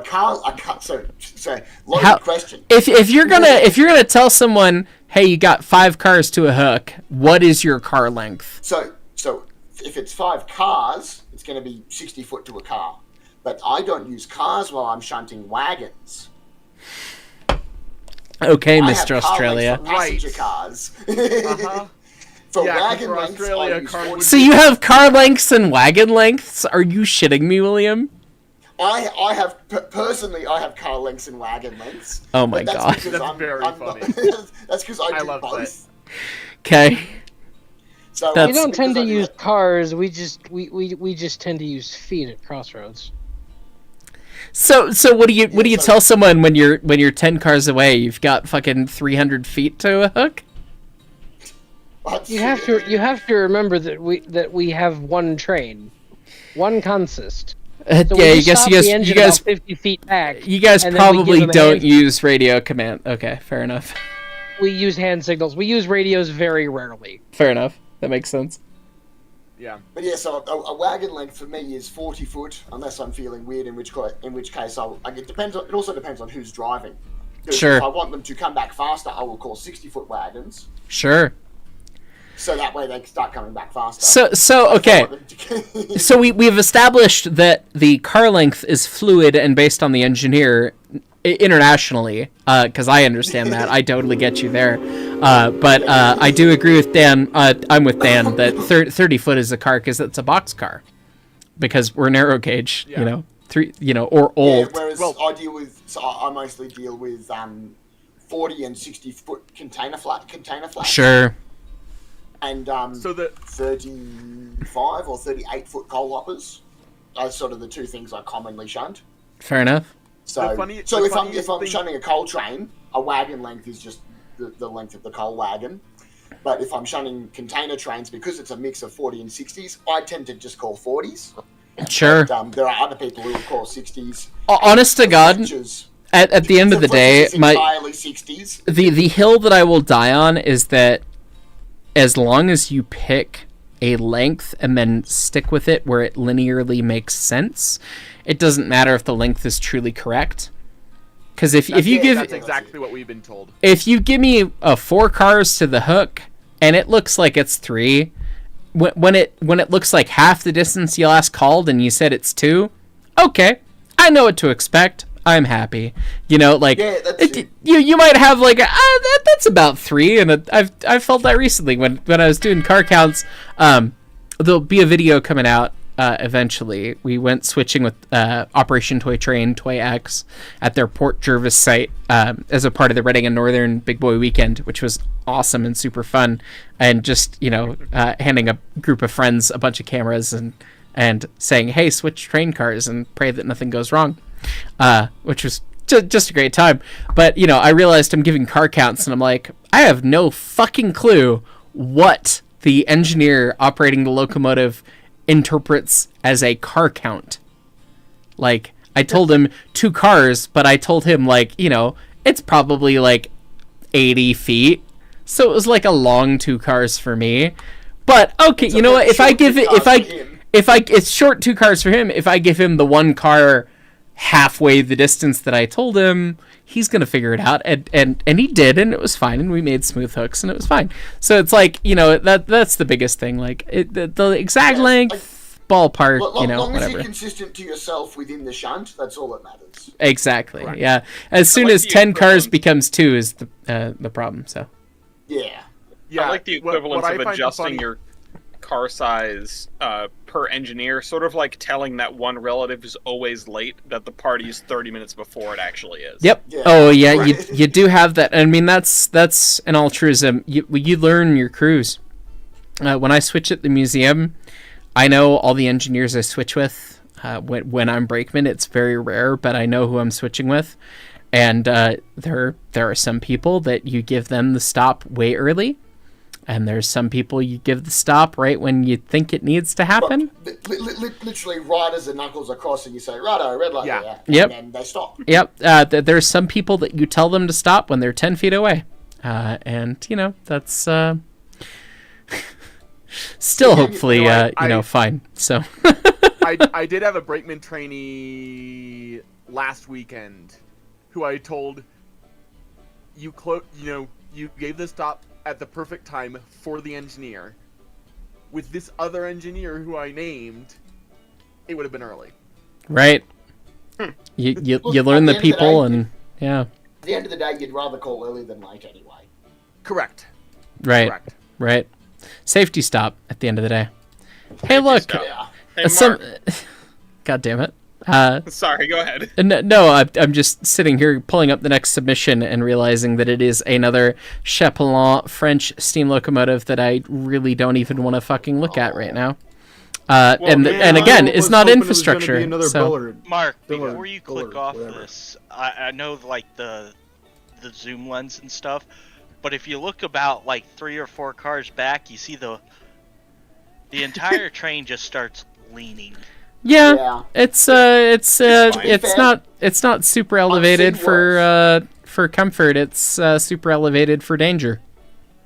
There's better video. There's better video on YouTube of this. Yeah. It is genuinely some of the shittiest track that has ever been. It's accepted track. Has a good one. It's terrible, and this is a screenshot from Delay and Block, which is Drayton, with Kentucky Steam and Scale Trains, who I've met a couple times. He's a nice guy. Every time I've chatted with him, so. I've seen worse lean than that, but it wasn't track based. Yeah, well. the power van that we had with the picnic train for the longest time sat on it felt like about a 20-degree lean when you were sitting inside it. Joy. What? We're going to dissect this in Lift Bridge, presumably in a moment, because there's a set of birds reminding me that I need to. I mean, I was gonna say we gotta do top chats because it's been a minute, but good heavens, thank you guys. Turn the chat green. I still see gray usernames even after this set of birds. So you guys make this channel possible, and goodness, very much appreciate it. Let's take a look-see. Where the heck was I? And let's see. MQT Creations. Has anyone brought up to our Lord and Savior the Chicago Tunnel Company yet? They were a 2-foot freight operator that ran 40 feet below downtown Chicago. No. Please send me details about that. Somebody. I'm not familiar at all. The Chicago Tunnel Company, and my mind immediately went to the St. Clair Tunnel Company. The Chicago Tunnel Company is really, really neat and a fascinating story, and just really cool. Like these tiny little, almost egg-shaped tunnels with 2-foot railroad, a 2-foot railroad in them that was electrically operated and connected a bunch of basements to drop off cargo. That's neat as shit. So it's a real tight, small underground network. That's cool. I imagine the reason that's likely not been posted is it's a lot harder to get photographs of an underground network from early on, Then from Audrey Console, 50 gifted memberships. We love sets of birds. Thank you. And then, no, I said 2 is not enough from Audrey Console again. Very much appreciate you. And I see that there are birds in queue that will be interrupted by shortly. Damn it, Will. And also, I think that was Turn it green? Steam Fan Scott. I think we're almost there, but yeah. EC Text, Chicago Tunnel. Oh, we've got a picture from NVC Text. Thank you. Oh, good Christ! Excellent. Oh, that's no cool. Kidding, on egg-shaped. Holy shit balls. Yeah. That's I cool. love the pantograph. That's really cool. Loading gauge, comma, no. From Steam Fan Scott. A set of memberships. Thank you very much. One of my favorite little stories about the Chicago Freight Company is from a documentary that I probably saw on the History Channel when I was a little kid, which is these tunnels existed for a long time, and then at one point they were abandoned, and they continued to exist. And then as they were driving piles for a bridge in Chicago, they unknowingly broke into one of these tunnels, and a bunch of random businesses across the city of Chicago had their basements flooding, and they couldn't figure out why. Oh my and god. The one thing they all had in common is they were connected to the tunnel system, which was now full of water. That's hilarious. So, I mean, this is a 2-foot gauge railway underground. And yeah, I mean, they egg-shaped just... I don't even... Did they... They wouldn't have had a TBM for that, would they? Or did they... I wouldn't imagine so. They It'd be a very strangely shaped TBM. Just pick it out by hand. Good God. Wacky. Wacky. Wow. Okay. Well, now we've gotten the details on that. So thank you for sharing. In 1910, a TBM, the M is probably a pejorative term for like an Irishman. Tunnel boring men. Yes, probably. Yes, correct. Wings. Fair enough. Hey, Tom. The past sucked. This is true. This is very true. I need to remind the chat again. You called me a what in front of my dad? Yeah. Who, me or? Yeah. Mark. Yeah. It's fine. Okay, I thought this was something I said about you in front of someone, but I was like, you've seen my last name, I can say it. Yeah, no, you have the pass. Hey man, like Croatia's close to Italy. Are we gonna, don't you dare! Are we gonna let a little water prevent me from slandering you? Dare. A little bit of water. Oh, buddy, you're opening floodgates you do not want to open for people. Oh boy, fair enough. Getting Adriatic on your ass. Hey man, apparently people used to swim across it. I'm not one of those people, but you know, I'm not surprised. It's not far, but it whatever. Anyway, in the curseness, has someone brought up Corkscrew Gulch yet? No, but Tom, we are 24 out of 207 submissions that started at 190. Although we have cherry picked probably another 10 on top of that in terms of things that people in chat have said. We could make Otto Mears his own video, I think. He deserves his own, but we can go over it. I have to catch up on top chats, but if you want to pull up all of the pertinent things to Corkscrew Gulch, we could go out to that after we finish talking about whatever the I mean, you said there's 200 something. Let's get through those first. Well, but I mean, Corkscrew Gulch is probably in it, much like the that same stop death crossing sign's probably in it another 15 times. But probably is in there somewhere. Yeah. We've had it twice so far, Dan. Well, not Corkscrew Gulch, but yeah. No, Tom, that was unfortunately an AI fake. listing. Yeah. Oh, damn. Yeah. Another reason to be mad, but anyway. Let me get through these top chats and then we'll continue on. Blues Crew 3124, also the correct way to pronounce Mount Rainier, according to Baby Marion, is Mountain Ear. You heard it here first, folks. According to my sister, my older sister, when she was a child, a much younger child, Mountain Ear. Correct. Marion, I hope you're out there and doing well. We need to play video games. But anyway. Virgo the Drewski, 2-foot gauge on standard gauge ties is too funny. Yeah, it does look really stupid. But, you know, you do what you got with what you got. Use 484, fireman 35 months, 1 month into volunteering. Turns out that if you want to restore a Norfolk and Western combine, 90% of your time is spent grinding and sanding. Yeah. Even more so when management wants it ready for the blue dumpster. Yeah. You've learned 95% of what you need to about volunteering for a nonprofit. It's more shitty hard work than it says on the tin that needs people that are dedicated to do it, that is important for it to be done, for it to look right. That kind of sucks, but we all do it because we love it. And then it has to get done in service of keeping the place open, which means in service of the blue dumpster and or Tom Hanks and his scary CGI face from 2004. So, yeah. You've learned all that you can learn about tourist railroading. But hey, good. Hopefully you guys will get that finished up, and I'm sure it'll look great, and you'll have it done in time. Colonel Cactus! Earlier you mentioned crossings controlled by traffic lights on the UP Arsenal lead. We have some, but for some reason they're only on the side streets. Crossings over Havana only have crossbucks. That's kind of weird, actually. Side streets have the crossing, like, tell you to stop, but on Havana, which is a bigger street, that's weird. But I don't know, it didn't work for UP. Redneck Ranger 27, conductor 39 months. This reminds me of the spiral tunnels near Lake Louise. Yeah, we're back talking about New Zealand there. Oil Door 4984, Brakeman 15 months. Hi from Quebec City, Canada. Hello. From Iraq Dino 8445, it might be the 222, but it's a show I watched back in the 90s, early 2000 on Discovery Channel or History Channel. It might be the 222. We were showing some early engines earlier, but we didn't see a 222. Curious what you're getting on about there. And then Olidor 4984 gifting a membership. Thank you.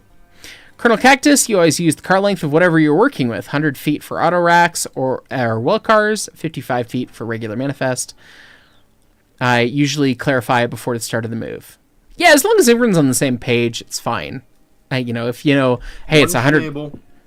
Yeah, 1 Schnabel, 10 Schnabels to the hook, 2 Schnabels, as long as you got that, you're fine. What was it? Gustav Gun Rangers? Yes. How many Schwer Gustav gun ranges do we... Car counts are the beeping of a backup sensor in a car. If it starts beeping, you slow down. When it beeps faster, you go a bit slower. When it holds a solid tone, you stop. Tom, well said. I think it's Japanese. Like the Japanese, I think, have previously used whistle codes for shunting, and I think that was more or less it. When you just hold it down, yeah. Soft Surge 5221 Brakeman 27 months. Lizard. Wonder what that was for. Yes, I agree. Audrey Consul, if you recall correctly, Oklahoma Royal Museum in Oklahoma City uses 50-foot cars. I think for much of the U.S. on standard gauge, I think 50-foot is pretty typical, unless you're in Class 1 territory where you're dealing with the really big cars, or passenger when you're dealing with 85-foot cars or whatever. Historical 85-foot heavyweights. Yeah. I think the historical American car length was 50-foot for most people, probably. If you were in the transition era of steam, diesel, everything, I think it was probably a 50-foot car length was your standard. But again, if I had to guess, it was probably 40. 40? I would believe Dan before I'd believe me. So the San Diego and Arizona tried to run 50-foot cars through in the 60s, and they ended up in the gorge. Well, they're still there. Deities despised that railroad. Not all railroads are smart. Go listen to the Well, There's Your Problem podcast episode about that railroad. I will do that. Actually. It's fine. Asterisk. By asterisk, it's not fine. Who would win? A personal pet project of like the Elon Musk of San Diego, or a guy trying to do chemtrails in a tree fort? Yeah, pretty much that. Something's wrong with that town. Yep. Eagles World 784, welcome to the Brakeman. Some guy 49120. Good lord, man, you've been so generous this stream. I very much appreciate you. $500 earlier and 50 gift memberships now.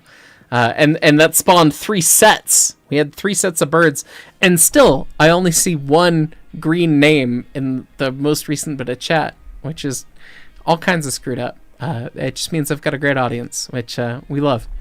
But thank you for the set of birds. And then Steam fan Scott, always good to see you. You're always such a good supporter. Appreciate that. And I will boom. I will. Thank you. Appreciate you.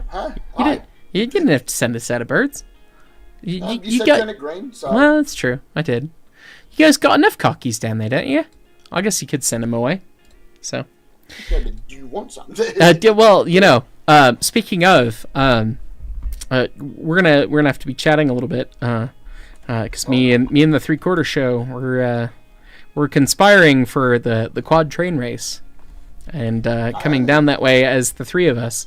At least 2 of us are pretty much like yeses at this point. We'll see if we can get everyone. Just depends, but be very, very fun. So anyway. Yeah. Well, just shoot message with what need. Yeah. As we will. And then A-Rock Dino 8445, the underwater train. Is that what this is? I hope not.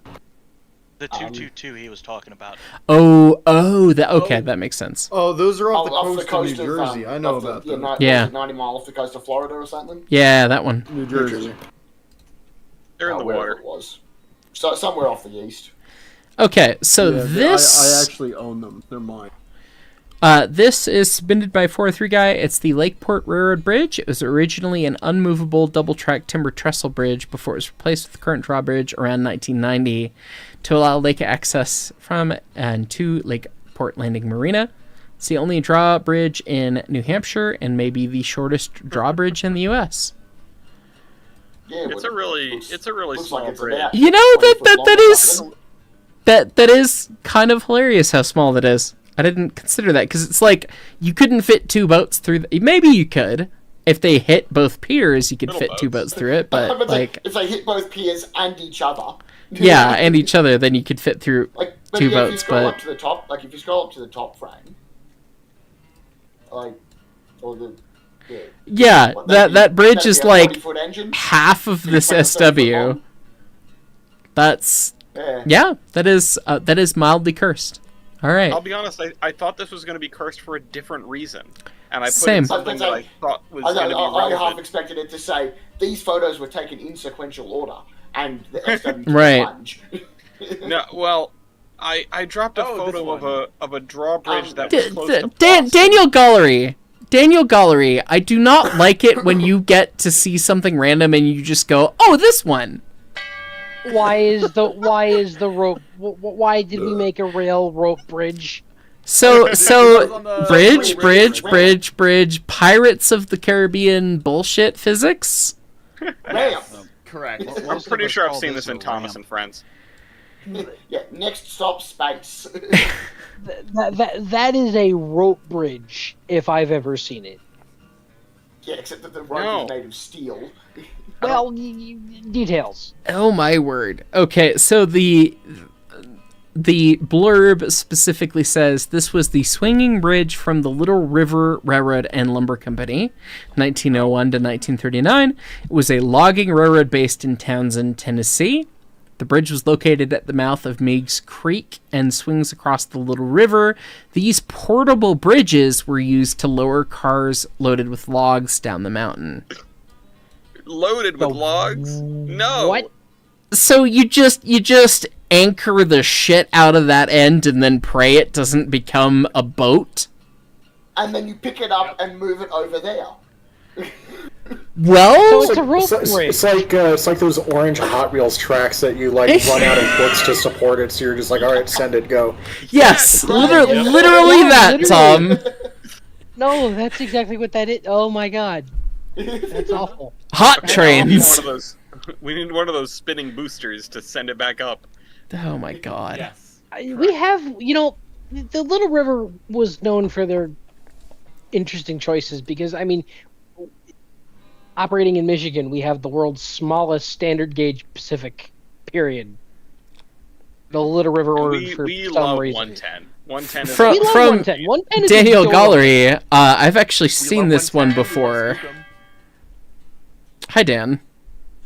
Oh, yes. is this Morenci Southern? Yes, I have seen this one before. Dan, I will let you have the floor with this because yes. So, the Morenci Southern was a short line in Arizona, narrow gauge, of course. They owned 3 Class 56s. And I can see every single one of them. Yeah. It was about 18 miles long, and we've had one spiral, yes. But what about second, third, fourth, and fifth spiral? Good grief. We have Georgetown Loop at home. So five Georgetown loops at home. Yeah. So there's the lowest one, way down by the river. Okay. And then go up to the very top of the map. Hang on, what Because is you'll that notice- curve? Sorry, before we get Yoink. It's relatively normal. Yoink. There's Yoink. Yoink. The last spiral is only a few hundred feet from the first mine in Morenci. Daniel, had you It extends fully up into the town. had you built this in Roller Coaster Tycoon, the peeps would be saying this ride looks too intense for me. It is too many inversions.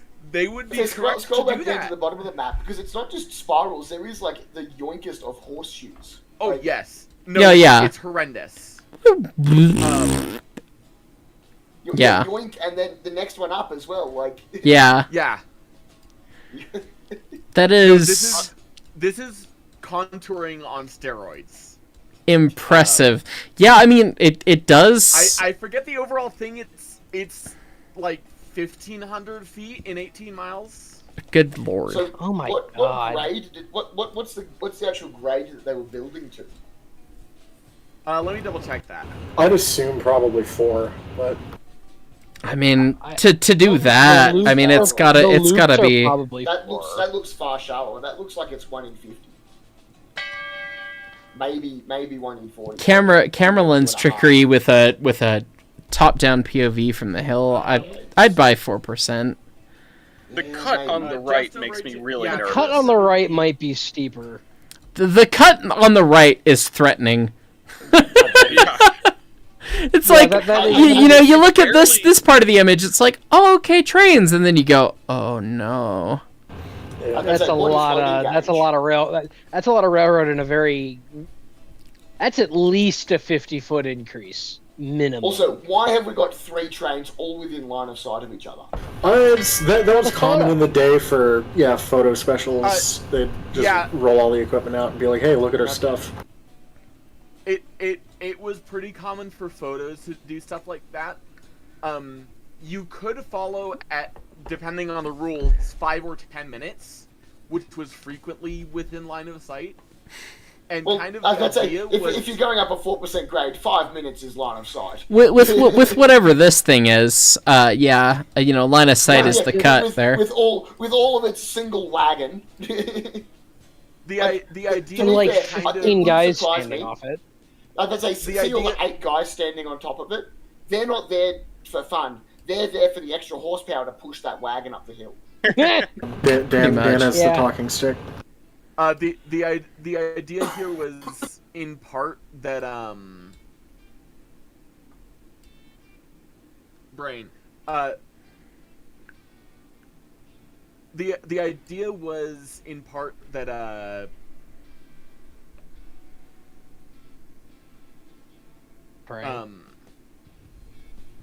that you would increase your overall capacity of your line by running all the trains up at however close spacing you had to, and then all the trains down at however close spacing you had to. Oh, you're fleeting them. Makes sense. Then That's you don't fun. have to build passing sidings. It's genius. The average grade was 78 feet per mile, which would come to about 1.5%. So actually fairly gentle. Okay. That's pretty reasonable. I would that would imagine explain why they have so many spirals. Like looking at the contour lines. What I would imagine is, in fact, that the bulk of it is actually fairly flat, and it's very steep at the top and the bottom. I'd buy that. It's where you're descending. Yeah. It's where you're trying to climb out of the river valley. Because they're living in like big same spot on spirals for a long time there, and then they get Exactly. Because And you can see I mean where the this contour line, this when you're crossing the contour line, there's so much more of extra trackage. right, and when you look at this, like this is something that comes into the gameplay mentally in terms of building a railroad of geology, right? Where you take a look at the geology of this region, like, okay, sure, we have this height difference, we have this distance. That's a simple problem. Okay, how much grade do we need to linearly do that in that space? Okay, great. And then you start to look at it and you go, oh shit, this is really fragmenty shit that is formed slopes and is not super stable and wants to run and is going to want to wash out and is going to cause all sorts of problems and is going to need shoring up and extra, money input in on the civil side in order for it to be a stable alignment. Okay, like, all right, so if we got to run from here to there, we can't stack up and build up and find the hard spot of the mountain and kind of cut our way up and wind up with a shorter continuous grade. Like, this shit is so slidey and bullshit by the way it looks. It's like Scree or Talus or whatever. I'd say that where your mouse is, like, you can see where it is all falling away. Already. Right, like you're dealing with basically mine tailings as your ballast, and it's like, oh, it's all going to end up as fill. You can't stack that up. You've got to just make the grade where you can. You know? So that's actually that is the another reason that problem cut here. scares me. That's the other problem here that the Morenci Southern had to deal with is, at least presumably, land rights. Excuse me. Because all yeah. 4 of the upper loops are now a pit mine. Like, that Right. is actively where the ore bodies are. Wow. Ah. Yeah, so presumably the mining company owns a lot of this land. Yeah. And so Damn. they've also got to compete with not building like too long over a shaft.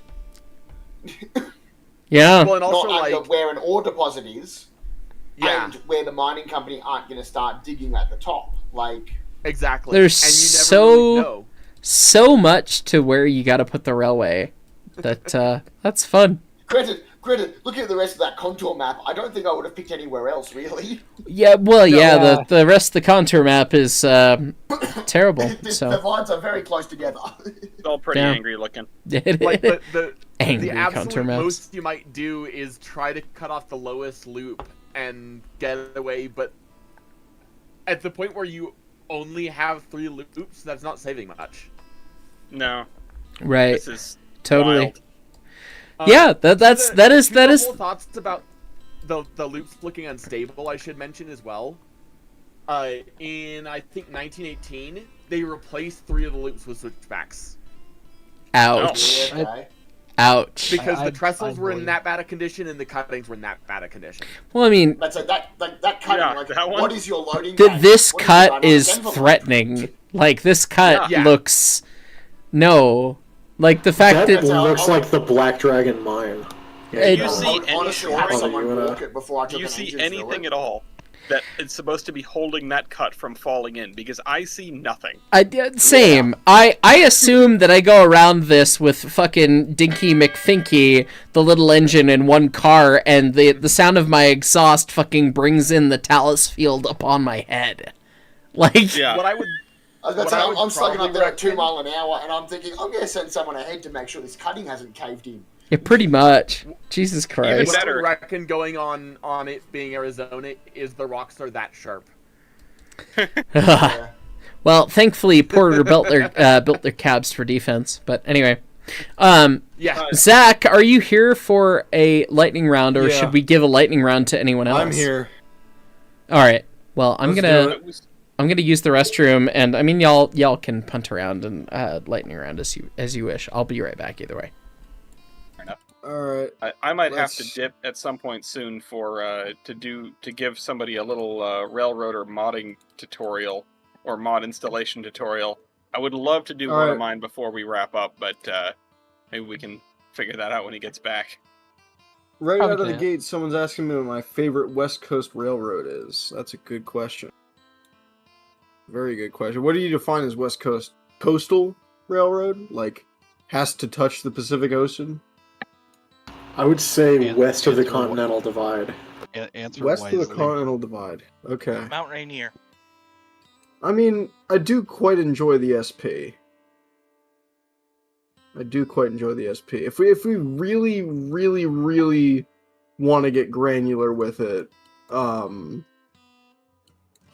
San Diego and Arizona has always held a place in my heart. It's definitely the funniest West Coast railroad. It's for a definitely lot the of reasons. funniest, and that's why. As aforementioned, San Diego's Elon Musk versus guy doing chemtrails in a tree fort, and the guy with the chemtrails won. Charlie Hatfield flooded San Diego, and East Coast or West Coast hand signals? Jersey best wheel arrangement. Now that boils down to 2. 3 actually. There is an equal argument I would debate to the 280, the 282, and the 462. It's one of those. All 3 of those were everywhere, did everything. Like, it just depends. Like, you can't just assign what is the best, but those are the 3 most ubiquitous. So it's one of those. I wouldn't call it it just the depends best, on your but railroad. it's definitely not the best, but I think the Atlantic is probably one of the most consequential because before that, like, we built Oligo Bernador and people were like, oh my god, we hit a problem with trains. How do we make them bigger? I was about to say the conception of the trail and truck is a very big divergence point. The trouble is, the 442 is weird in that it's like super important to the development of the train, but its heyday was like 10 years. Oh no, that's what I'm saying. It's like it's not the best or the most important. It's just like it's very like fundamentally consequential. Yes. I bet that's if there was anything that sort of continued the life of the steam locomotive beyond what it not what it should, but beyond like any real a real pivotal development point is the trail and truck. Yeah, someone. Let's see. I think like the like. Oh, sorry. Go ahead. So no, you finished, and then I got I am back. Lightning round question. Oh, that was quick. Hold on, we're gonna lightning round. Holy shit! Well, I didn't have much to say this time. It's fine. Someone's asking me what engine I would crash into a roundhouse. I don't know. EBT engines. Look at all the stalls. 16. EBT. Broad top 16. Duh. Favorite Camelback engine? Any of the T38s. The T38s on the CNJ. T38s and T40s. They're virtually the same. Jersey, what do you do when your interest in trains dwindles and isn't what it used to be? I have never had that issue. I am so autistic. You just can't even comprehend me. Honestly, you find a different niche of railroading to get interested in. Yeah, like, this railroad's bumming me out. Let me move on to the next one. You just find something else. Yeah.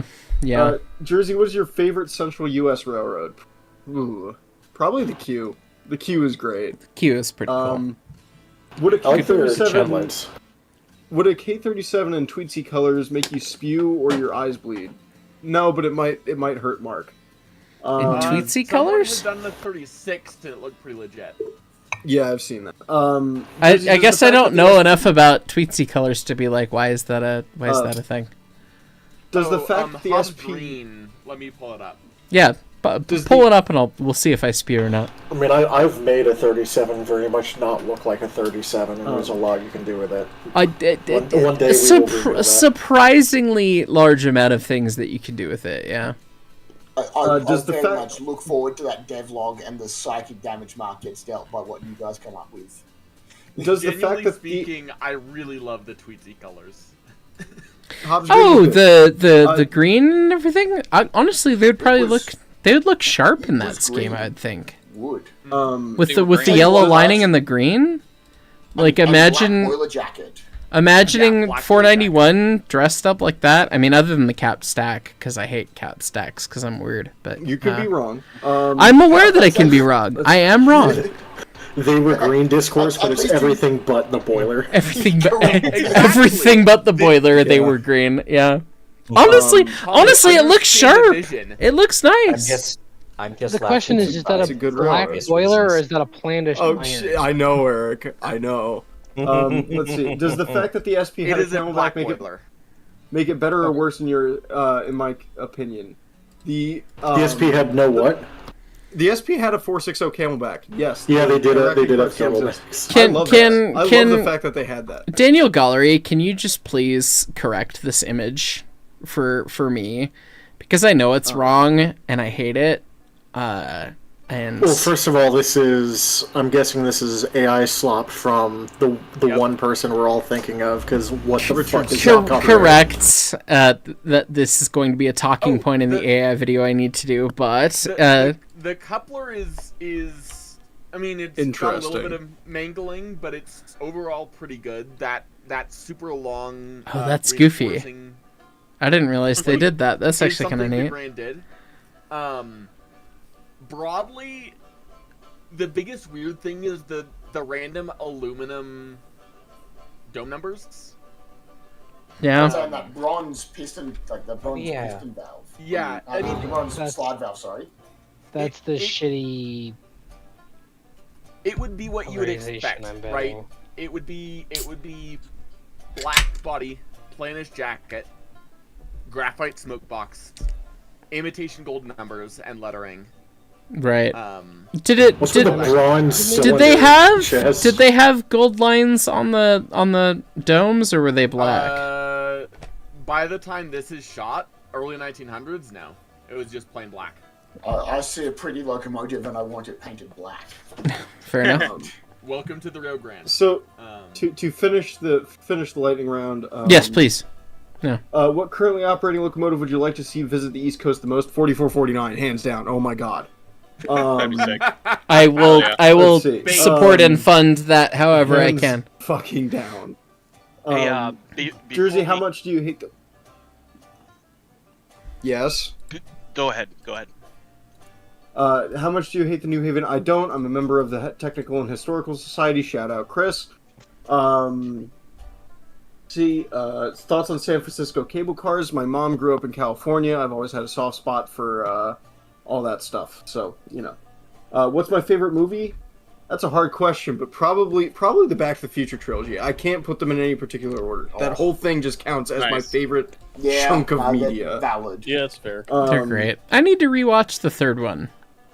I haven't seen it in a minute. Trains. Yeah, And trains. Okay. Yeah. Trains. Hold on. Third one's great. First one has way more incest than I remember from the first one. Yeah, well, that one's weird, but whatever. Anyway, what is your favorite way a railroad dealt with a massive fill? The Lackawanna. They blew up a mountain. They used the mountain to fill the gap to get to the next mountain to blow up. Jersey favorite pizza. Simply blow up the just mountain. Classic pie, or actually, sorry. Oh god, I'll get back to you on that.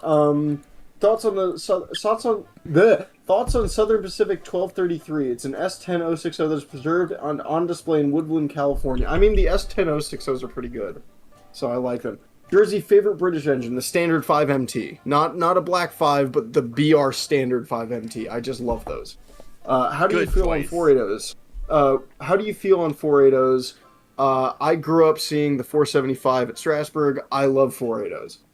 I've already answered the favorite Camelback question. Favorite South American railroad? Good question. I like the Devil's Nose a lot. Very good question. Devil's Nose is fucking cool. That is pretty cool. Yeah, that probably is. What's my favorite Pennsylvania railroad locomotive? The good old K4. What's your favorite coal hauling railroad? The CNJ. Duh. Alternatively, like Rio Turbio or anything Porta touched is also very cool. True. Thoughts on SP1232? What would that be? Anybody SP autistic? What is a 1200? 1232 would be just another S10. I don't know why well, this it's an is a S10. question. I like that. They just asked 1233, which is Yeah. literally the next in the sequence. What is the maximum heating ability of your household water heater? We're back to appliance gate. Now we're in the real questions. We need to know about Jersey's appliances. I timed my fucking microwave RPM for these people, okay? We appreciate your commitment to the bit. What is my favorite nickel plate locomotive other than 765? 765 isn't my favorite. I have yet to see it, as a matter of fact. It's probably a tie between the 759, which I have grown up seeing, and the 170, because that's a cool-ass Hudson. So, like those. The L ones are looks like taller. we're running out. Yes, they are. Jersey, okay, hold on. Favorite all-time engine, the G3, duh. What is my favorite Canadian railroad? Canadian Pacific. What are your thoughts on the 1-6... What? That's not a real wheel arrangement. Nothing starts with 1. Except for maybe... It might be French. Oh. What is it? Then it would be a 2, 12, 12, 12. Oh. Sorry, it might be a mistype of the 2666s, which Allegheny, are Alleghenies, and presumably, yeah. I've seen both Survivors, and I was just talking to Spin earlier today about how menacing those are to stand next to. Because, like, I've been next to big boys, I've been next to, like, a bunch of stuff. There is nothing that has the presence of an Allegheny. Those things are huge. And confirmed. Favorite Chicago Northwestern locomotive. I quite like their Berkshires. No, you can't have my home appliances, dude. What about when you're done with them? It looks like the Sure, rest Ellis. of the questions are about your fridge. I'll save you from those. Well, there's triplexes. I like triplexes, and they have an unfairly bad reputation. I could do an entire thing on that. Am I on board you with should. bringing Little River 110 back to Tennessee? Yes, but where are you gonna run it? You've got a whole ass YouTube channel that you could do, dude. I'm just saying. Yeah. Just saying. I probably should do that, shouldn't I? You should just have a video series called Jersey's Lightning Round. That's oh my god. Yeah, That you is a could. good idea, You isn't it? could. Popular. Honestly, that's be fun. Not a bad That's idea, probably a good actually. idea. Lightning strike thumbnail. Hey, it's all Thunderstruck. It's just Razor's Edge or Ride the Lightning. Yeah, Ride the one of the two. Lightning. Yeah, yeah. This is part of my Yeah. this is part of my Metallica, social it's your engineering thing. project to turn him into a green hat. Beautiful. You will never get me to be a green hat. Okay? You will never get that to happen. I don't know what these I would things mean, sooner become an so orange hat. we're gonna answer. Green hats, New York Central. Red hats, Pennsylvania. Think Sheets Wawa, but train. No, gross. From Remy LeBlanc. Message retracted. Thank you for the $5 dues.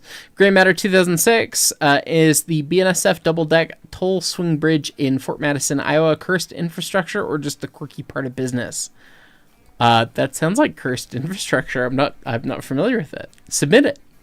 UP 1055 Productions of Hearne, Texas. Conductor, 4 months. I went to the Colorado Road Museum today to try to see you, but you weren't there, so you got a picture with Dusty. I'm glad you did. I needed to work on some video game stuff because I've spent the last, other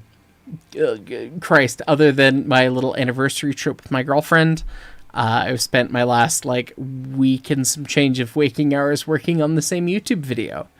And so I wanted to work on one of my other projects, knowing that I didn't really need to go to the museum today. So I didn't. But I will be at the museum again in the future. As a volunteer, spoilers, but it's fine. Anyway, they're firing me, or they're not. I'm resigning or something. Budgets and stuff and things and words, whatever. Anyway, Eagles World 74. When you come into New Zealand, we got cool trains. Presumably as a tag on to an Australian trip one of these days. I mean, I'd love to come see Macwell. Now that I know him in his home operation, one of these days it would be great to do a video. Well, just kind of have to see how Australia travel goes. We're planning on going out for the 4-train race out of Maitland next year in Australia. At least me, maybe the 3/4 show, hopefully.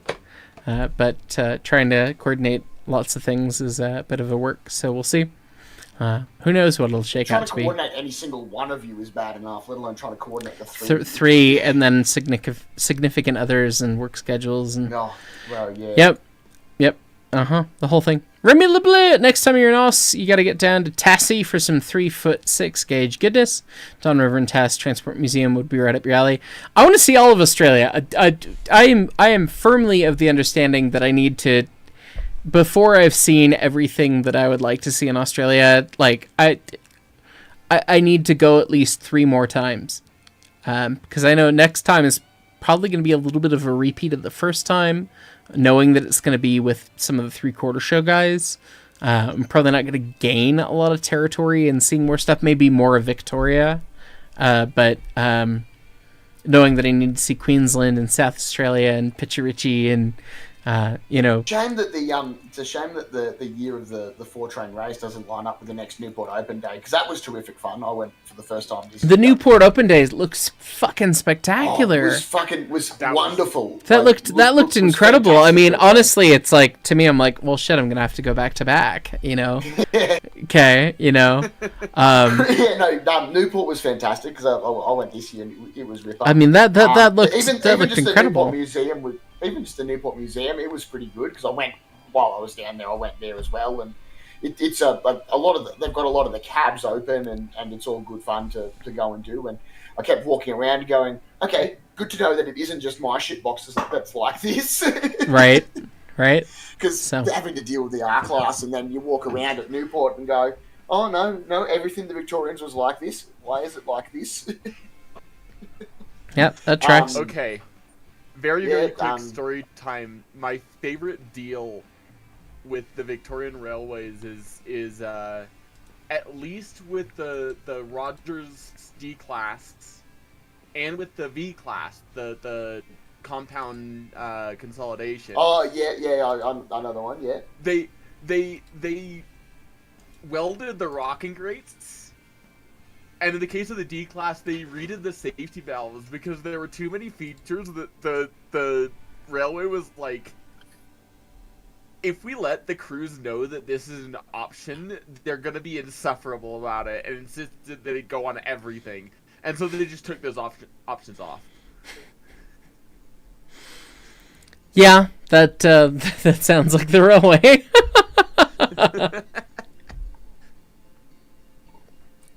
I don't know what VR's aversion to rocking rates was, but Well, think about it, Dan. Have you ever rocked a grate and had it pop out of its socket because of a piece of slag and whatever, and then you fight to get it back in while trying to light the fire?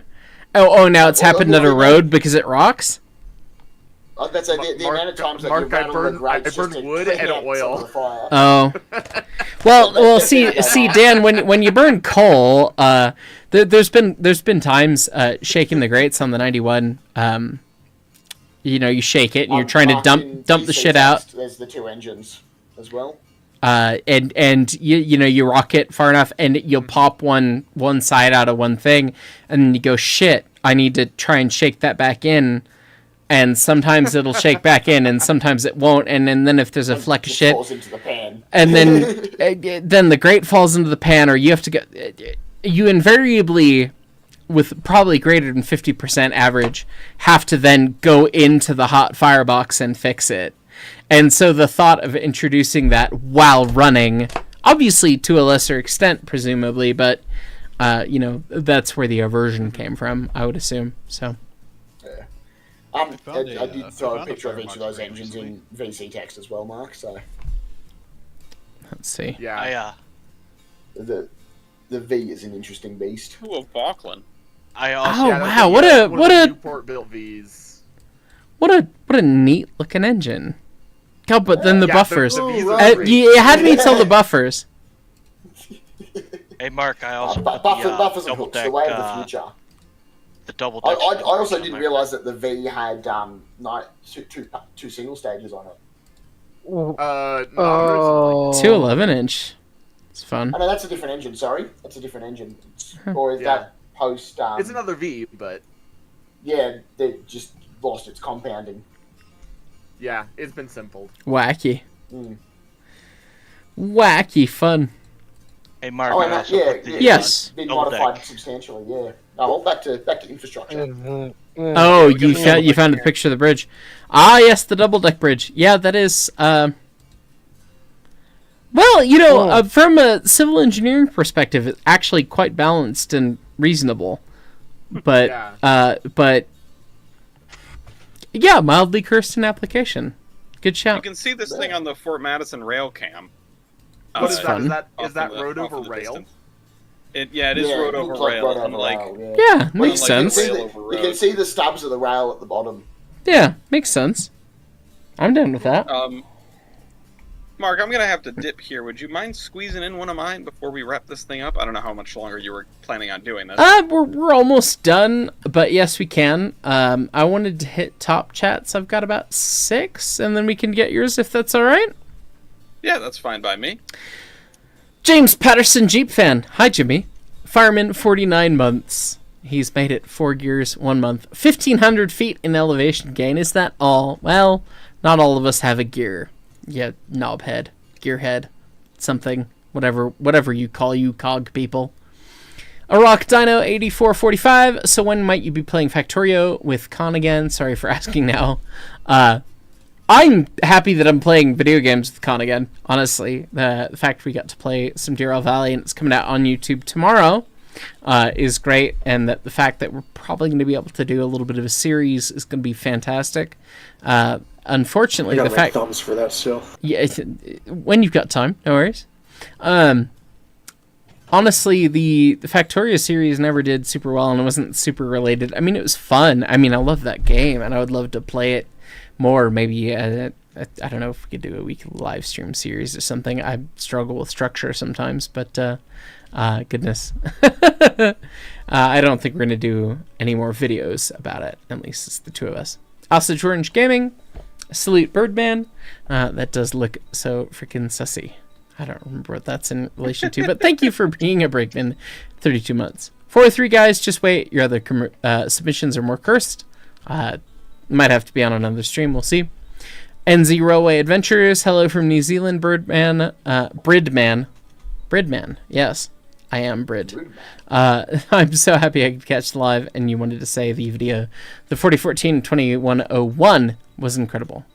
Bridman 2101. We'll discount those things. Glad you enjoyed. Good stuff. Void Elder, is the series Ridiculous Railroads dead, or is it at some point going to get revived? We'll have to see. I've tried a couple. There's one incredibly bad railroad in the in the Upper Peninsula of Michigan you need to cover. Yeah, and it's a challenge. I've tried to start a couple of series like that were neat ideas that require so much work to execute that then didn't do super well in terms of engagement. That it's like, well, these are fun projects when we get there, you know. So, yeah. I mean, if you were to come out here, it wouldn't be practical to go up there. But if you were ever in like northern Wisconsin for reasons, we will go to the Porterfield in Ellis to film the Porterfield in Ellis for the sake of doing it at some point. But because that would be awesome. Because I've traced it all out. You can get back there. You're gonna go off roading for a little bit, but you can get back there. Yeah, it's fine. We'll figure it out. And then a Rock Dino 8445 Jersey should just have his live stream running. Yeah, but I don't want to take away from Mark. You're not going to take away from me. You should stream when I stream if we're doing stuff. That's not... I don't want to take away from you. You're not going to. Multiple perspectives of shenanigans. Literally. I was about to say, welcome to everyone's just going to have both streams open in 2 windows. Like, yeah, I was going to say it's free. It's free real estate. Do it. Anyway, yeah. Okay, let's see. Ellis, you had something you wanted to share specifically, yes? I sent in quite a few things, I'll be honest. I forgot to do it before we started the stream, so they're all going to be down towards the bottom. I can search. I have the spreadsheet open. I could search for whatever, or you could send whatever, and we could just riff on it. Try punching in Mount Washington as a keyword. Oh boy, the New Hampshire cog. Sure is. And Mark, before you kick this off, somebody had an idea. Next time we do the alignment type, curse stuff, get Leighton on here. Okay. I'm sure Civil Engineer Man would have things to say about some of the abominations. He knew the stream was going and he couldn't be here. So what are you gonna do? I can't control him. Me again. I can't control him. I do not own his time yet. If the business continues to grow, I may own some of his time in the future. But that is not a right now problem. I did drop a little side thing in the MOWVC text. This also got its own submission, but I figured I'd bring it up now because it's just a little thing and it's related to me and my stuff. Am I pulling up that first? Yeah, I found a photo of a train on the Bridge Killing Bridge. Oh, there it is. It's beautiful. Good. I recently, probably within the last 2 months, I rewatched that episode. When Bridges Attack. When Bridges Attack, and that is delightful. So, good. What is the wheel arrangement on that? I'm sorry. I'm staring Probably at just the a engine. 440. I'm just for spacebar 40. Yeah, something like that. Good grief. But yeah, is your Mount Washington one a switch? It sure is. Uh-huh. This is. This isn't even one of the photos that I sent in. Oh. So it made it in here anyway. the Mount But you have to Washington flip Con- 9 things to throw the switch. Yeah, 9-part switch. Some of these pieces weighed like 100 to 200 pounds, and they had to be moved by hand. So when you say move by hand, do you mean you've got a switch machine outside, or are you like literally pushing shit? Some of them column A, some of them column B. Like that big Dope. piece of rack rail there on the left, you just grab the end and swing it into place. Cool. Thanks. Thanks for that. There are 3 huge reasons why these switches existed. And they all stem back to the fact that Sylvester Marsh may have been an inventor, but he was not really an engineer, and he definitely was not a railroad man. That's like, look at that kink. Like, yeah, don't worry about it. The top of the rack rail is higher than the top of the rail head, and also the driving axle with the cogwheel on it also has another giant gear on it that hangs down to the side, which is why you need that big space next to the rack rail when the switch is normal. It's a real mess. This is a good picture. I threw in 5 additional pictures of these switches. I searched Mount Washington. They've started replacing these with like roller coaster style like transfer table switches, where you just have like a straight and a diverging, and you just slide 2 entire track sections. Yeah, in and hold out. on. I'll toss in the pictures that I have into the chat here as well. And one of them is Oh, I think I found yours. You submitted these while we were streaming. You son of a bitch. Because I saw the stream. I got home. I saw the stream was up, and I went, "Oh shoot! I forgot to submit anything." Okay, fair enough. You did say that, and I didn't catch it right away. It's like, oh, you had a submission. Oh, okay. No, you didn't. Your pictures are, Christ. Yeah. There you go. Someday you need to get to the Mount Washington Cog. I mean, I'm sure it's on your list somewhere. It is, as is every railway. And here's my quick soapbox to stand on. Real fast, thinking of railways and all the things. I'm gonna stand on my soapbox with my giant cat above my head. But anyway, I loved, and I'm privileged to get to travel to so many places and see so many things. But it logistically doesn't make a lot of sense for me a lot of the time. Anything any of you guys who are involved with any org can do to help ease me traveling to see your thing, whatever it is supremely helpful. Because, like, last year, generally, I traveled a bunch, and I have months worth of videos that I still need to edit and post from last year. So I'm like already behind the gun there in terms of what I didn't already edit, and then financially traveling and airline prices increasing and everything that makes it really challenging. So if there's a way to stay at a hostel or at a crew accommodation or any little those sorts of things, or if the org really wants me out, if they can help with the costs or whatever, that makes the difference, because I'd love to come and see everything, and I'm gonna go and see the things that I know will, 1, be great for the business, and 2, be enjoyable to me. Like, I know I'm gonna get to the WWNF this year. Gonna make it happen. Hell yeah. Because everyone out there is fucking hilarious and funny and fun, and like, I want to go there and I will pay to go there, and I don't care about the rest of it. It's gonna be a great time no matter what. But some of the rest, it's like everyone wants me to come everywhere, and it's like, I'm one person. It's hard to do all these things and all the stuff. So I can tell you will have at least a place to stay, if not more, out here if you were to come out. Well, good. No, hey, that helps with Michigan. Likewise, if you ever end up in my neck of the woods. Appreciate that there's too much train down in Rhode Island, we're actually the only state in the United States that doesn't even have a steam engine on display.